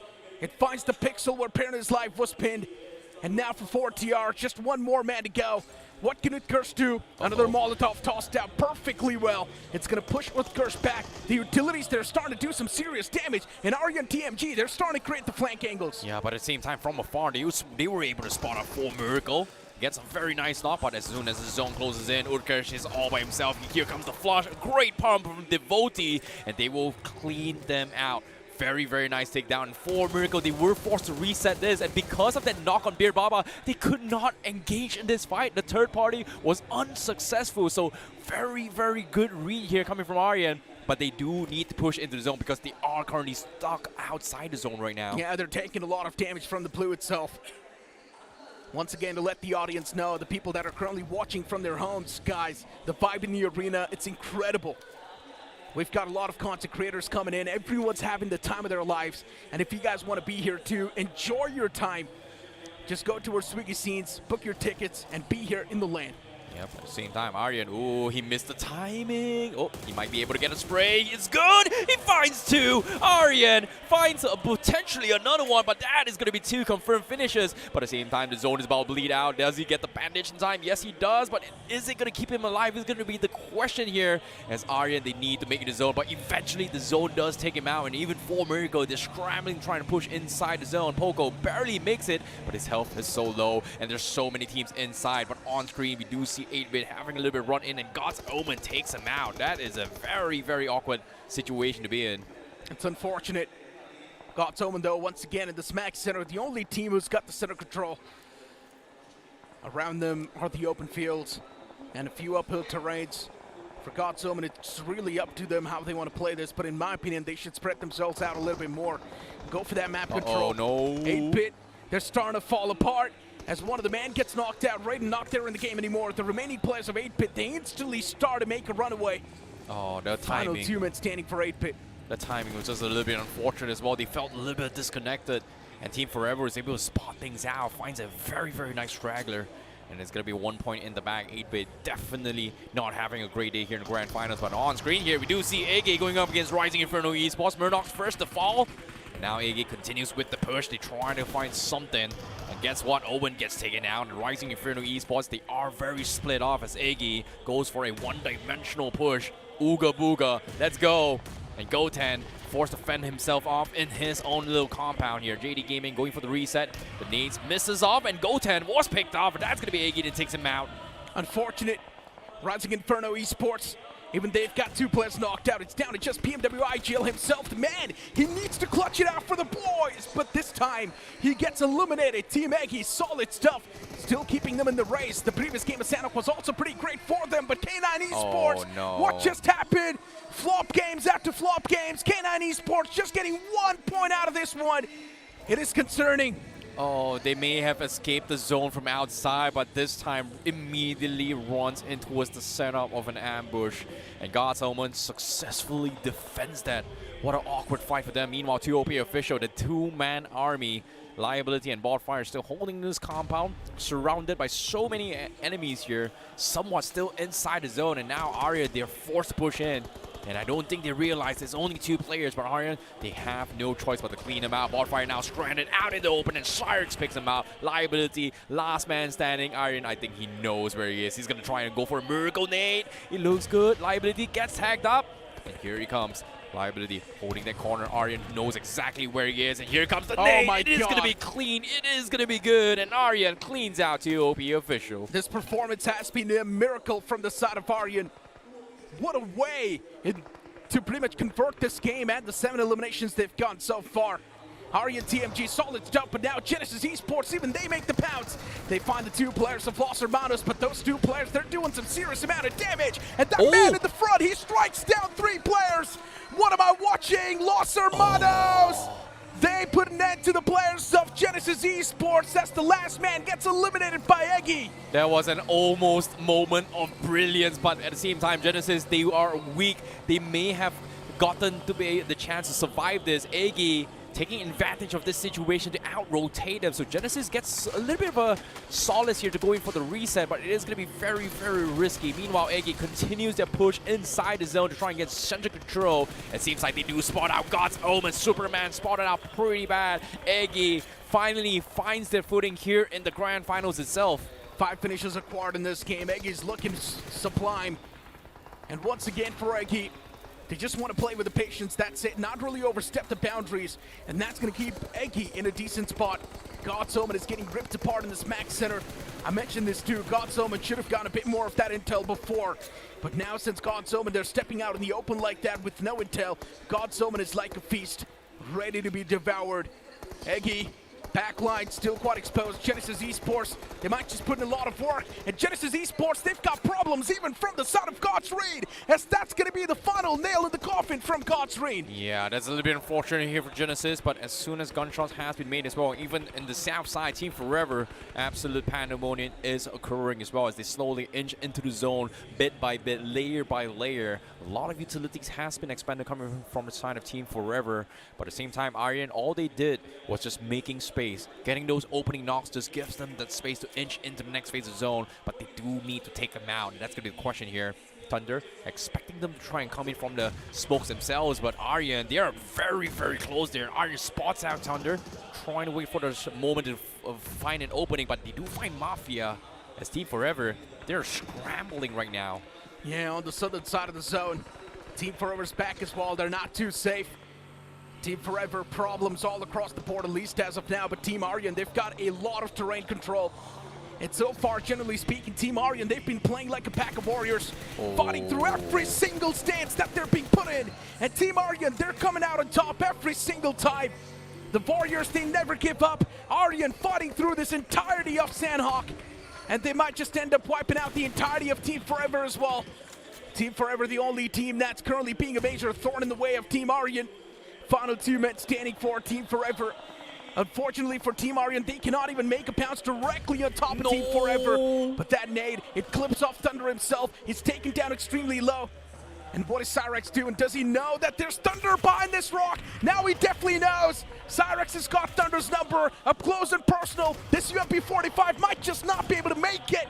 And the man gets shut down. Team Forever on the verge of being eliminated in this game. Oh my goodness, what an outplay coming from Cyrex. And now Team Forever, they get eliminated. Third party coming from TWOB comes through. Meanwhile, the survival series comes through from the south side as Aryan is able to make it into safety. Meanwhile, the north side, outside the zone, we do see a major fight between God's Reign and Eggy, as even Justin was picked apart here. TWOB looking very, very solid here as they try and third party every single fight themselves here. Finish points is all they need, and even Eggy is having a scramble of their own. Yeah, there's too many fights breaking out at the same time. TWOB on the receiving side of the spectrum. They've lost out on 2 crucial players. Now it's down to just Kaliuk, the only man standing for TWOB, the only one carrying the torch forward. Even for God's Reign, they're taking a lot of damage upon themselves. Justin, even he gets knocked out. It's not a good look for the players of God's Reign as even Aryan step in the playing field. God's Reign, they're getting devoured alive. It's not a good news for the players of God's Reign. It's time to recover, but how are you supposed to do it when you've got Team Aryan constantly hunting you down? Oh my goodness, what a successful push coming from Aryan as well, because right now they've got full control of the south side and they've got the high grounds, and these perfectly have all angles on every single team right now, making the top 4, prime position to win the chicken dinner. But as soon as I say this, Hitler, they spot out God's Reign, but instantly gets traded out by Neo as the zone comes through as well. Aryan, can they get the reset here? Aryan still thinking if he wants to go through as well. Seems like he is going to try and pick up his buddy as repositions to safety to try and play the numbers game. Great call here coming from Aryan, and that's going to be the reset coming through for Aryan x TMG Gaming. Yeah, for Aryan, this is supposed to be their game on paper. TWOB, 2 players are knocked out, but those 2 players will be confirmed by Stone BGMI from God's Omen. GODSOMEN still alive in that compound. Aryan, they've got the man number. No one's going to be stopping them from sealing the deal and getting the chicken dinner. What a knock that was. Aryan on the verge of converting this game, spotting out the last man of GODSOMEN out in the open. And Aryan, what a game that was. This is what you call a nuclear performance. The zone was not gifted to Aryan. They were fighting through the entire time. This is the Aryan x TMG Gaming we saw from the round stages, proving to everyone that that was not a fluke. A very smooth sailing into the grand finals, and now after 4 games, they finally clinched their first chicken dinner here in the realme BMPS 2025 grand finals. It might have taken them 4 games, but I see a Necro 15 freaking finishes, 25 points out of 1 game itself, and it was a game of Sanhok.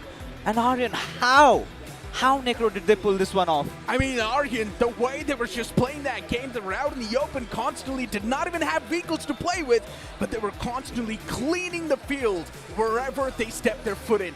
First eliminated a major wave of teams around the Big Boy Mountain, then later on moved up, eliminated the likes of TWOB as well, and Aryan also eliminated Los Hermanos in the process. They were constantly eliminating teams after teams to get a good spot in the circle in the end. You know what? I want to talk about a special mention to Cyrex in particular, because that guy is an absolute beast, because he could not play in the grand finals with Genesis in BGIS despite qualifying for it. This time he said, I want to play and I'm joining a different team, and guess what? He was playing absolutely out of his freaking mind, because that outplay against Team Forever was very, very nicely done covering from them. Yeah, absolutely. And let's take a quick look at the final blow, where we were talking about how Team Aryan, as an entire team, every single player stepped up. You talk about Devotee, he had what, 6 finishes to his name, and even Cyrex, and even for Team Aryan, they had been a little consistent. They were getting those position points, but this time they decided to go big. But now let's focus our attention all to another team, God's Omen.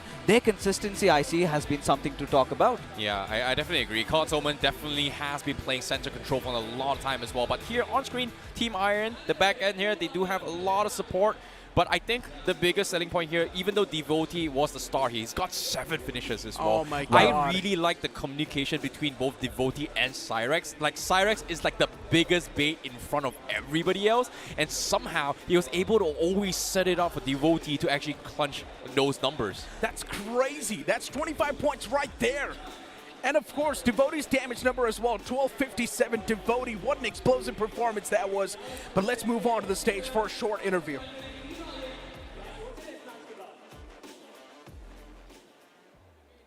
इतना wide या इतना wide, आपको जितना wide करना है कर सकते हैं, क्योंकि the competition right now is wide open after this amazing win by the boys of team Aryan. And इस समय आर्यन से ही बात कर लेते हैं. Aryan, congratulations for that win. Comeback मार लिया है बढ़िया. चौथे गेम में आपको चिकन डिनर मिला है, एंड सैनहॉक एक ऐसा मैप है जिसमें आपका एक्सपीरियंस काफी बढ़िया रहा है. तो tell us about this whole thing, जहां पर क्रूज कर रहे थे आप बढ़िया, ऐसे कोई बीच में कोई दिक्कत ऐसा आई नहीं, लेकिन आप बताइए आपकी टीम ने क्या एक्सपीरियंस किया, कोई चैलेंजेस थे या एकदम इजी ब्रीजी था? नहीं, बस एज टू एज खेला, जोन एज क्लियर करा, डिवोटी और इन्होंने सबने फाइट निकाली और चिकन आ गया. अब अगला मीरामार है, तो उसमें क्या स्ट्रैटेजी रहेगी, क्योंकि एक मीरामार ऑलरेडी हो चुका है, तो अब क्या सीखा आपने पहले गेम से एंड क्या सुधारने वाले हैं for the next Miramar game? थोड़ा सिचुएशन के हिसाब से खेलेंगे, जो सिचुएशन होगी पैसिव एग्रेसिव उसके हिसाब से मूव बनाएंगे अपना. एंड आर्यन, मैं जानना चाहता हूँ, जब जीत आपके हित नहीं आती है कोई मैप्स में, तब आप टीम से क्या बात करते हैं? मोटिवेशन के लिए क्या होती है ताकि मोरल ना डाउन हो, ताकि मोटिवेशन बरकरार रहे? क्या बातें होती हैं टीम के बीच में? बस एक दूसरे को होप देते हैं कि अभी 10 मैच बाकी है, 15 मैच बाकी है, कर लेंगे, बस तो हो जाता है. एंड कर लिया है. अब क्या बातें होंगी अभी अगले गेम से पहले? अभी 2 मैच और बचे हैं, यही मोमेंटम कैरी फॉरवर्ड करना है और देखते हैं कि ज़्यादा पॉइंट आज मार पाए. ऑलराइट, इस समय देखिए मोमेंटम की बात हुई है, एंड मोमेंटम इस समय टीम आर्यन को मिल चुकी है with that amazing chicken dinner. लेकिन 2 और मैप्स बचती हैं. मीरामार में कोई क्या टीम कमबैक मारती है, या इस समय हमें कहानी थोड़ी सी सिमिलर देखने को मिलती है? ये सब जानने के लिए चलते हैं कास्टर्स डेस्क की तरफ. Man, that confidence, I see in Necro. And this is his first year into the pro stages. We've seen him across a few lands, but this is where he's actually getting to shine. And you know, even during the interview, as we take a look at the realme highlights also, it kind of goes on to show that they wanted to have that edge-to-edge approach, and Devotee, he was all over the place. That is what, Aryan had to say. Yeah, I definitely agree as well. But even then as well, as the game continues on, especially the fan favorites, or in this case, the favorites coming into the tournament, K9 just had a little bit of a near-death experience right from the get-go. But despite that, just could not convert their games into the later stage of the game. Aryan, I agree with Necro. Aryan just completely rolled on every single team they saw in front of them and won every single fight. This is an experienced team coming from the BGI's land. Mixture of ex-Board Army Esports, ex-Genesis Esports came together and they look stronger than ever. And again, took them 4 games. Now with the chicken dinner, it seems like they are back right in action. Yeah, pretty much. And I think after this game, Aryan is also going to place themselves directly on the first spot, right? 25 points. That's a nuclear performance right there. This game was not served to them on a silver platter. Yeah. Instead, they made this game theirs. They pretty much grabbed it by its throat, and they made it theirs. But if you have a look at the highlights as well, Genesis Esports, unfortunately for them, the moment they decided to step outside of boot camp, that's where their demise started. They were too exposed. They were also taken down by the players of God's Ring 2 in that process. Genesis was just too exposed. Later on, we did see Aryan once again take a fight against the players of Team Forever, and even Team Forever did not even stand a single chance. Yeah, Team Forever definitely fumbling a little bit here in terms of their overall strategies to actually work out as well. But at the end of the day, Devotee and also Cyrex, this combo is somewhat working out here. Cyrex just being one of the biggest bait out in the open, but for some reason just cannot be taken out.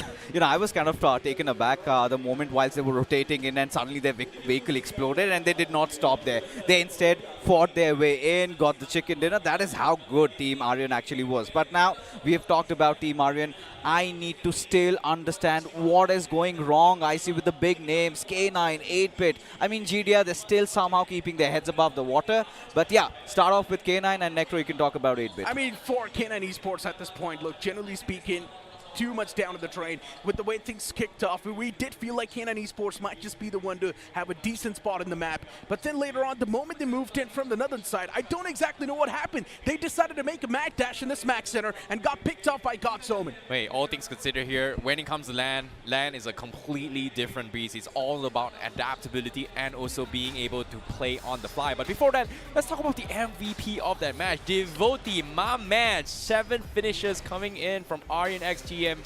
That was a very, very convincing start as well, because Devotee was able to open up so many opportunities that allowed them to push through inside the zone and just completely set up the fight here. For a second, I thought Cyrex was the entry fragger, but guess what? Yes, he may be the entry, but guess what? It was a bait. Cyrex just baited so many players out in the open, and Devotee was very, very quick to instantly trade off those fights. Yeah, he certainly was. As folks, we take a look at the top 5 players of this game of Sanhok. Of course, Devotee right at the tippity top, but Stone BGMI. That moment, Necro, inside that little compound, that little, face-off that they had against each other. 6 finishes from Stone BGMI. We saw that. Even I see you were there with me on the desk whilst the online stages in Stone BGMI, that clutch in Miramar, and now even in the land stages, he's certainly starting to feel himself. But as we move on, we've got Hitler, Kalyug, a lot of new suspects actually, and now I think it is set in stone. The new era that we were talking about in the online stages has moved on onto the LAN as well. Oh my god, that was a very, very clean pre-fire as well as a corner pick coming from Devotee. This is all the finish moments from his perspective and just completely shut them all down. So very, very nicely done coming from Devotee. And I'm curious to see what Aryan x TMG has installed as well, because before into this game, I was able to catch a little bit of a chat with Scary Jot in particular, but before we get into the details, this is the score up on screen. Solid stuff, 25 points in total. You've also got God's Omen right there with 15 points. TWOB getting 11 points. Eggy as well, not doing too bad now. Finally, we're seeing Eggy achieve that consistency that they're supposed to be doing in the first place itself. And even God's Ring not doing too bad. And there you go. Look at the overall rankings. All right. Quite interesting. For Miracle Esports, 40 points. And then you've got the likes of Aryan TMG right breathing underneath their nose. Los Hermanos, it feels like now we've got our upper echelon, the top 4 in the mix. There is that, segregation created. Right next, on the 5th spot, folks, we've got God's reign, 27 points. Rising Inferno, I see, they had such a great start to the day, but slowly it feels like they're blowing off a lot of steam. Yeah, I definitely agree. And even I think this is the first time we've seen this entire realme BMPS, regardless of whatever stage, in just 4 matches. The gap is that huge. That is just insane. It's just a very, very consistent runs coming from 4 teams in particular in the top. And with Aryan having a little bit of chance here to actually bounce back, it just shows you like how much prep work has been done behind the scenes coming to the grand finals here. People say, oh, Undergods, they are going to choke. But guess what? Seems like Undergods here are proving that they were not a fluke. It wasn't a joke. They are not fake wannabes. They are actual pros, you know what? In the series itself. They really mean business, right? And when we talk about the big names, certainly Necro, one that comes across our faces will be Team 8-Bit. So far, their performance in the grand finals hasn't been that great. Yeah, it's not been that great, right? 8-Bit is someone that's currently sitting on the latter half of the board, and you expect a lot more from a banner like 8-Bit, right? And you talk about great starts. Los Hermanos as well is a prime example of that. They got 26 points in the first game itself, and now look at them. Los Hermanos, you speak of blowing the steam off. The same thing is happening with them. They're extremely inconsistent. In my opinion, Los Hermanos, they need another big game. Yeah, they certainly do, but we're all concerned with what is going to happen to Somrat's kingdom. And for that, let's head over to a quick interview. We've got Salty with us with 8-Bit.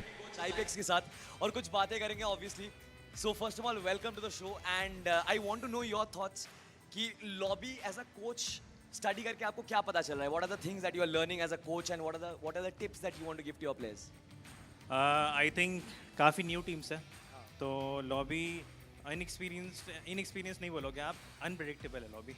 तो एक काफ़ी unpredictable lobby है और first circle को बहुत ज़्यादा priority दी जा रही है टीम्स के। फर्स्ट सर्कल के मूवमेंट्स बहुत ज़्यादा हैं, तो ये एक चीज़ है जिसको एक एक्सपीरियंस T1 टीम्स को टैकल करना पड़ेगा, हमारी जैसी टीम्स को। बाकी फिर आगे देखते हैं। So क्या आप जनता को बताना चाहोगे कैसे आप टैकल करना चाहोगे इसको, या फिर do you want to keep that a secret? Transition समझना पड़ेगा, कौन से मैप में क्या चीज़ का ज़रूरत है, और फिर उस टाइमिंग को हम देखेंगे, उसको स्टडी करेंगे, फिर उस टाइमिंग को हम सुधारेंगे।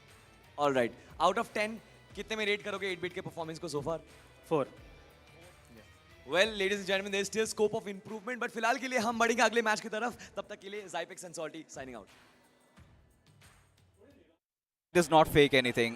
4 on 10 is the scoring that he has to give to his players, and understandably why. But here Necro, he brought in a very important point that all these newer faces are giving in some unanticipated rotations inside this first circle.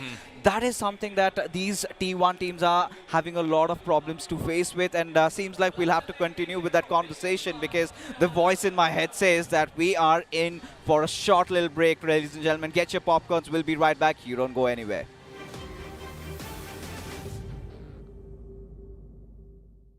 All right, team, we have got our champ. Good job, man. Good job.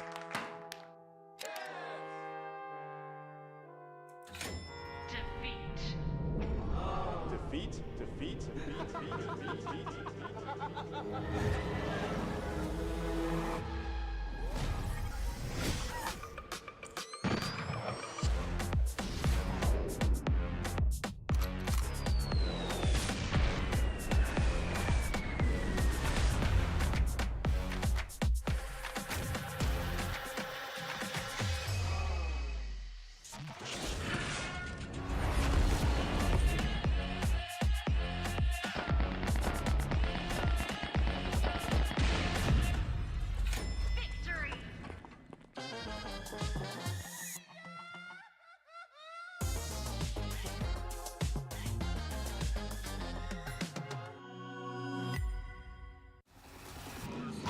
Toss a coin in the waterfalls in the wishing well.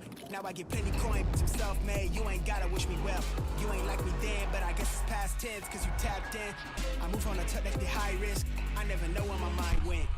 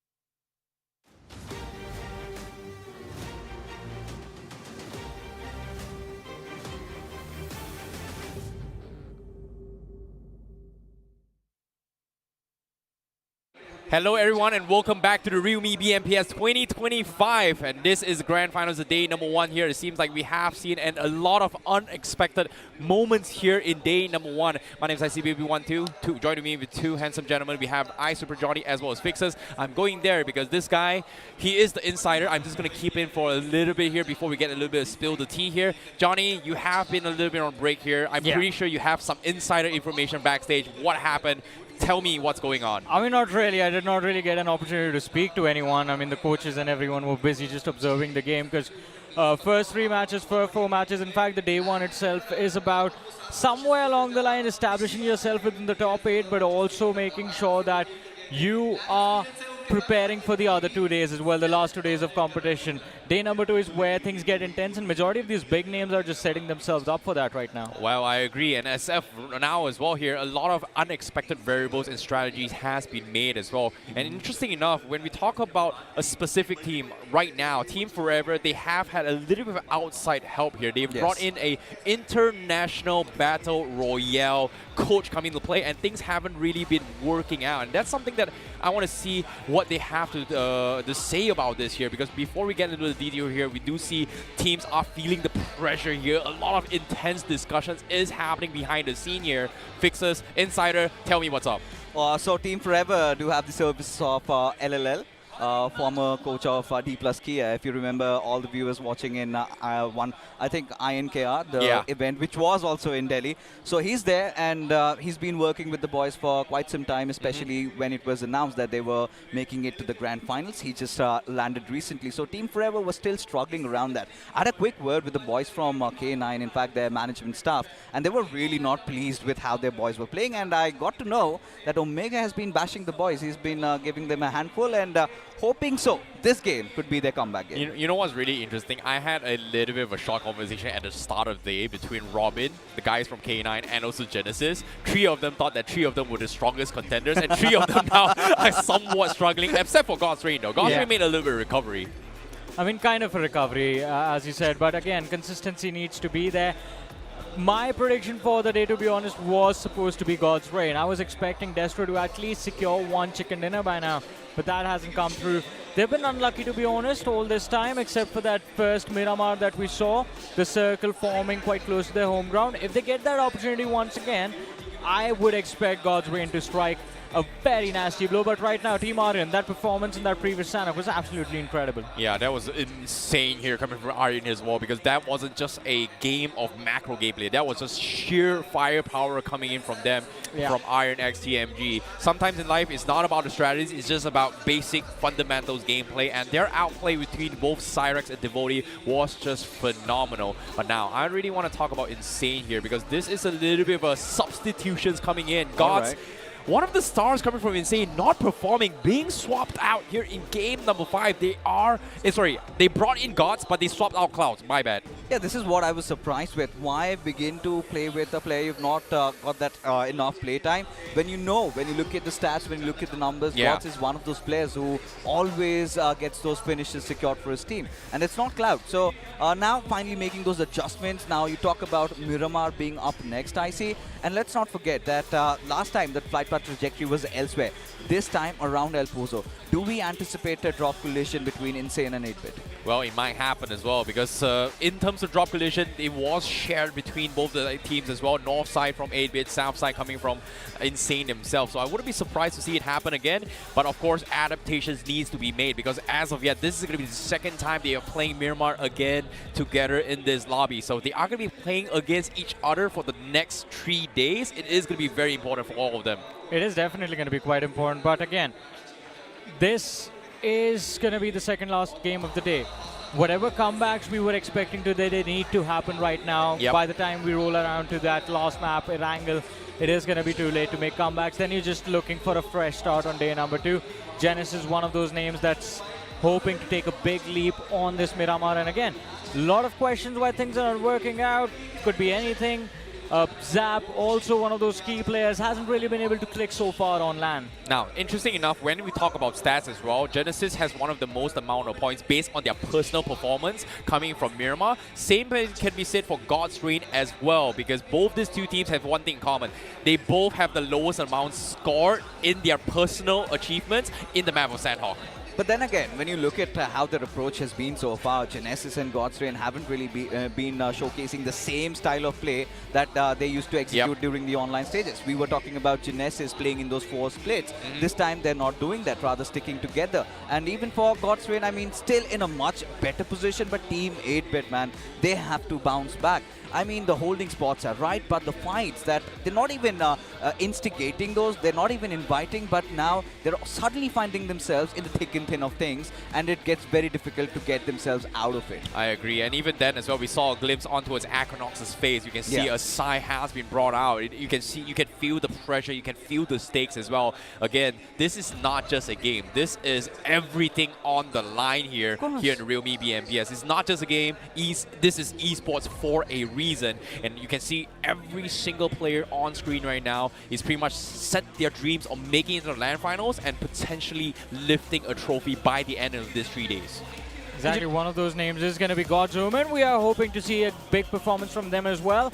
Consistent in the first 3 matches that they played, but then there has been a fall off of points that has resulted in them dropping out of the top 3 where they started off the day.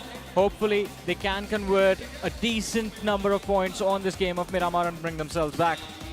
Yeah, I perfectly agree as well, but you can see the players are ready. Everybody is looking to party and rumble because, ladies and gentlemen, Game 5 is about to begin, and we are going to be heading in towards the desert plains of Miramar itself and kick things off for Game 5 for the realme BMPS 2025 here at the LAN event itself. Ladies and gentlemen, this is Miramar.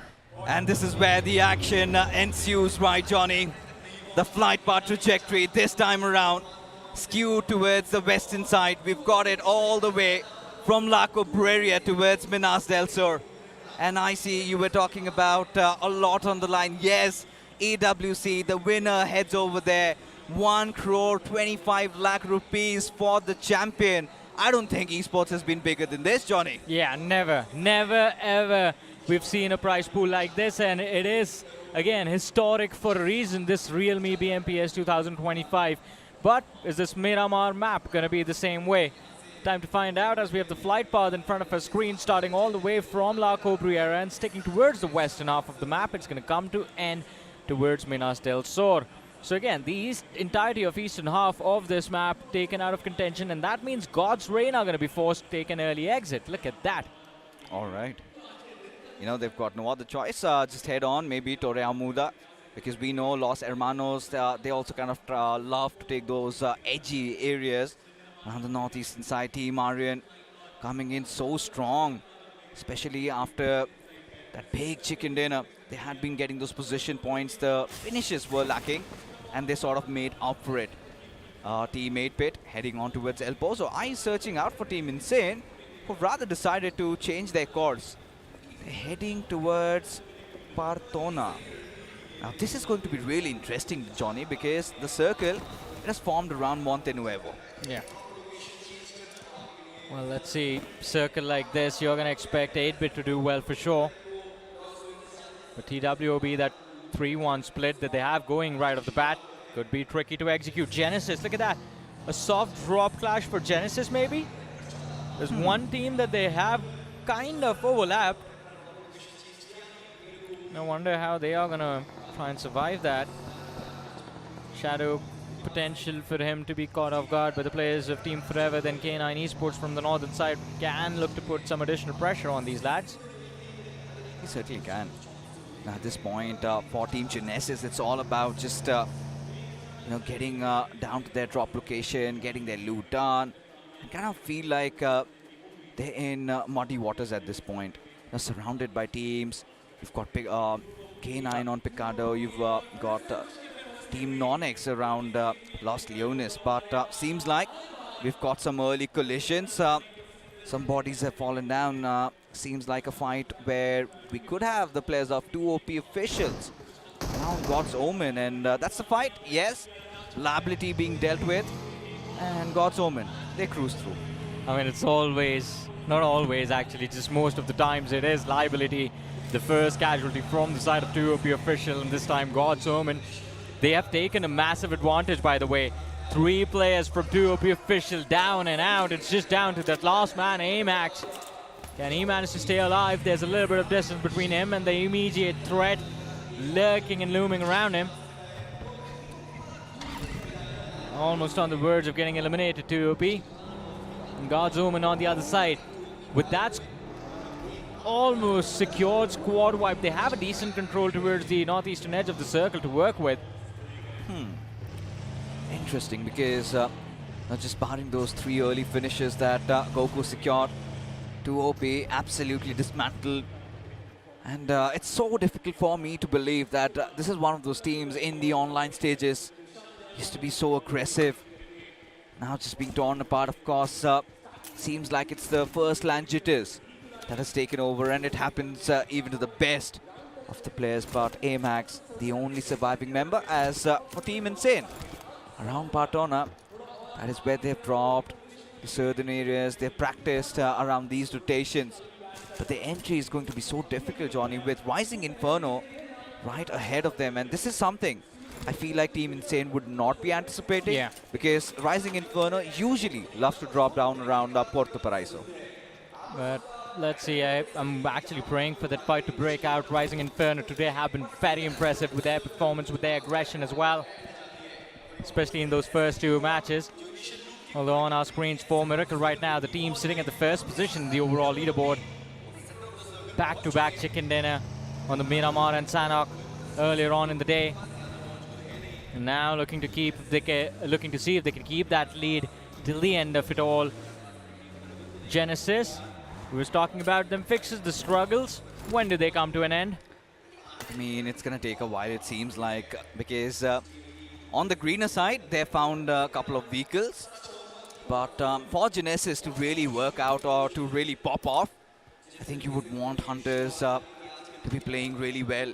He's been silent so far. Apollo, he's been doing his bidding, and we've seen Team Genesis being caught off guard in such sticky situations. So they need to make amends. And as a result of which, still quite a slow start for all these teams. TWOB playing around the center as Rising Inferno.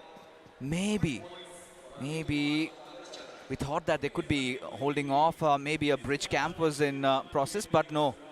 They decide to enter inside the circle, which I feel is a very good idea. Well, let's see how that one decision is going to turn out. What the result is going to be at the end of this match. In the meanwhile, Rising Inferno and still in the early stages, 2-2 split going on, taking their sweet time, getting the loot. Quite contrary to how they kicked off the day, this time not really looking to be a part of the early action.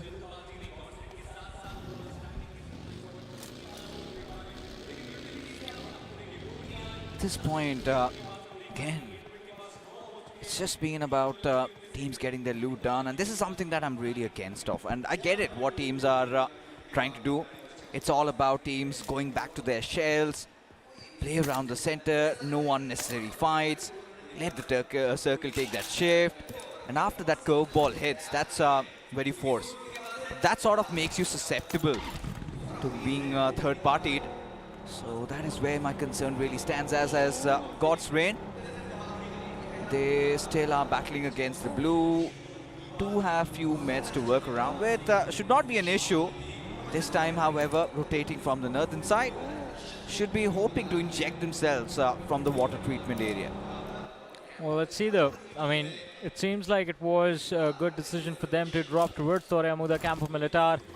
No risk taken to fight for those vehicles in the early stages. Now, all that's left is to just move along those northern lines and breach the northern edges of the zone.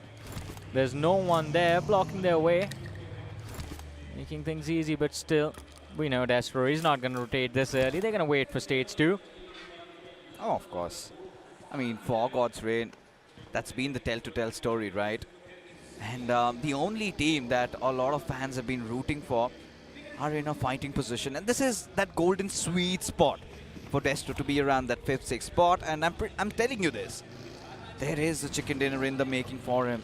It's all about having their players commit as a cohesive unit, and once that happens, there's no stopping them. But look at this. It's building up. Team Eggy right next to the players of TWOB. Anonymous, his position wasn't revealed, and as a result of which, he strikes. JD Gaming instantly taken down, but Anonymous, he's playing all by himself. He's got some backup. He's got Rapido also coming to his aid, but Anonymous has got to make some quick moves as Team Eggy. There you go. The IGL himself striking back as Anonymous. He gets taken down. A one-on-one trade. And now next, anything could possibly happen. Yeah, but Eggy, brilliant position, lobs the nade. A big chunk of the HP bars picked away from the two players, and it seems like Team Eggy, they've taken control of this fight. The players split apart. Eggy finds the second. Kaliuk falls, and Rapido, he's still going for that revive on Anonymous, but JD Gaming has pushed up quite up far. Murnox traded out. Kana trying his level best, but TWOB, it's not even the war, it's the battle right now that's been lost by the world of battle. 4 finishes on the board for Eggy. And look at but this. No time to celebrate. Third party coming through from Genesis. Yeah, Genesis just hovering around. No commitment made. I'm pretty sure the vehicle noises have been heard, and they realize that since Team Eggy, they've managed to recuperate themselves, there's no point fighting it out, hence head their own merry ways. But when you take a look, Johnny, at how the circle is formed, it's this time centered around San Martin. So a drastic northeastern shift. This is the curveball that we were talking about. And look at the amount of teams that are inside the zone. And I feel like it's getting nauseatic at this point, but if you want to have some nice BGMI gameplay, do check out the realme GT7. Well, so far we are going to check in with Genesis once again. We're expecting them to be pushing on the players of Team Eggy, but it seems like decision taken against that.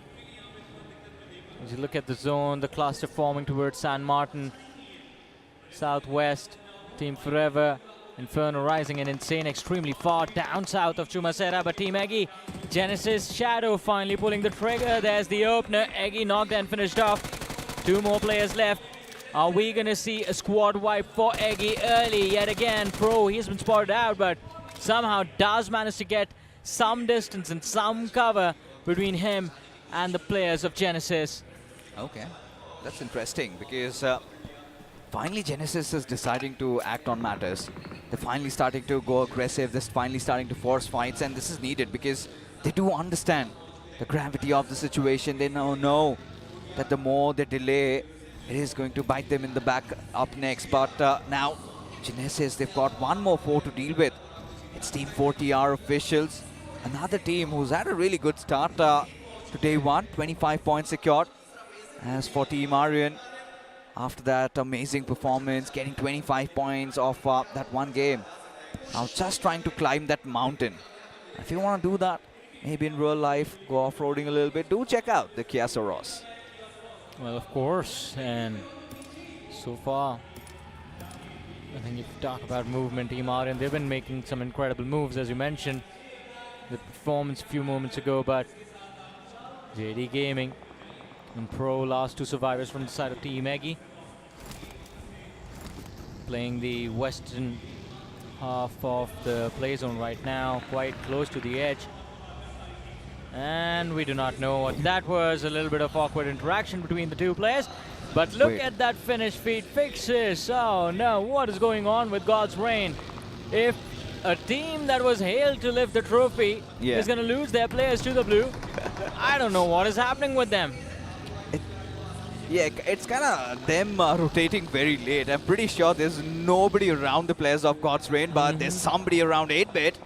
For sure, Somraj again miscalculating the rotation timings, and as a result of which in a whole world of trouble, and so is Utkarsh as he gets drove over. And now it is all down to Ringod, and he has to fight it out, and he does. And look at that. Einef God, those toe finishes, and Team Eggy, they've been dealt with. Yeah. What is going on? Desperate moments call for desperate measures. But when you are taking those measures, they come with a massive risk as well. A risk taken by Team Eggy to slam for the center. And a punish from 40R official. Incredibly done. But look at the radar now. They find themselves surrounded as well. With K9 Esports down south, 8-bit towards the west, but there's a little bit of distraction to take care of. 8-bit towards the north, you have Los Hermanos, a prime position in this game. Again, it seems like they don't really have to do much until the extreme late stages. Yeah, I think Los Hermanos have really got the fundamentals right. They've come in with an objective. All they want to do is split the circle right, and now Rising Inferno surrounding the players of Team 8-bit. Raiden already dealt with. Aquinox still fighting with fire as another flood comes in, and this time he's going to be dealt with. But Rising Inferno, they have incurred so many losses, Johnny. As now, just like that, two players dealt with, and now even Genesis, they were just floating around. They heard all that commotion, and suddenly they want to partake in this fight. Oh man, this is, well, towards the center, it's going to be an absolute bloodbath, to be honest. Rising Inferno, not really a lot they can do. Just wait for the opponents to peak the ridges. It seems like Owen and Jatin, they have been distracted by the players of Genesis all this while. Although, I think there is no incentive for anyone else to start targeting the players of Rising Inferno. Genesis is the only one who's going to look for those extra frags, to be honest. Oh no. That's a tough spot to be in for the players of 4 Miracle. As they try to move inside of the edge of the circle, it's going to be shots taken by Cyrax upon them. But both the teams just looking to evade the damage of the blue. All right on his head, almost securing the knock. Somehow Reaper is still alive, but not for long. Hitler still finds the knock. Incredibly done, and this is the pressure that Aryan could actually use to push on the players of 4 Miracle and get some frags on the board. Yeah, you were talking about pressure. This is confidence exuding, but a little overshot. As Beard Baba, he responds back. For Miracle Esports, the damage has been done. And now Team Aryan, can they get Hitler back to life? That's the big ask as Reaper, he's been dealt with. Falling prey to the circle, so the finish gets registered for Team Aryan. As even for them, heading inside the zone, it's going to be interesting. Even for NoNx officials, haven't had the greatest of time.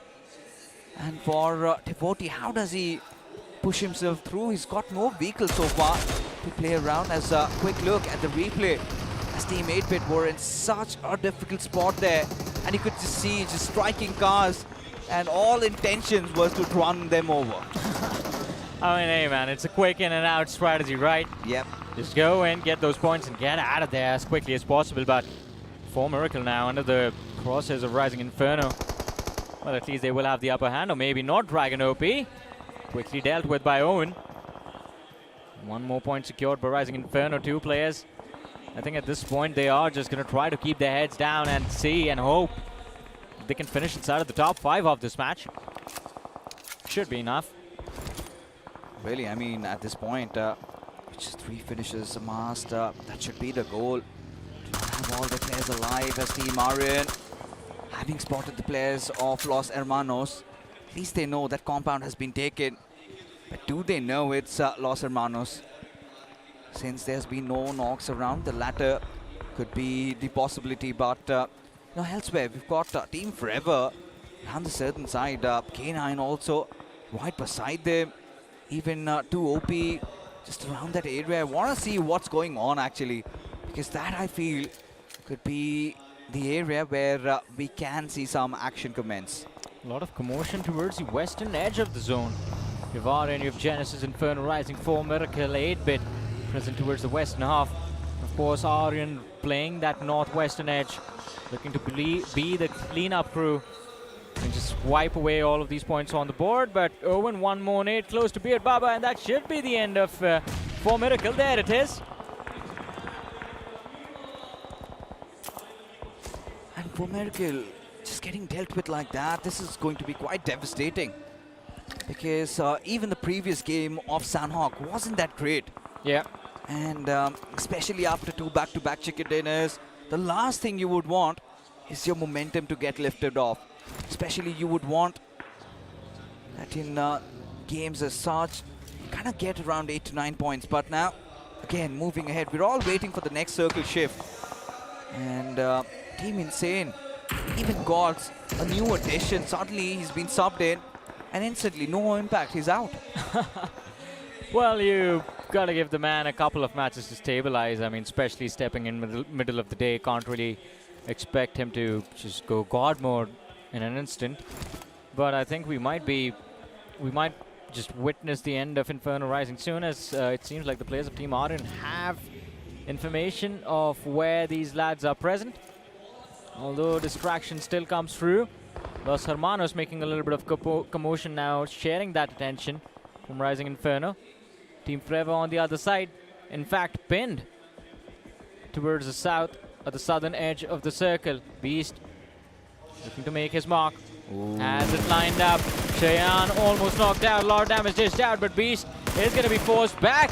But still, Slug chimes in. The knock secured by the side of K9 Esports. And they have the man advantage to work with, but Thunder has managed to close in quite a lot of distance against Beast. A little bit of repositioning coming through. Spots out the man with the S12K, whiffs a few shots, and now the pressure, I believe, is going to be reset. K9 Esports, they let go of the aggression as the players are way too split up to be able to take this fight.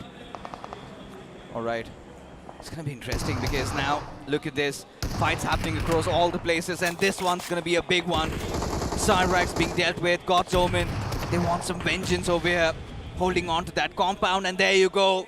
Superman getting those final finishes along with Gyrogod.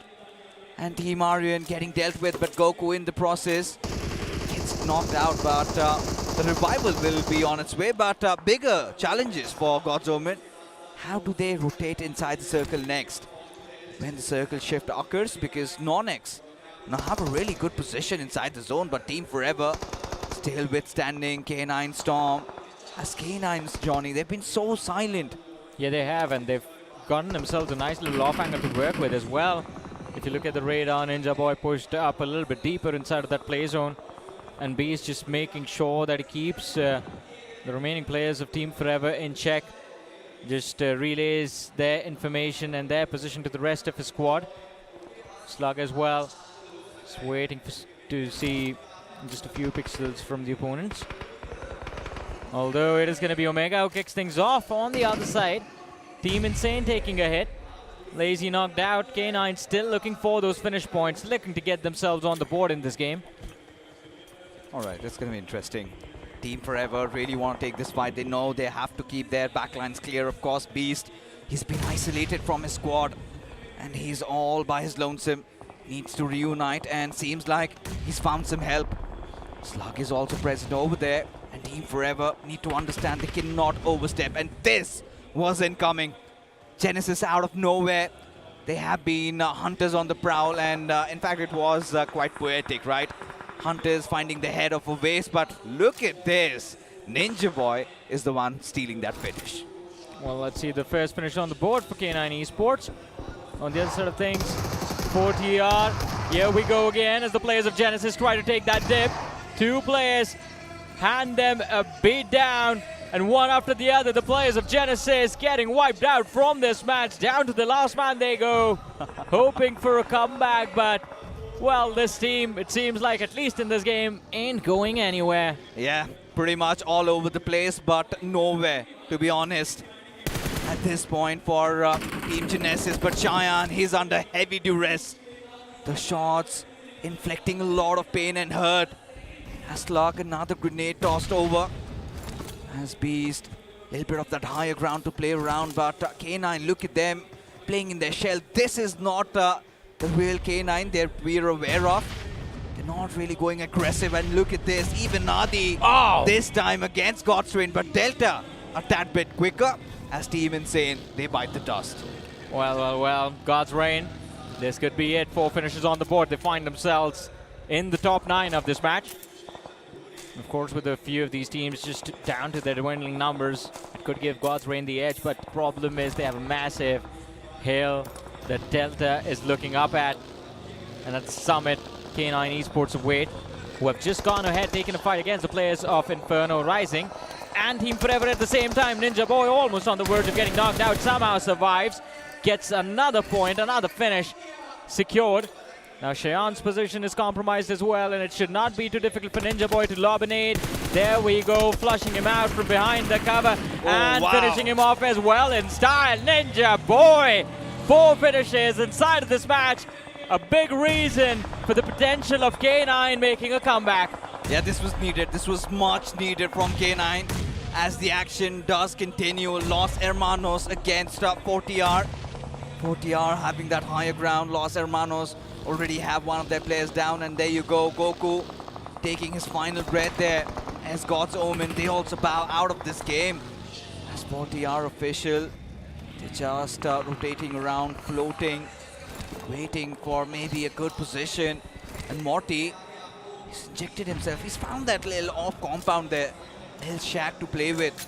I still feel quite exposed, quite in the open, as even for the players of K9. Look at that split.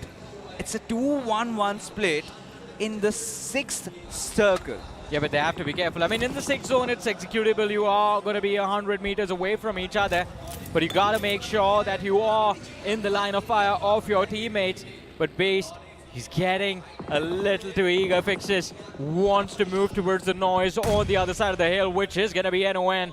But needs to be careful of the team down the slope. That is God's Reign. But Zap, will he be zapped out of existence?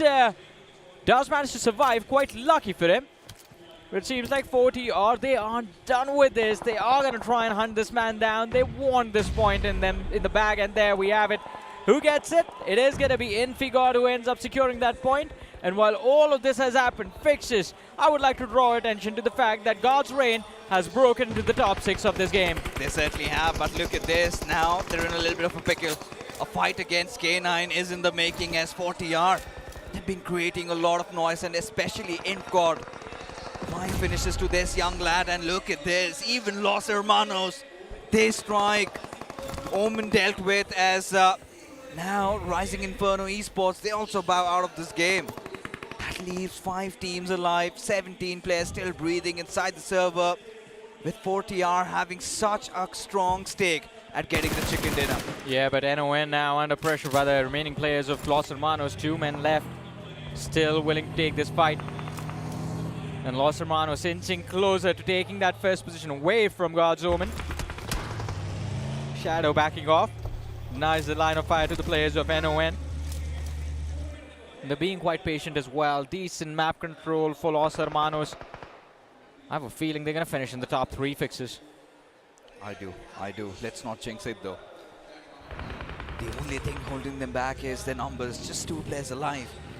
And now K9, look at this. You know, this is a deadly squad, right? You've got all 4 players alive, and they can make so much, especially with their eyes pinned at the players of GDR. Neo, Justin, playing together. And Slug, he's starting to itch. He's itching for a fight, and maybe has knocked out Destro that grenade. A little overshot. But still now Destro inching it closer. This is exactly what Slug wants. Well, this is exactly what he wants, and Destro delivers. Player spotted out, nade goes out, the knock comes in. K9 Slug, incredibly done. And the second as well, the follow-up with a little bit of a helping hand from NON. But the pressure from God's Reign has been relieved as one player from the side of K9 falls. Beast hits the floor. Now hoping for a reset, but the backline's compromised. It's not going to come through. And K9 left bleeding. NON looking to capitalize. God's Reign, they've been given a second chance at life in this game. All thanks to NON and that third party. Destro is getting a revive. Look at that. This is unbelievable what's going on. A lot of third parties happening at the same time, and K9 a couple of moments ago who were in such a dominating position, now on the back seat, as now NoNx, like I said, they have struck, still taking their chances, and you could see that reluctancy quite visible, right? That confidence missing. Maybe a chicken dinner could fix that, because NoNx, when you look at the players, Levi, the highest fragger in the online stages, right at the top of the MVP leaderboards. He needs to channel that demon. He needs to manifest that. As for K9, what do they do from here? The moment those smokes dissipate, you have God's Reign and the players of NoNx trying to rip your heads apart. It's the standoff between the top 5 teams. No one willing to move for the center. And somehow it's a miracle that Los Hermanos still stay alive in all of this commotion. But stage 8, 45 seconds left before we hit stage 9. And then the blue will collapse. Los Hermanos, one more player knocked out, but God's Reign put under pressure as the nades go out. God's Reign, they go out along with them. Justin and Destro, pixel of HP. Justin fall, Destro, last man left alive. And an unbelievable opportunity for NON to secure for themselves an incredible chicken dinner and make a bounce back in the overall leaderboard. We're down to the top 4 of this game. 13 players still alive. It's going to be so difficult with K9 still breathing in the server. Look at Slug, he's pushing in. He knows the players right are in front of him. Slug instantly takes a knock, maybe not. And instantly swings back. As now, retaliation. Ninja Boy barely breathing. What is going on? K9 in 2 minds. If they want to push or maybe not, as the 9th circle has also come into play. No more playing lands. This is it, right? This is where they have to commit. No other options. It's quite surprising seeing the players of K9 Esports so controlled. 5 eliminations secured, all thanks to Ninja Boy getting that early 4 TR on the flank. Omega, I believe he might have gotten an inkling of information as to where the threat is. It's a 4 versus 4 versus 4 opportunity now as LHS bow out as well. And 4 TR, that incredible start to the day. This could just tie it all together for K9 Esports. They're looking for a big comeback. And NON as well, hoping to take that massive leap into the podium. But now fights break out. Lavish is going to be the first man hitting the floor, but the trade comes through. And 4TR are going to be left bleeding as even Morty gets knocked out. K9 Esports, prime opportunity to get a comeback on the board. And they're going to go for both the teams at the same time. Ninja Boy goes right, everyone else goes left. And then NON and 4TR getting absolutely annihilated as the K9s are going to sink their teeth into their bodies. Got exported out. Ninja Boy is just being patient. Stop drawing with your food. Get that man out of the way. 8 eliminations for 4TR, but not enough numbers to go into this fight. But somehow a recovery is going to be there as well, as all of a sudden K9 are left down to their last man. Ninja Boy in a 1v2, at least for now. The shotgun goes off, but he still does not find the knock. Revive in the backline comes through, and the nade is going to be lobbed in his face. Ninja Boy fighting for his life. Will he be able to survive? He gets the first knock. Players in the back, extremely low. Paid his life, still intact. There's another on the board. 9 finishes for Ninja Boy. And down to the last men we go. It's a 1v1 with a stun. And still, the fight goes on. Both the players waiting for an opening. They don't have enough time. 21 seconds.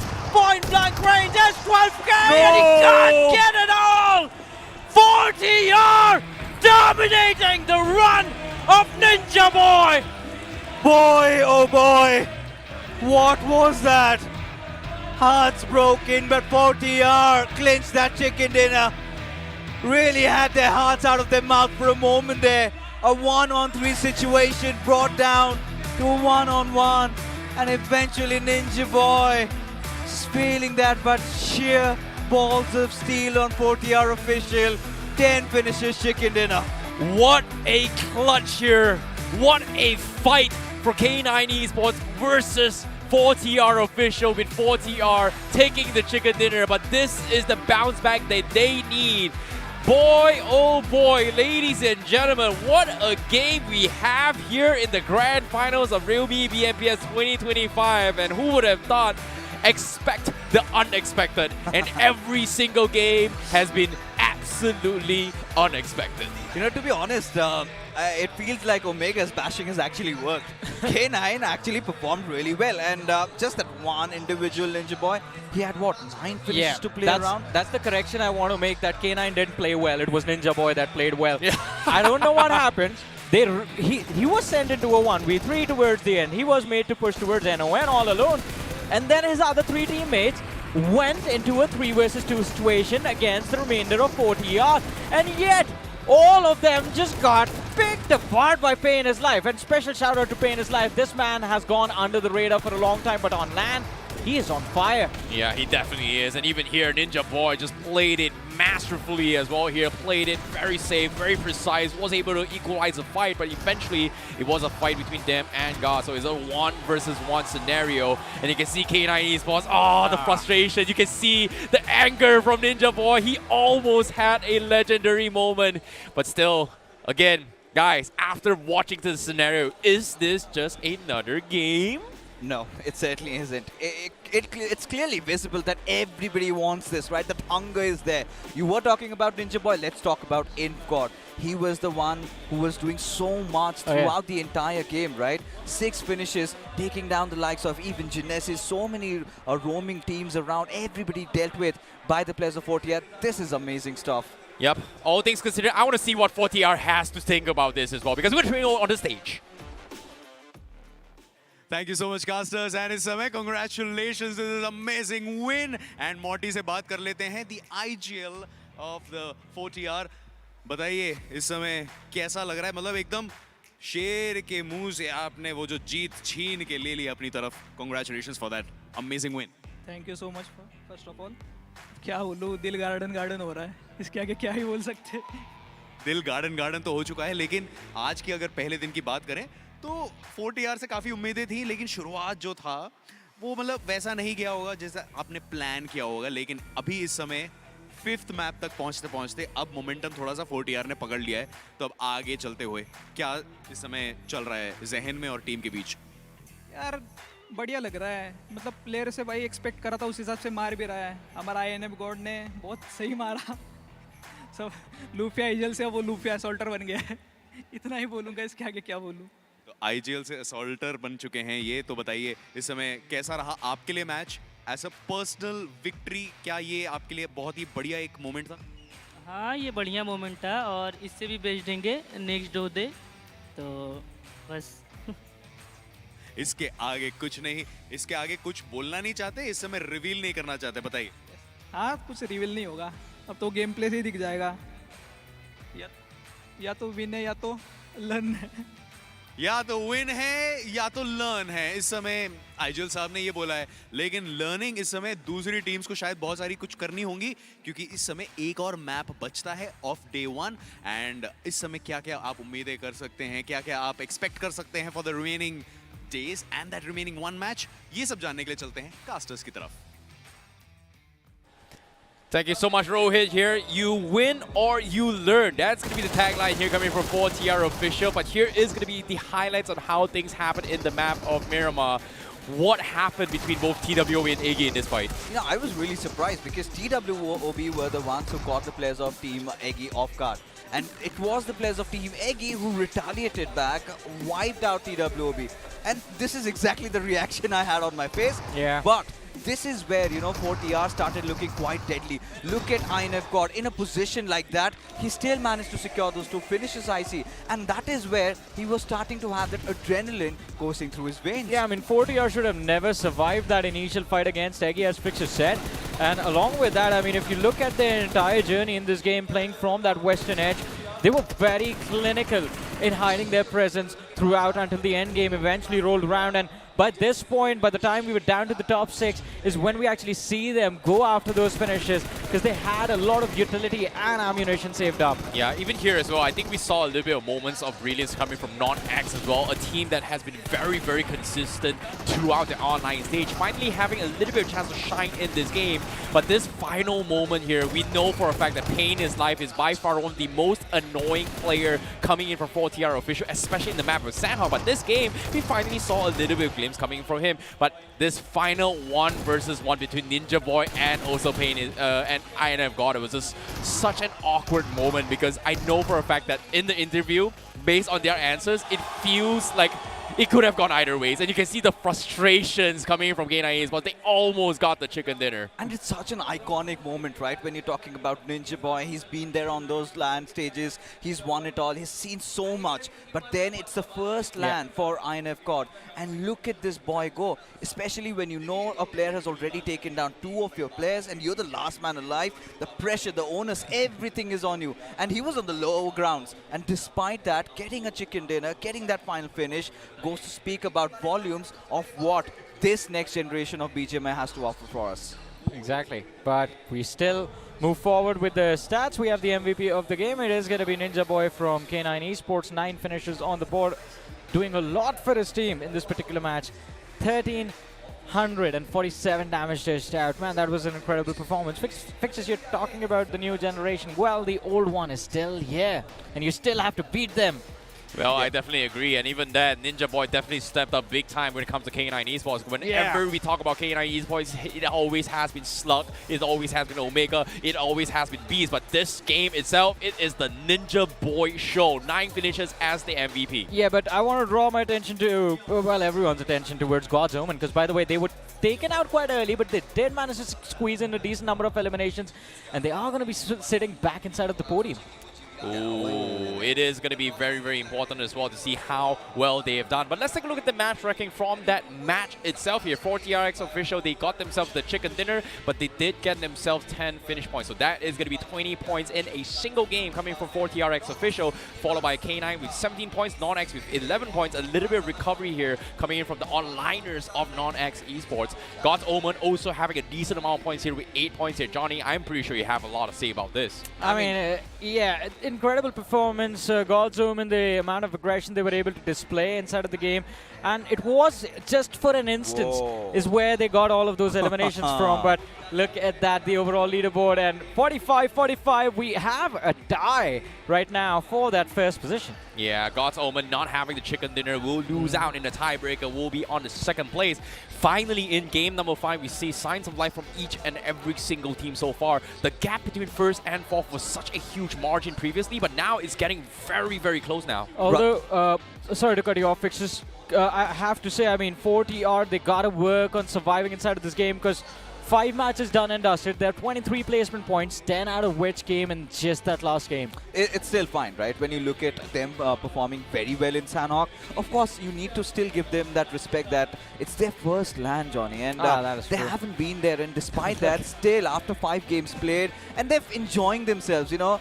Even in the interview, he said, Dil garden ho gaya. He's feeling so happy about it. He's just so happy that he's made it so far. And now at the top, now, you know, I'm kind of starting to feel like when do they gas out, I see, because at moments like this, you've never anticipated to see yourself at this top spot. Now, when teams will get conditioned, what do you do next? Hey man, 4TR official definitely a dark horse here as well, because this is the first time seeing a little bit of a personality behind the scene that's happened this past few days prior to the grand finals itself here. But I want to see their overall performance here today here. The head-to-head between both 4Miracle and 4TRX official. 4Miracle clinching 2 chicken dinners in game 2 and game number 3 here. This is the head-to-head. What are you guys' thoughts on these 2 teams right now? Well, you know, if I have to be honest, I feel like 4TR has been the better lineup of the 2. Everything kind of favors them. They've got more points, they've got more damage. And 4TR, this was one of those teams I see we love during the online stages, especially in just that one map of Sanhok. No, actually every single Sanhok. Yeah, every single Sanhok, they have been such a delight to witness. But this time, they have been consistent throughout. I mean, very consistent, to be honest.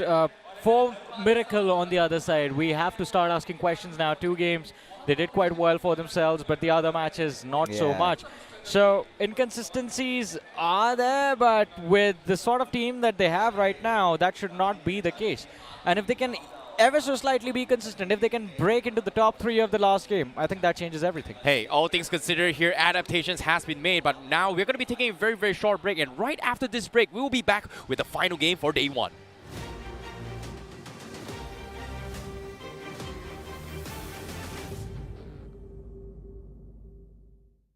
All right, team, we have got our champ. Good job, man. Good job.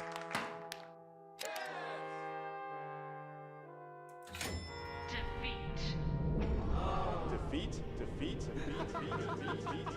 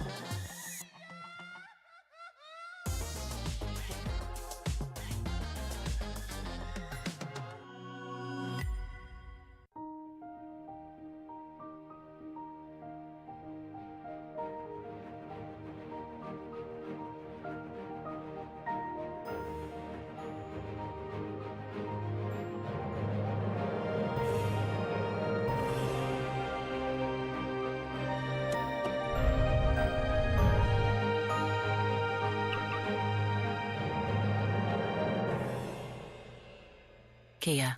Movement that inspires. सब ठीक ही है पर कुछ तो missing है Go on.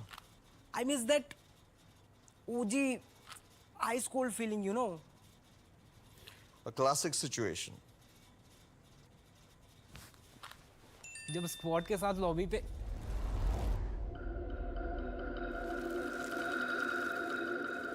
It's back? क्या?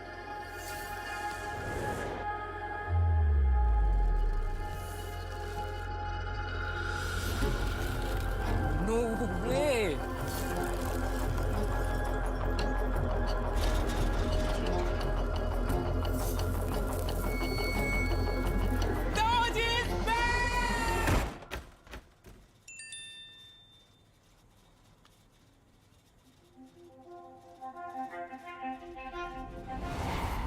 Oh, bhai, it's back!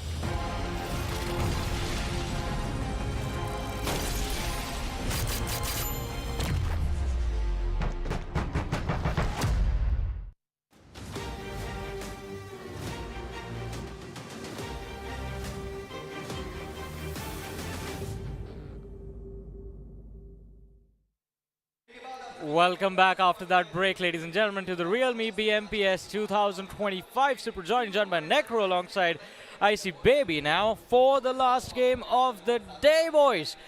First of all, did you guys think that this is what the overall top 5 is going to look like at the end of day 1? Absolutely not. 100% no. God's Omen maybe, but everybody else, absolutely no. And second of all, the day hasn't ended yet. We still have one more match to go. Exactly, and that means there's a big chance 4TR might just get another chicken dinner and keep their just lead pinned down even well.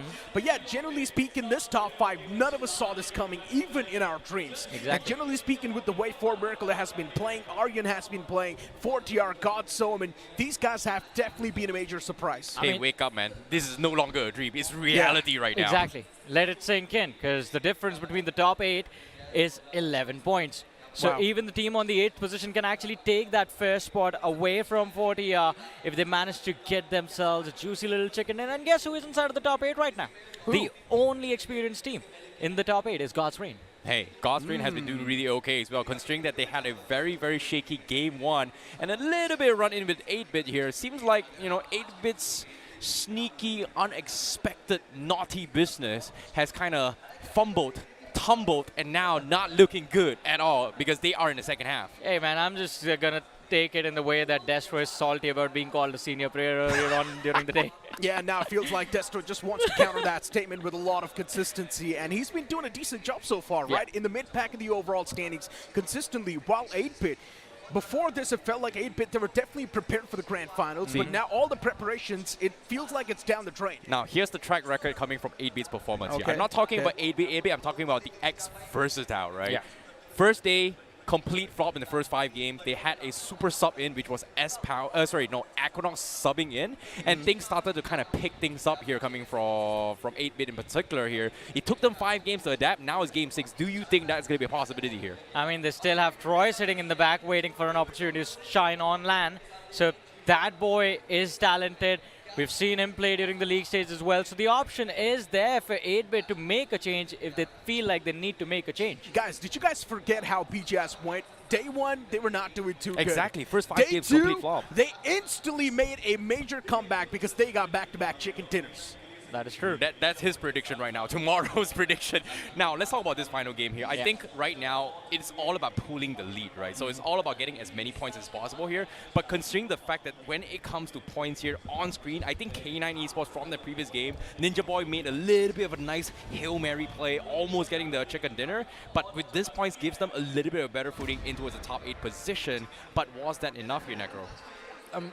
Question that you asked me, right? For K9 Esports, look, generally speaking, since they have managed to do a decent game in the previous one, and all thanks to the Ninja Boy, by the way, this man managed to secure 9 finish points all by himself. K9 Esports, with this sort of performance, they might just be able to put themselves somewhere around the top 8, or maybe in the top 8 as well. I think K9 for them, it's this trio, man. The Ninja Boy, Slug, and Beast that needs to click, that needs to come together.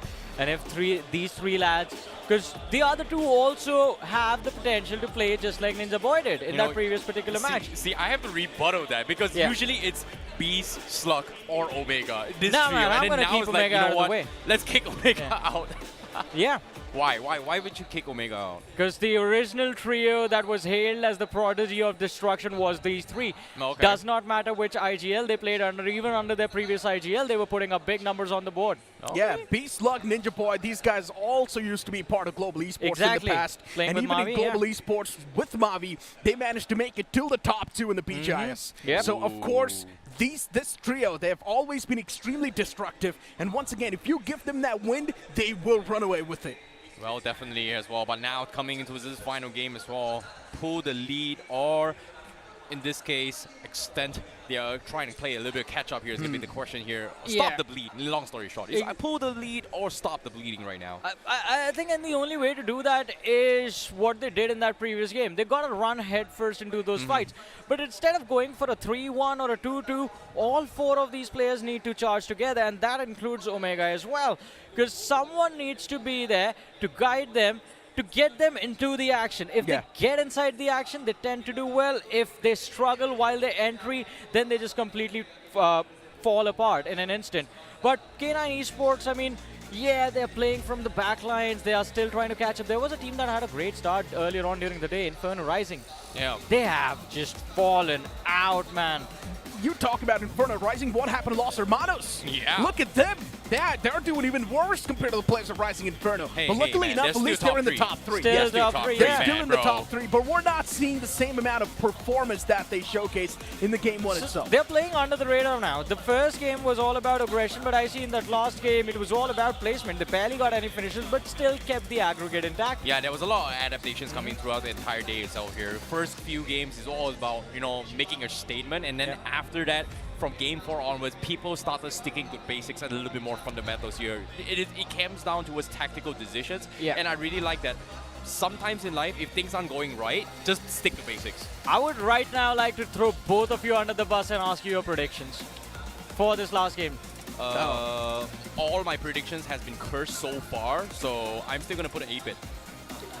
There's no way. He just stole my words. I wanted to go with 8-bit as well, but now since he picked 8-bit, I'm going to go with Genesis Esports. I think Genesis Esports might just do it. They're not doing too hot so far, but the last game, it's got to be the cake. Luckily, both the teams right now have 19 points, so we have a fair start.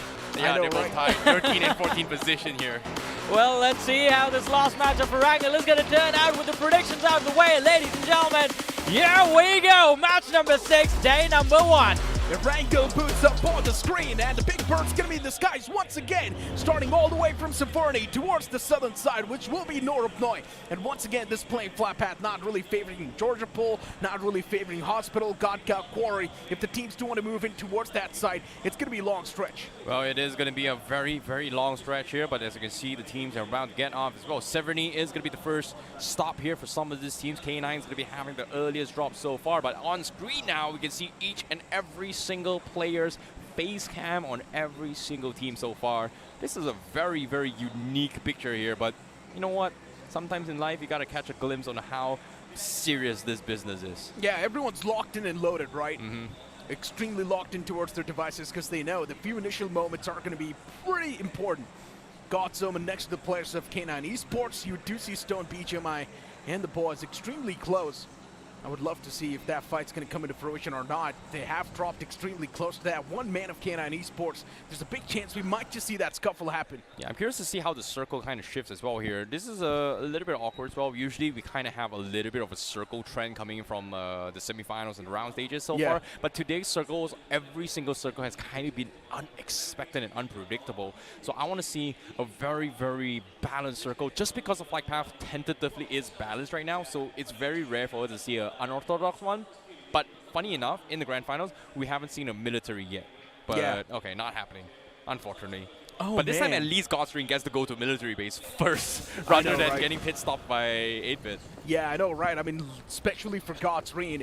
Luckily enough, they are directly going to move in towards the Sanhok military base. In the first game, if you all have just tuned in, just to let you guys know what exactly happened, the playing flat pad does not really favor the Sanhok military base, and because of that, God's Reign got bridge camped by 8-bit. Yeah, mid-rotation as well, because they dropped rather early, got a couple of vehicles, and then started traveling from all the way Georgiapol in towards military base, and then got ran in by 8-bit by a very, very unorthodox rotation here. Interesting enough, I was able to catch a little bit of conversation with behind the scenes with 8-bit. They told me that game one wasn't planned yesterday. That was just on the fly moment in the game, and it just coincidentally targeted on towards God's Reign and caught them off guard mid-rotation. There's no way it's coincidence. They know God's Reign likes to go down south. It did not look coincidental. Yeah, but there's no way it's coincidence. I'm pretty sure the man's straight up lying. God's Reign, they know they like to go down south, and since the plane flat path was up north, 8-bit, they just planned it pretty well and executed to the perfection. And since looking at this zone as well, 8-bit once again is going to start things off in the Smack Center. It's a great start for them. Yeah, it's definitely a great start here. But based on this circle here, based on recurring trends for 2025 here, especially when it comes to a circle like this, Everest, Ruins, and Gatka, these are the three hot spots that has been very, very much favored when a circle like this. Oftentimes we do see it onto a shooting range as well. These are pretty much the three biggest hotspots. We haven't seen too much Pochinki, we haven't seen too much Rozhok as well. We've only seen one or two near towards the Western Bridge. But aside from that, majority has been Gatka, majority has been Everest, majority has been Ruins. Yeah, 8-bit, solid stuff. Once again, getting their hands on as many vehicles as possible. And now moving back towards Pochinki once again. They've got two Coups to play with. Also a Bucky in the way, but I guess they do not really want to get their hands onto it just yet. But yeah, for 8-bit, Pochinki has been a great start. Once again, they're going to start things off over there. K9 Esports, we did see God's Omen move extremely close to them, but we're not seeing anything else happen after that. Yeah, I definitely agree. But at the same time here, for TR, how are they going to be playing here? Because this seems to be in Georgiapol right now. They are in the vicinity of North George. But when it comes to Georgiapol, I expect to have 3 teams around the vicinity. But based on what we're seeing, 4TR is the only team in Georgiapol. Yeah. I mean, once again, guys, I would like to recommend you guys the realme GT7 series. Just have a look at it on Amazon. Get your hands onto it. The sale's now live. Stable 120 FPS up to 6 hours. Code tested by the realme and the crafting guys themselves. This will provide you the smoothest gaming experience out there. Yeah, interesting for Georgiapol. At the start of the day, it was 4TR official, TWOB, and Genesis that actually plays around that vicinity. TWOB at the start of the day, they conceded Georgiapol. Genesis still played South George, but this game, Genesis is nowhere to be found in Georgiapol. So that's a little bit of a drop change here. We will catch a glimpse here when it is on screen, but on screen what we have now is going to be Aryan. They have a wide split in Watertown and Rozhok. Yeah, I mean, Genesis Esports, they've been dropping around farms and Milta since the start, even in the online stages. Maybe it's because of the plain flat path, since it was not really favoring the players of Genesis Esports. That's where they decided to drop. And it clearly did not even work out right initially. But now for Genesis Esports, at least it's going to be a bit more of that calm and composed start. Well, maybe. Hopefully it's going to be a little bit better as well. But God's Omen, Stone BGMI, interesting enough, he is all by himself. And he's all the way in Zarki, all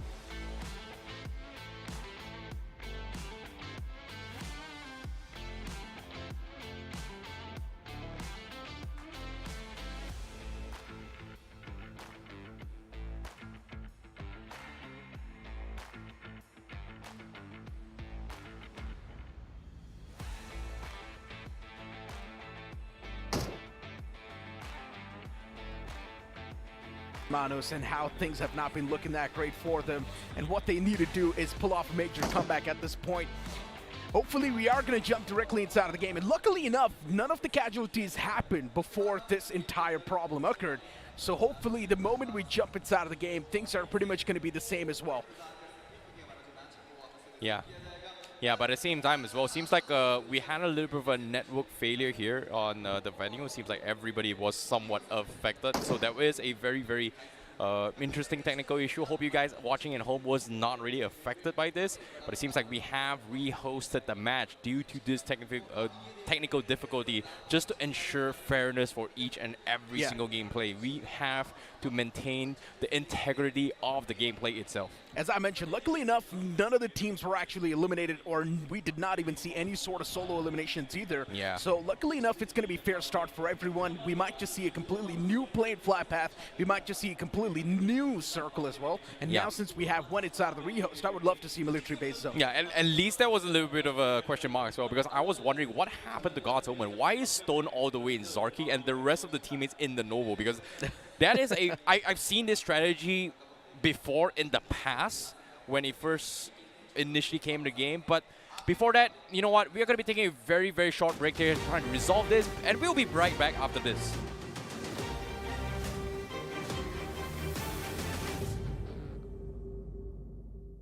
All right, team, we have got our champ. Good job, man. Good job.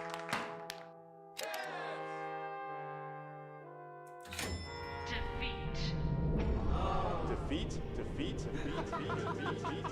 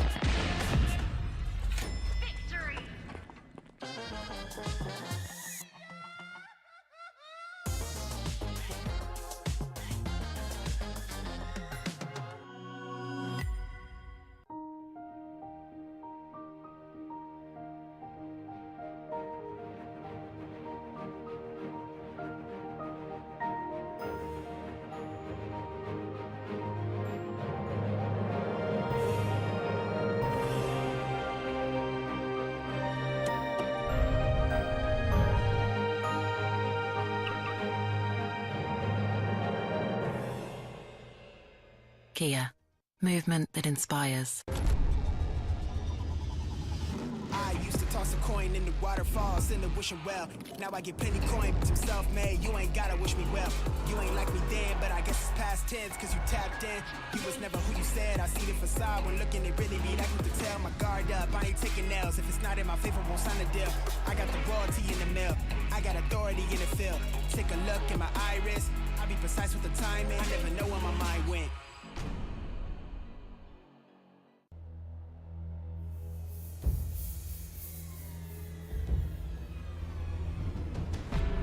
Superman. The most powerful being on planet Earth. Your choices, your actions. That's what makes you who you are.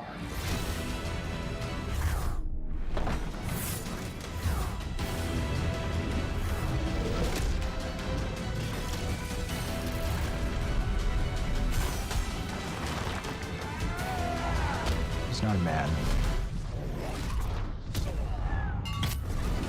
He's an it.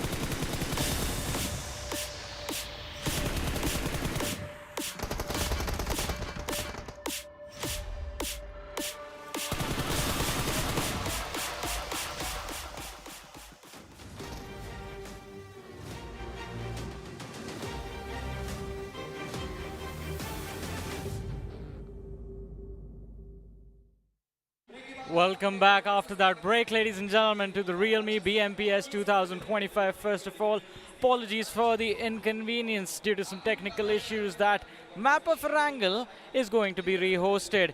And of course, that can change a lot for these teams. An opportunity to go for a new start, a fresh start, heading into the last match of the day. And of course, we would like to ensure the integrity of the gameplay has been upheld here for all the teams. That's the reason why we have a little bit of rehost as well. Yeah. And of course, the technical difficulties didn't really help things out. But of course, what is most important right now is the gameplay.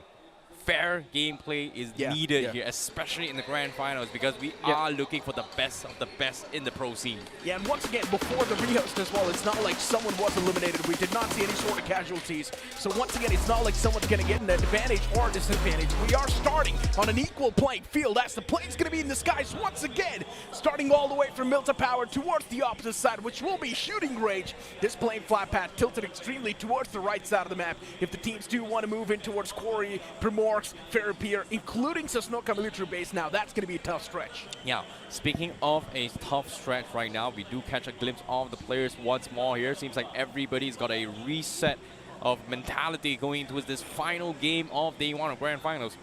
Every single point matter when it comes to lifting that trophy, because in the end of the day, it's not about making it to the top 8 anymore. It's the only time in the entire realme BMPS 2025 where top 8 no longer matters. What matters is the trophy at the end of the day. So there can only be one, and one it is. Of course, there can only be one champion. And of course, that one trophy waiting to be held in the hand. Whoever wins this realme BMPS 2025. And once again, you've got Team Forever moving towards that fair pier area. For Miracle as well, cannot really dive that far away, so even they need to go for a bit of that pit stop. 8-bit, they like to move it towards Pochinki without any problems. They're going to be able to sail through.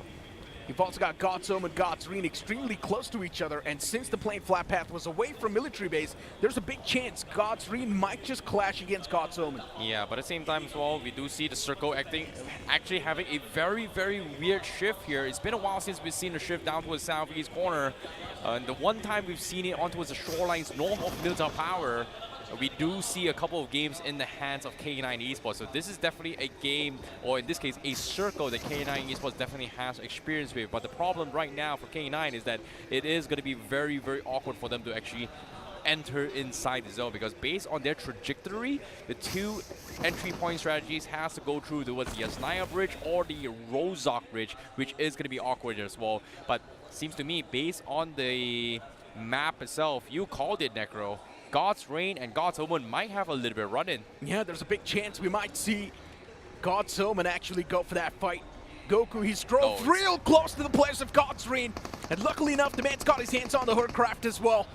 Everyone from the side of God's Reign is going to be in a bit concerning spot, while God's Omen, once again, for the boys, they've also got the intel to play with, and if God's Omen want, they can definitely strike down the players of God's Reign. But unfortunately, Goku did not have any weaponries to back that push-up. Well, speaking of weaponry as well, I know for a fact that Goku wants to press the advantage just because of the fact that hovercraft is one of the most disgustingly strongest vehicle in the game, especially in the early stage of the game. How do you take down a hovercraft? 4-man firing squad doesn't necessarily blow it up even though you empty the entire mag. So he is taking advantage of the durability, but it seems like just doesn't want to waste those chance or time here to try and punish God's Reign. Meanwhile, on-screen Team Forever, they do play towards the Fairy Pier region as well, so nothing super crazy out there. God's Reign, however, will make it safely towards military base. So nothing super crazy in this game so far, in this final game. It's pretty much a tank, right? The hovercraft itself can tank a lot of bullets, can tank a lot of damage, also keeps the players safe inside of it. And once again, moving back towards the players of 4TR, currently the table toppers in the overall standings. 4TR all the way towards Georgia Pole, looking extremely safe. The only team that's closer to them is going to be Genesis Esports, but they're two on the opposite side of the river. Now, to its mention is where before the remake coming into the play here, I was wondering what happened to Genesis, because 4TR was all alone in Georgia Pole. We know 3 teams like Georgia Pole a lot. Genesis in particular is there as well, but seems like Genesis is back. They are back in South Georgia, so nothing super crazy. I think they are going to be sharing the spots themselves, but they do have one of the furthest rotations inside the zone, considering that right now, they are the furthest away, literally, straight up. There's nothing to talk about it. They are the furthest away. Yeah. And no explanation needed. For these teams to actually make that rotation, right now is going to be the time to leave it and just straight up keep on moving towards that zone. The quicker you are, the better positioning you can have inside of the stage 1 itself, since the zone is away from them. TWOB as well, so far, they haven't been able to find that groove, and TWOB, even they need to do good. Team Aryan doing pretty good in the top 3. Yeah. And they should continue that run of form. Aryan definitely stepped it up in game number 4 in Sanhok as well. We do see a little bit of consistency coming from them. This is a team that has a lot of experience, not really a lot of experience, I would say at least experience coming from BGIS, but hold that thought for now. It seems like we are having a little bit of skirmish between Eggy and Insane. Yeah, Eggy, they've got no intention of backing away this time around. Pushing straight up against the blessed Team Insane and God's. The man's completely trapped. Nowhere to go. Gods, there's going to be a few utils tossed against the man as well. And luckily enough for Gods, it was not a Molotov, not an aid, it was just a smoke. Gods get a chance to actually back away from this entire fight too, but instead, it was a trap! What a way to kick things off. Eggy finds the first opener. Team Insane down with just a 3-man squad. What can you do if you're Team Insane now? Just back away, that's the best thing you can do. Oh no, Insane just completely dropped the ball. God just subbed in game 5, and now he's pretty much out of the equation. Now even there, Eggy finds another RD. The IGL just completely shut down from Insane, from Eggy. JD Gaming, what a find that was. Adi gets confirmed by JD. Solid stuff. What a great spray that was. A big misstep from the side of Team Insane Esports and Team Eggy. We just love to see that team play. Team Insane could have actually brought in that same amount of team play too, but instead, Team Insane was too focused to pull off that rotation, and because of that, they ended up losing those 2 players. It should have been a proper fight. It should have been a proper 4v4 fight. There was no cavalry from Team Insane, and Gods was just stuck in that compound. And unfortunately, in the end, also got eliminated. But now, as we move on towards 4Miracle Esports, it's a team that's been focusing completely on rotation and positioning. Yep, and of course, speaking of unleashing the beast right now, Monster Energy, our official energy drink partner, is going to keep everyone's energy energized here at the realme BMPS 2025. And even the players themselves are feeling very pumped up and hyped up. As you can see, Aryan, they've finally made their mark to try and push inside the zone here, try and take a last stand in this fight. As of yet, the Medusa's intersection is still in play. Are we going to see the open fields coming in play? And it is going to be a very tricky zone to play with as well if the zone actually shifts out and open. Those mansion area, those library, those warehouses out in the open is a very, very huge contention for all these teams. Mansion area is extremely tough to play, especially those trees around Mansion. Yep. It's like a jungle. It's really tough to play that terrain, but let's see if the zone's really going to pan out around that vicinity or not. We've got God's Omen 2 finally moving outside of Norapnoi from that bridge. No one's going to be camping that, so for God's Omen, it's going to be clean rotation on the main island without any problems. For Miracle Esports, there's a massive split going on with them, as the 2 players are all the way towards Mills of Power. The remaining 2 are in the center itself, and I do understand the sense behind it. I do understand the thinking behind it. It's pretty much like an insurance policy. If the zone moves up north, you've got 2 players already positioned there. If the zone moves down south towards Mills of Power, you've already got those 2 players positioned there. Yeah, but at the same time, Eggy finds one more player to himself. Seems like he was able to pick out Roman from the side of NoNx Esports. Eggy definitely showing some signs of life coming in from their online phases as well. We've known them for being very cheeky and very picky on their fights as well. They love stealing points away from the rest of the teams. We saw Los Hermanos kind of do that in the start of the day, but this is something that Eggy is known for, stealing points. That is going to be their signature. And so far, they've somehow made their way into the top 8 here with 30 points, but now with 3 points in this game, seems like they are looking for those bounce back. Meanwhile, it is going to be the Medusa's intersection circle. Seems like those open areas is going to be very, very important, and I believe Shelter is going to be in play as well. And that 4Miracle split's also going to work out well. Only if the remaining 2 players all the way towards Melts of Power are able to reunite well enough. And that reunite's going to be extremely tough. NoNx driving right next to the foes. No damage dished out just yet for Miracle Esports. They've got the compound 2 they're currently holding. NoNx, they did lose out on Roman. Oh, no. But luckily enough for them, they've still got 3 players strong, and they're looking strong. This is weird of NoNx actually play this. Seems like they are going to try and play around inside Shelter.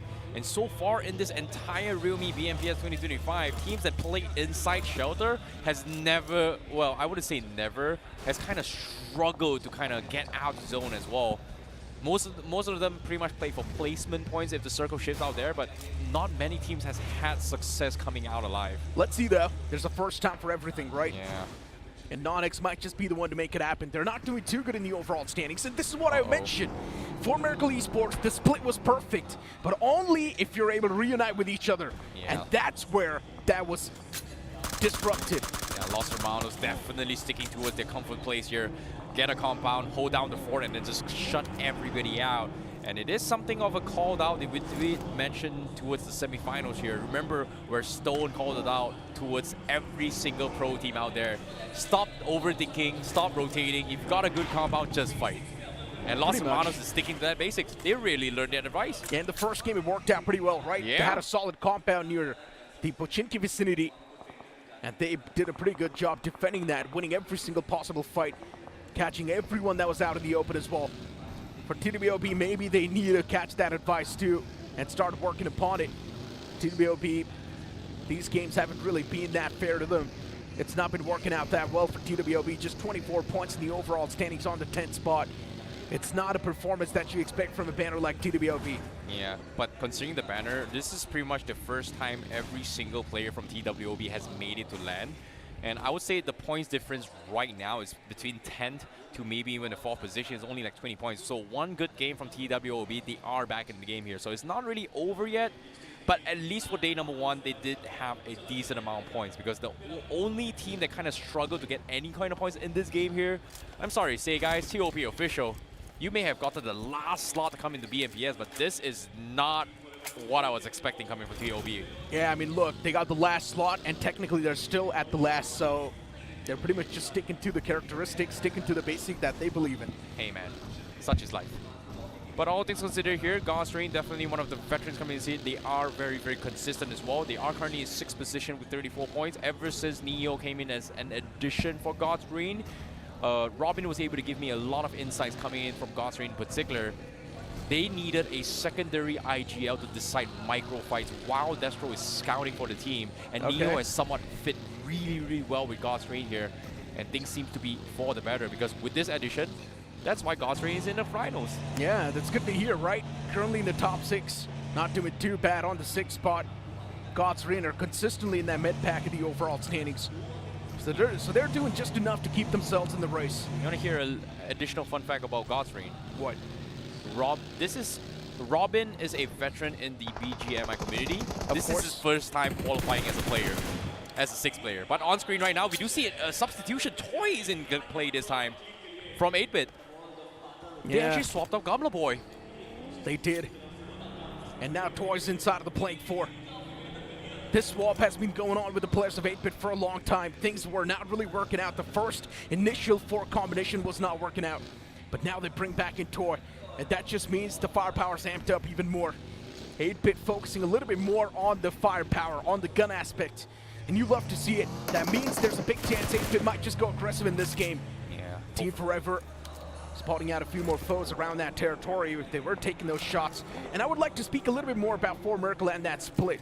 4Miracle, once again, they just want to stick to the basics, and that basic is to get the zone on top of you. That basic is to find a good spot inside of the zone, and that's why they went for that split. But generally speaking, that split was too aggressive, and at the same time filled with too much of that risk. Hey, hopefully things are going to be for the better right now here. Obviously, in terms of options, they've choose 2 good spots in this entire zone. They tried to snatch it, and they were able to get 1. They lose a player in the process. Hopefully, it is going to translate better in terms of conversion into his latest stage game. But as of now, as you can see on screen, we do see God's Omen taking a pick onto the compound, and 4Miracle did choose. It is, after all, smack middle of the zone right now, especially coming from 4Miracle's perspective. And on screen, God's Omen, they are going to be playing from farm here. They have decent amount of compound, and this is something that I think Stone has gave the insights during his interview during the semi-final stages and the round stages as well. And they do, well, they somehow managed to bring their hovercraft from Novo safely into farm as well. So that is going to be a very, very major playing factor in towards strategy-wise in the later stage of the game. Somehow God's Omen, they've been really good at finding good spots inside of the circle every time. Just like 8-bit in the online stages. Right now 8-bit is still looking to find that groove, that momentum. And looking at 8-bit too in this game, they have a decent spot so far. Within a few seconds, this zone's also going to close in, and the next zone's going to pop up on the screen. Genesis Esports in the Smack Center, 4Miracle Esports finding themselves in the Smack Center. And it's a gift from Dragon. He was not able to reunite with the boys. That's why he got picked off. But the remaining 3 players now need to carry on the torch. What are the chances that we see a triple chicken dinner in a single day here happening in grand finals here? Semi-finals, we saw it coming in from God's Omen. Is it possible for 4Miracle right now, considering that they are in the smack middle of the center, and those compounds are a very, very difficult compound to push? Hey, I mean, look, 4Miracle Esports are currently on the 5th spot in the overall standings. If they do manage to get a chicken dinner, that's going to propel them on the 1st spot. But still, it's not going to be a big lead. But hold on to that thought. Eggy spotting out the players of 4TR in the open. And what a spray that was. NoNx able to find the first knock, and that's also going to be the confirmation. 4TR making a few sacrifices with that rotation. Well, seems like Eggy is up towards their business once more. Up to no good, as usual. always picking people mid-rotation and somehow work out for them. And on the finish feed as well, we do see Miracle also taking a couple of jabs on teams, trying to rotate around them, and 4TR loses a couple of players mid-rotation. And on screen you can see every single team is just scrambling and panicking, looking for some sort of spots to work with. Fight starting to break out left, right, center. You've also got Rising Inferno in a big world of trouble. Solid stuff from Team Eggy. They're definitely replying back. Even NoNx, they step inside of the playing field. Murdochs! What a way to eliminate BMWIGL in the end. Solid stuff from the man. Even Justin falls down. Rising Inferno, they're done for in this game. Eggy, 7 finish points acquired so far. They're off to the right track. This is an insane performance coming from Team Eggy here. This is the Eggy that we saw them in semifinals week 1. But on screen now, we do see God's Omen having a little bit of run in. Team Forever Mafia finds the opener against God's Omen. Yeah, Team Forever once again started to dismantle the foes without any problem. They've lost out on one man themselves, but God's Omen just not able to keep up against the pace of Team Forever. They're bringing in a lot of heat. Superman in the backline, position notice. He's taken down extremely low. Superman, a lot of pressure on the boy this time around. The man's patching himself up, but Mafia, he wants to push up. He wants to eliminate the last man standing from God's Omen. Is it really possible, though? That's the main question. Superman tosses a nade inside of the house. It's not going to do anything yet. He's got 3 nades to play with, but in the end, Thunder, he spots a pixel, and he will put an end to the place of God's Omen. Yep, well, this is happening as well. Team Forever, they're going to be expecting company. The third party comes through. It's going to be God's Rain alongside from 4 Miracle, has been taking jabs from afar. This fight is not over yet. Team Forever stole this compound away from God's Omen, but God's Rain took advantage of the chaos. It snuck up behind them and took the warehouse away from them in the farm itself. This is massive from God's Rain. 0 finishes so far. It's a slow start, but still it can be converted better. And God's Rain right now, the only team they need to take care of is going to be Team Forever. But Team Insane, they've got too much on the platter. This time, Los Hermanos as well. They make the pounds, but Los Hermanos, they're failing. Lazy! Single man dominating against the players of Los Hermanos. As the players are out in the open, they get absolutely ripped apart. And one conversion from Lazy himself, but he's only got 1 single nade. Can he actually thread the needle? Can he find the last man of Los Hermanos? It's Spy underneath him. Team Insane in a 1v1 standoff against that 1 man of Los Hermanos. Oh my goodness, Los Hermanos, 1 guy out in open, 1 guy underneath. That's going to be a very awkward situation to be with. But God's Rain, they are still in the warehouse here. Their vehicles are pretty much exposed. And Team Forever was able to get the wraparound and going for the sneak here. Always pretty much down for the count. Mafia continues with the pressure on towards God's Rain, and somehow, seems like God's Rain in a little bit of scramble as well, because it seems like based on the zone, it's still in zone, but they need to somehow get out here. That is brilliant from Team Forever. They just blew up every single vehicle that God's Rain had available, but now as we move on towards TWOB, even they've got a lot of problems brewing up for themselves. Luckily enough, Amax is still alive. He's going to patch himself up. Every single person from TWOB is still standing inside of this final game. And TWOB, they desperately need to convert this final game as well, because the 5 games before this haven't been that great. Yeah, it's definitely a struggle, and they are having the short end of the stick here, as they have to push through a lot of teams. They have a little bit of awkward spot here. Los Hermanos in play. NoNx also going to be taking a couple of shots in. They are going to go for the push.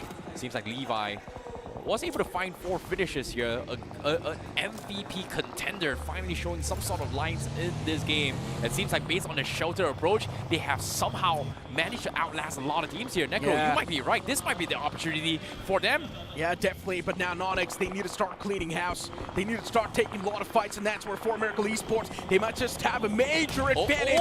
And speaking of NoNx, they're just going to ram in their vehicles against the foes. They've already managed to find the opener. Aryan starting to fall apart. 2 players down and dusted. Aryan, what a big blunder this is. They never saw NoNx just straight up ramming their vehicles on this area. Yo, that should not have happened. GodX just casually drove up, ran 2 guys in, and took Aryan down. What happened to Aryan? Were you guys not listening? That was just so awkward. And now even the last player, Devotee, is pretty much caught in a very tricky situation outside the zone. Molotov isolating his fight here, but eventually Lavish picks him off, and that is going to be Aryan x TMG out on 12th place. Even K9 Esports has lost 3 players. They're just down to 1 less man. The remaining 2 players knocked out. What are you supposed to do if you're K9? There's also NoNx right on top of your heads.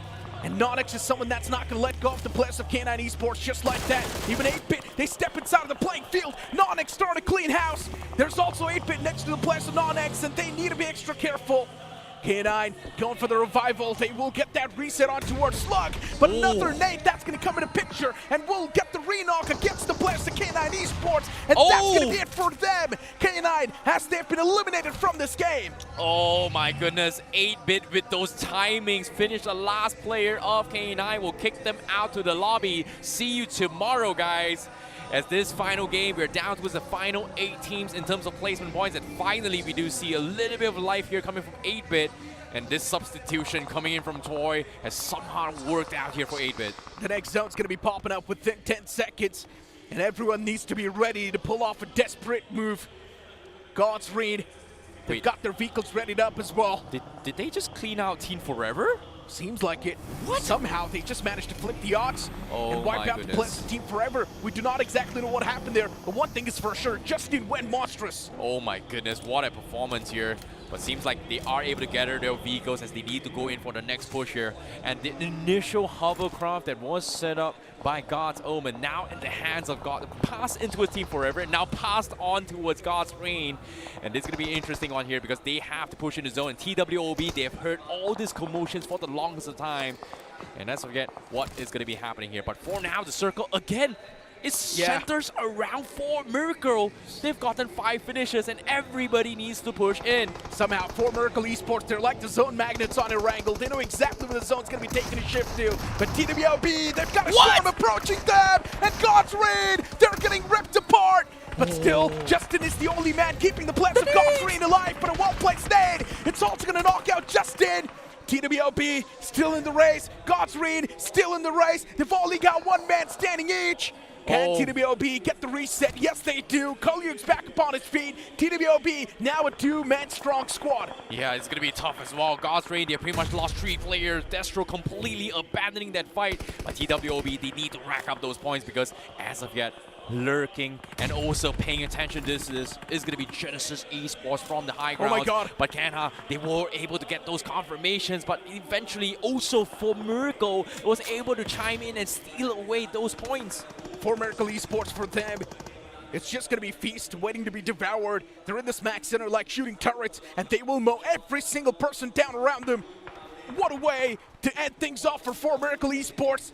Racking up finish points, but now for 8-Bit, they need to wrap up the players of NoNx right next to him. 8-Bit needs to be extra careful. The first couple of games, 8-Bit hasn't been doing that great, but now since they brought in Toy, 8-Bit's doing much better. NoNx, 3 players next to him. God's Reign still inside of the fight as Destro is trying his best to at least get something done. He's against that 1 man of 4TR, which is still alive. And INF God, now he's got Destro approaching him. The hovercraft is on fire. It does not have a lot of HP, but Destro, he just wants to isolate the duel. But in the end, it will be INF God to come out on top. Oh, that was so awkward as well. INF God somehow survived this. Destro was able to get the jump on INF God, but the pump coming from him was the one that seals the fate here. And that's going to be God's Reign bowing out in 7th position here. Meanwhile, the game continues. 8-Bit finally showing some sort of signs of life here. With this integration, they are going to be in a very, very interesting dogfight here between NoNx.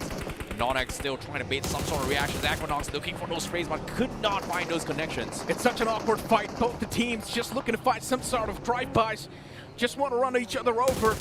8-Bit knows there's a lot of risk they're playing with, and what a shot that was from Equinox. But the main problem is the man does not really have a lot of bullets. He's only got 3 bullets in the spare. That means 36 bullets in total. 8-Bit, every single ammo needs to be counted. Utilities tossed out against the players of NoNx, and even NoNx, unfortunately for them, Levi's going to be the casualty. Not a great way to start things off inside of this fight, but even GodX gets chipped up pretty low. 8-Bit, another nade follows up. GodX falls down. NoNx in a big world of trouble. 1 last man standing, and that's going to be Lovish. Can he really hold on to the ledge this time against 8-Bit?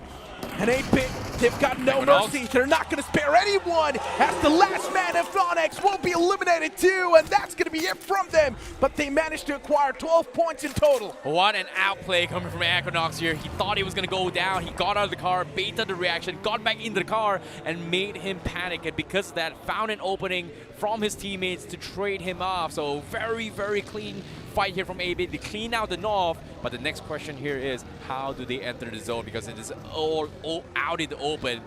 And 8-Bit, known for their dog fighting style, this is their signature. Can they find an entry point against 4Miracle is going to be the question here, because we're down towards the final 13 players in this game. And guess what? A majority of them is stragglers. 8-Bit's got 4, Genesis got 4, 4Miracle's got 3. So the only other team that has and may pose a threat for 8-Bit here is going to be Genesis Esports. How is 4TR still alive? That's my question. They were down to just that one man initially, and now 4TR is still surviving with that one man INF God. Hey, miraculous play. He is playing absolutely out of his mind, right? We saw that interview before. IGL was like, you know what? Today is just INF God just playing absolutely out of his mind. He was able to steal the chicken dinner away from K9. Oh, repositioning is going to be tough. The man's out in the open. INF God will be eliminated.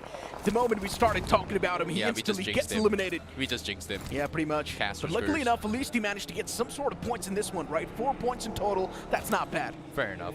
But all things considered here, let's talk about a solo warrior performance here. TWOB makes it to the top 4, with KaliUG being the solo man alive. May seem to be spoiling the game for another team here, but for now, Genesis Esports seems like they are getting shots from 8-Bit. KaliUG gonna be taking a couple shots in. He is gonna try to take a jab on 8-Bit, but could not find anything. Somrush is able to take him out, but while this is happening, Toy also gets taken out. And Som, he actually died to the explosion. It's actually Equinox that knocks him out. Oh, it's quite unfortunate, and Genesis Esports didn't realize that exact thing. Genesis is here in the third party, and they're here to take the advantage of 8-Bit's mishap. 8-Bit messed up big time, but can they really defend against the players of Genesis Esports? And the answer is gonna be no.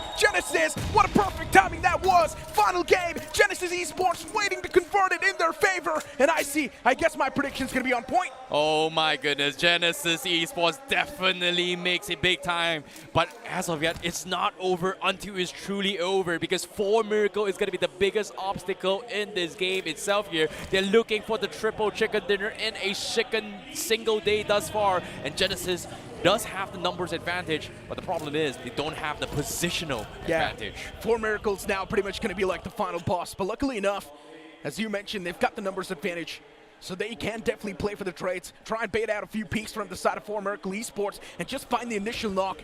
That's going to give you a massive advantage. Play for trades, and Genesis Esports, they will have the advantage. But once again, team play is going to be extremely important. Genesis Esports trying to thread the needle, trying to find a way to get up close and personal, but 4Miracle will constantly try to disrupt that flow. Yeah. How are you supposed to get up close?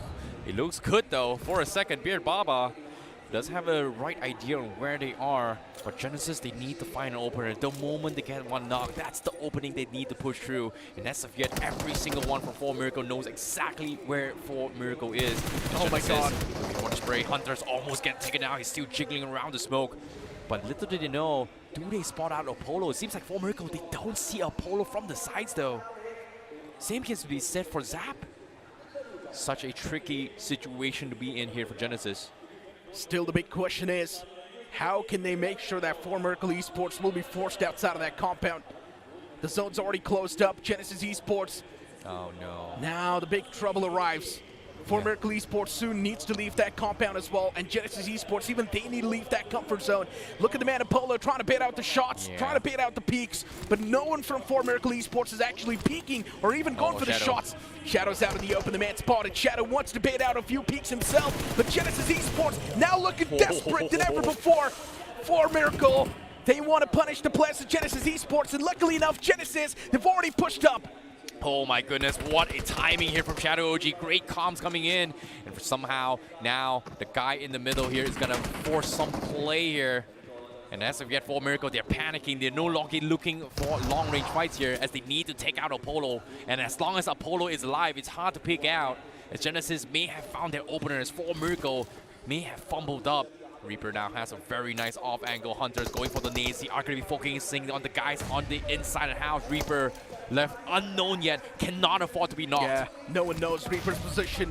He's got the striking advantage. Apollo completely unaware. If Reaper has a nade, he can actually get insane knocks, but that's the problem. He does not have any sort of nades to play with. Genesis Esports slowly and steadily getting confident. They're pushing up close and personal against the players of 4 Miracle Esports. Apollo, once again, he's stepping out in the open. Apollo's playing with a lot of risk. And Genesis Esports, Shadow gets spotted out in the open. That's going to be the equalizer the players of 4 Miracle Esports were looking for. Down to a 3-man squad. Genesis, it's not looking good. Genesis are losing players left, right, center, but they reply back. Apollo still inside of the game, and he's keeping this banner sky high. 4 Miracle down to 2 players. Genesis Esports down to 2 players. It's taken down to a 2v2 in the end, and now Apollo is the only man standing. Can he really clutch it out for the points? That's the question. It's taken down to a 1v1 in the end, but Apollo, he gets dealt with, and it will be 4 Miracle Esports to get their 3rd chicken dinner of the day. 3 chicken dinners in a single day here at the realme BMPS 2025 Grand Finals. You can see the smiles behind the stage. An absolute insane performance here in the Grand Finals. Expect the unexpected, but 4 Miracle, 3 chicken dinners in a single day here. Do not forget, that was also a comeback game for Genesis Esports. That was a comeback game even for 8-bit. A lot of teams from the latter half of the board are now starting to show the signs of life as the day one has came to an end. But 4 Miracle Esports, what a miraculous performance has been so far from the boys, getting 3 chicken dinners. None of us saw this coming. Now it feels like a dream. Expectations has been shattered. Will we see a repeat in history from BGIS? I'm just going to leave it there, but you can see the salute coming from Genesis Esports. That was a good fight for Miracle. That was a good fight. Even for Genesis overall, if you think about it, that was a very, very well played matchup. Necro, you made a prediction for Genesis in that particular match. They finished in the top 2.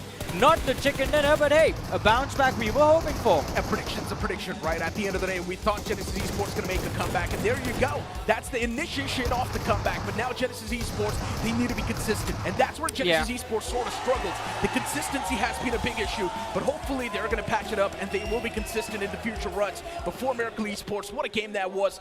Luckily enough, Dragon OP was the man who made the call to go for that split. Initially, the split was not too successful since Dragon was not able to come close towards his teammates. They were not able to reunite, but still the position they had inside of the circle paid off. Hey, they took a gamble right from the get-go based on Circle 1, right? Two good positions in the east and towards the west. They go for a 2-2 split. They lost Dragon OP, but they still had the best zone in the final zone itself here. They prioritized on positioning over everything else, and guess what? It paid off. 3 chicken dinners in a day. What more can you ask for? Well, but let's see what they have to say about this, and for that, we're gonna head to the stage. Wow, just wow. 4M, 100 points for today. Yaar, crazy. Matlab, is samay, let's talk about this particular game, and of course we will have to talk about is samay the 3 chicken dinners. Let's talk about this. 50% of the matches you have won, like 100% domination towards the end. Let's talk about that final clutch. Let's talk about the 4v3, and is samay baat karte hain us final clutch ki. So tell us about the final clutch. I mean, we stick to the plan, taking the zone, but we lost one guy, unfortunately, but we were ready to, take that 3v4. We just stick to our basics, that's it. And of course, you're leading the table right now with 60 points, and the day started off really well. It's ending really well right now. So what are you looking forward for day number 2? I just don't want to, jinx it. We are again going to stick to the process, not the result, and whatever comes, comes, whatever goes, goes. We'll play our game. That's it. It feels like it's now kind of like your strength that you do not reveal your secrets. The secret remains within the team, and you guys perform, and you guys deliver, and you guys come, with that chicken dinner. So tell us about this. So, this secret, this won't be revealed at all? No, I mean, if teams decide to, work on how we play, I mean, they'll be able to figure it out. But we are not going to reveal, our in-depth plans. So, yeah, again, for day 2 and day 3, we're gonna play our same and natural game. Let's see what we get. They didn't want to reveal their secrets, but what has been revealed right now is that they have dominated day 1 with 60 points at the top. लेकिन इस समय day 2 में आप क्या-क्या expect कर सकते हैं? And इस समय day 1 कैसा रहा हमारे casters के लिए? Let's head back to the desk. I mean, hey, if that was a question from Rohit as to how we feel about day 1, well, I feel like this was the best thing, best individual performances from the upcoming names we could have asked for on an opening day of a grand finals. And if the question was what to expect on day 2 after this day 1, I don't know, man, to be honest. Now, look, generally speaking, the team that ends up performing pretty well on the day 1 does not really perform on day 2. And that's how the history's been looking like so far. And I guess one of the prime example over here has to be here Extreme Godlike too, right? In the past couple of LAN finals, they do dominate on day 1, but day 2 fumbles up. Why talk about people that aren't You here, know what? bro? I'm going to have a little bit of different of history approach here. BGIS.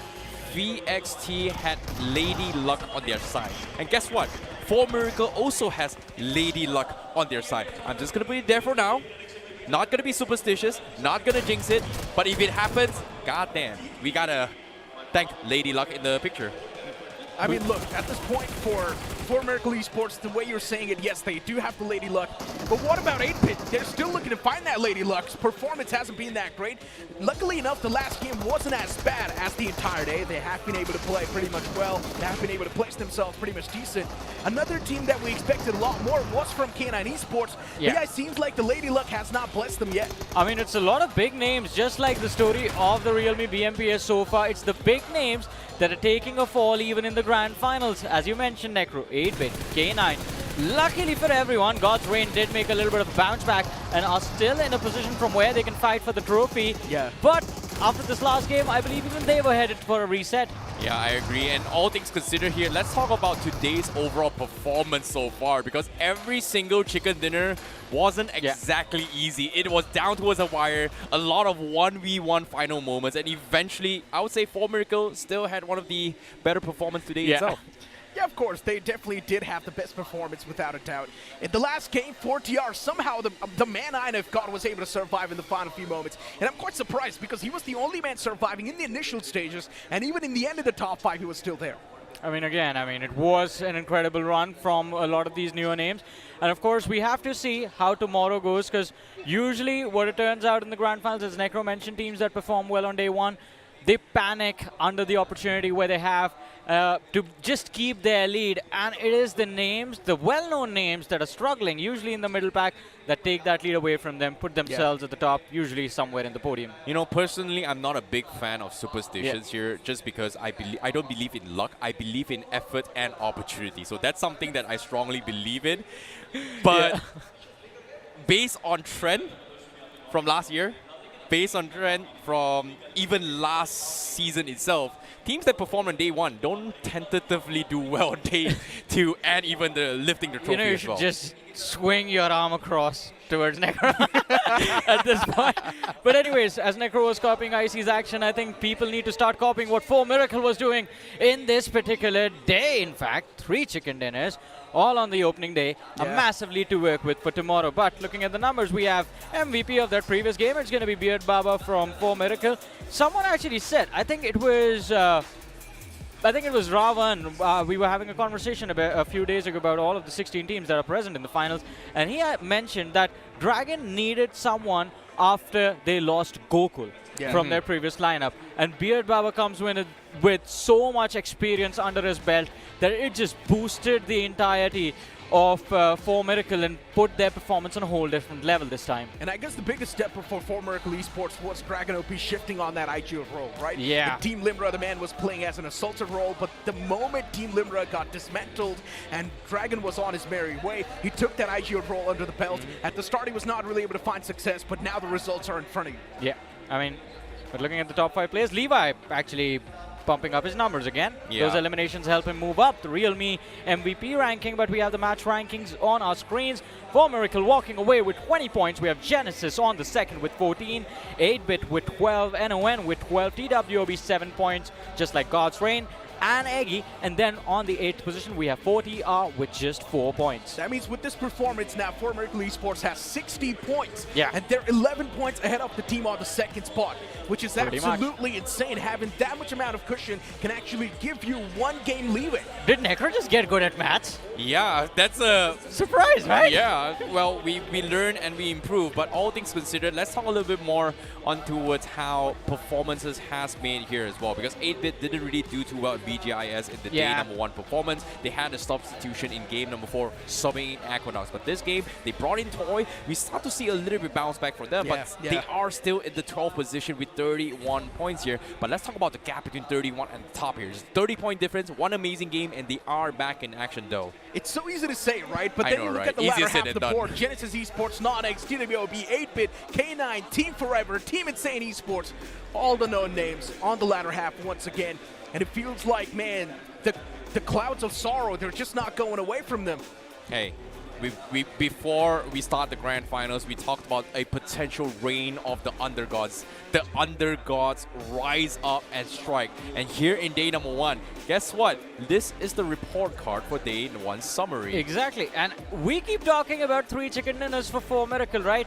They got chicken dinners on every map, basically. They got 1 on Miramar, 1 on Sanhok, 1 on Erangel. So they are doing well on all fronts. And now it's just time to make sure that, as you said, that 11-point lead that they have, they somehow managed to hold on to that advantage till the end of day 3.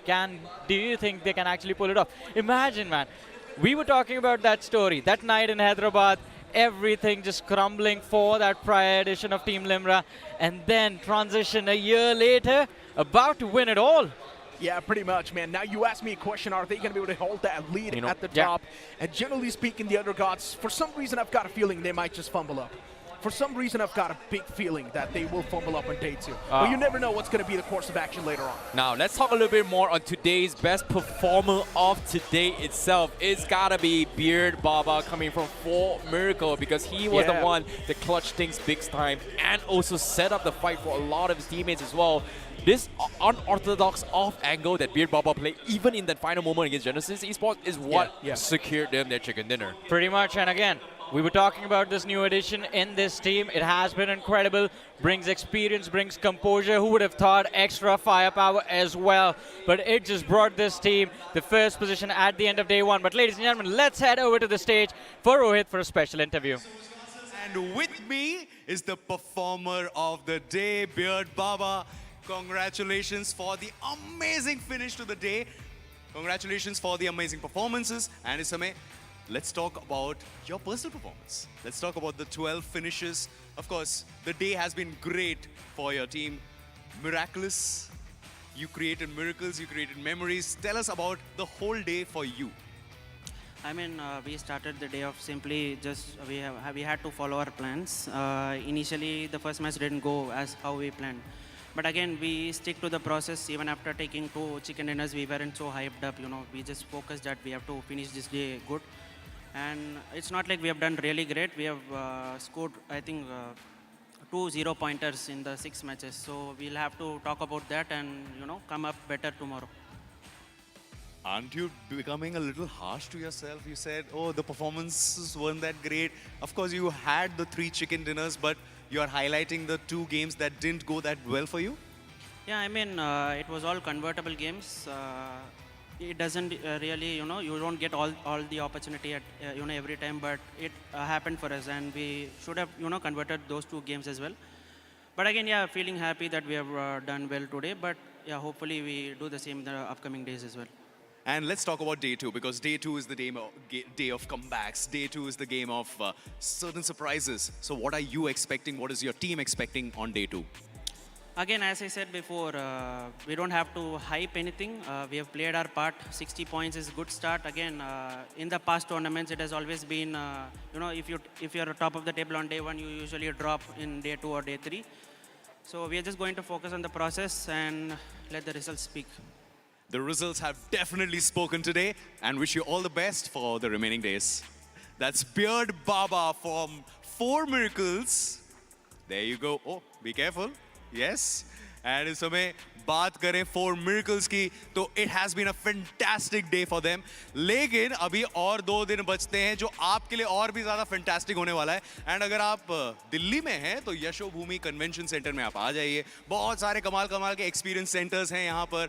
Challenger Jones है, monster stalls हैं, किया का एक कमाल का zone है. तो यहाँ पर बहुत मजा है, बहुत वाइब है. So if you're in Delhi, I shall see you tomorrow at the Yashobhoomi Convention Centre. And if you're watching at home, don't forget to like the stream. And this is the end of day 1 of realme BMPS 2025. My name is Rohit Varghese, and it's time for me to say goodbye, and I will see you tomorrow.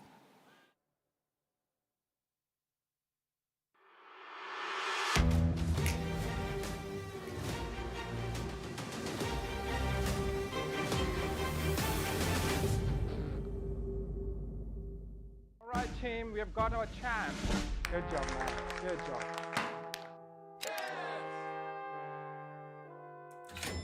Defeat, defeat, defeat, defeat, defeat, defeat.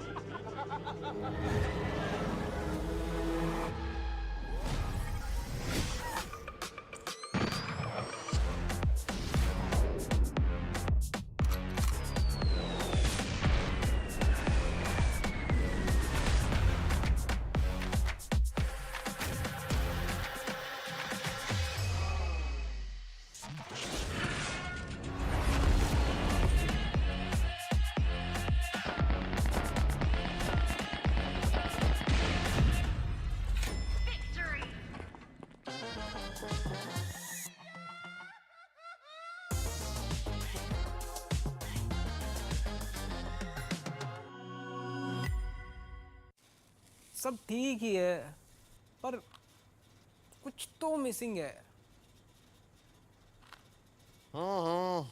Go on. I miss that OG ice cold feeling, you know. A classic situation. जब squad के साथ lobby पे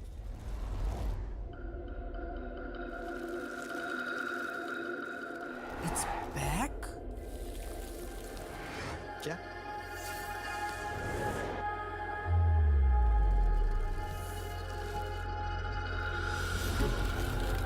No way.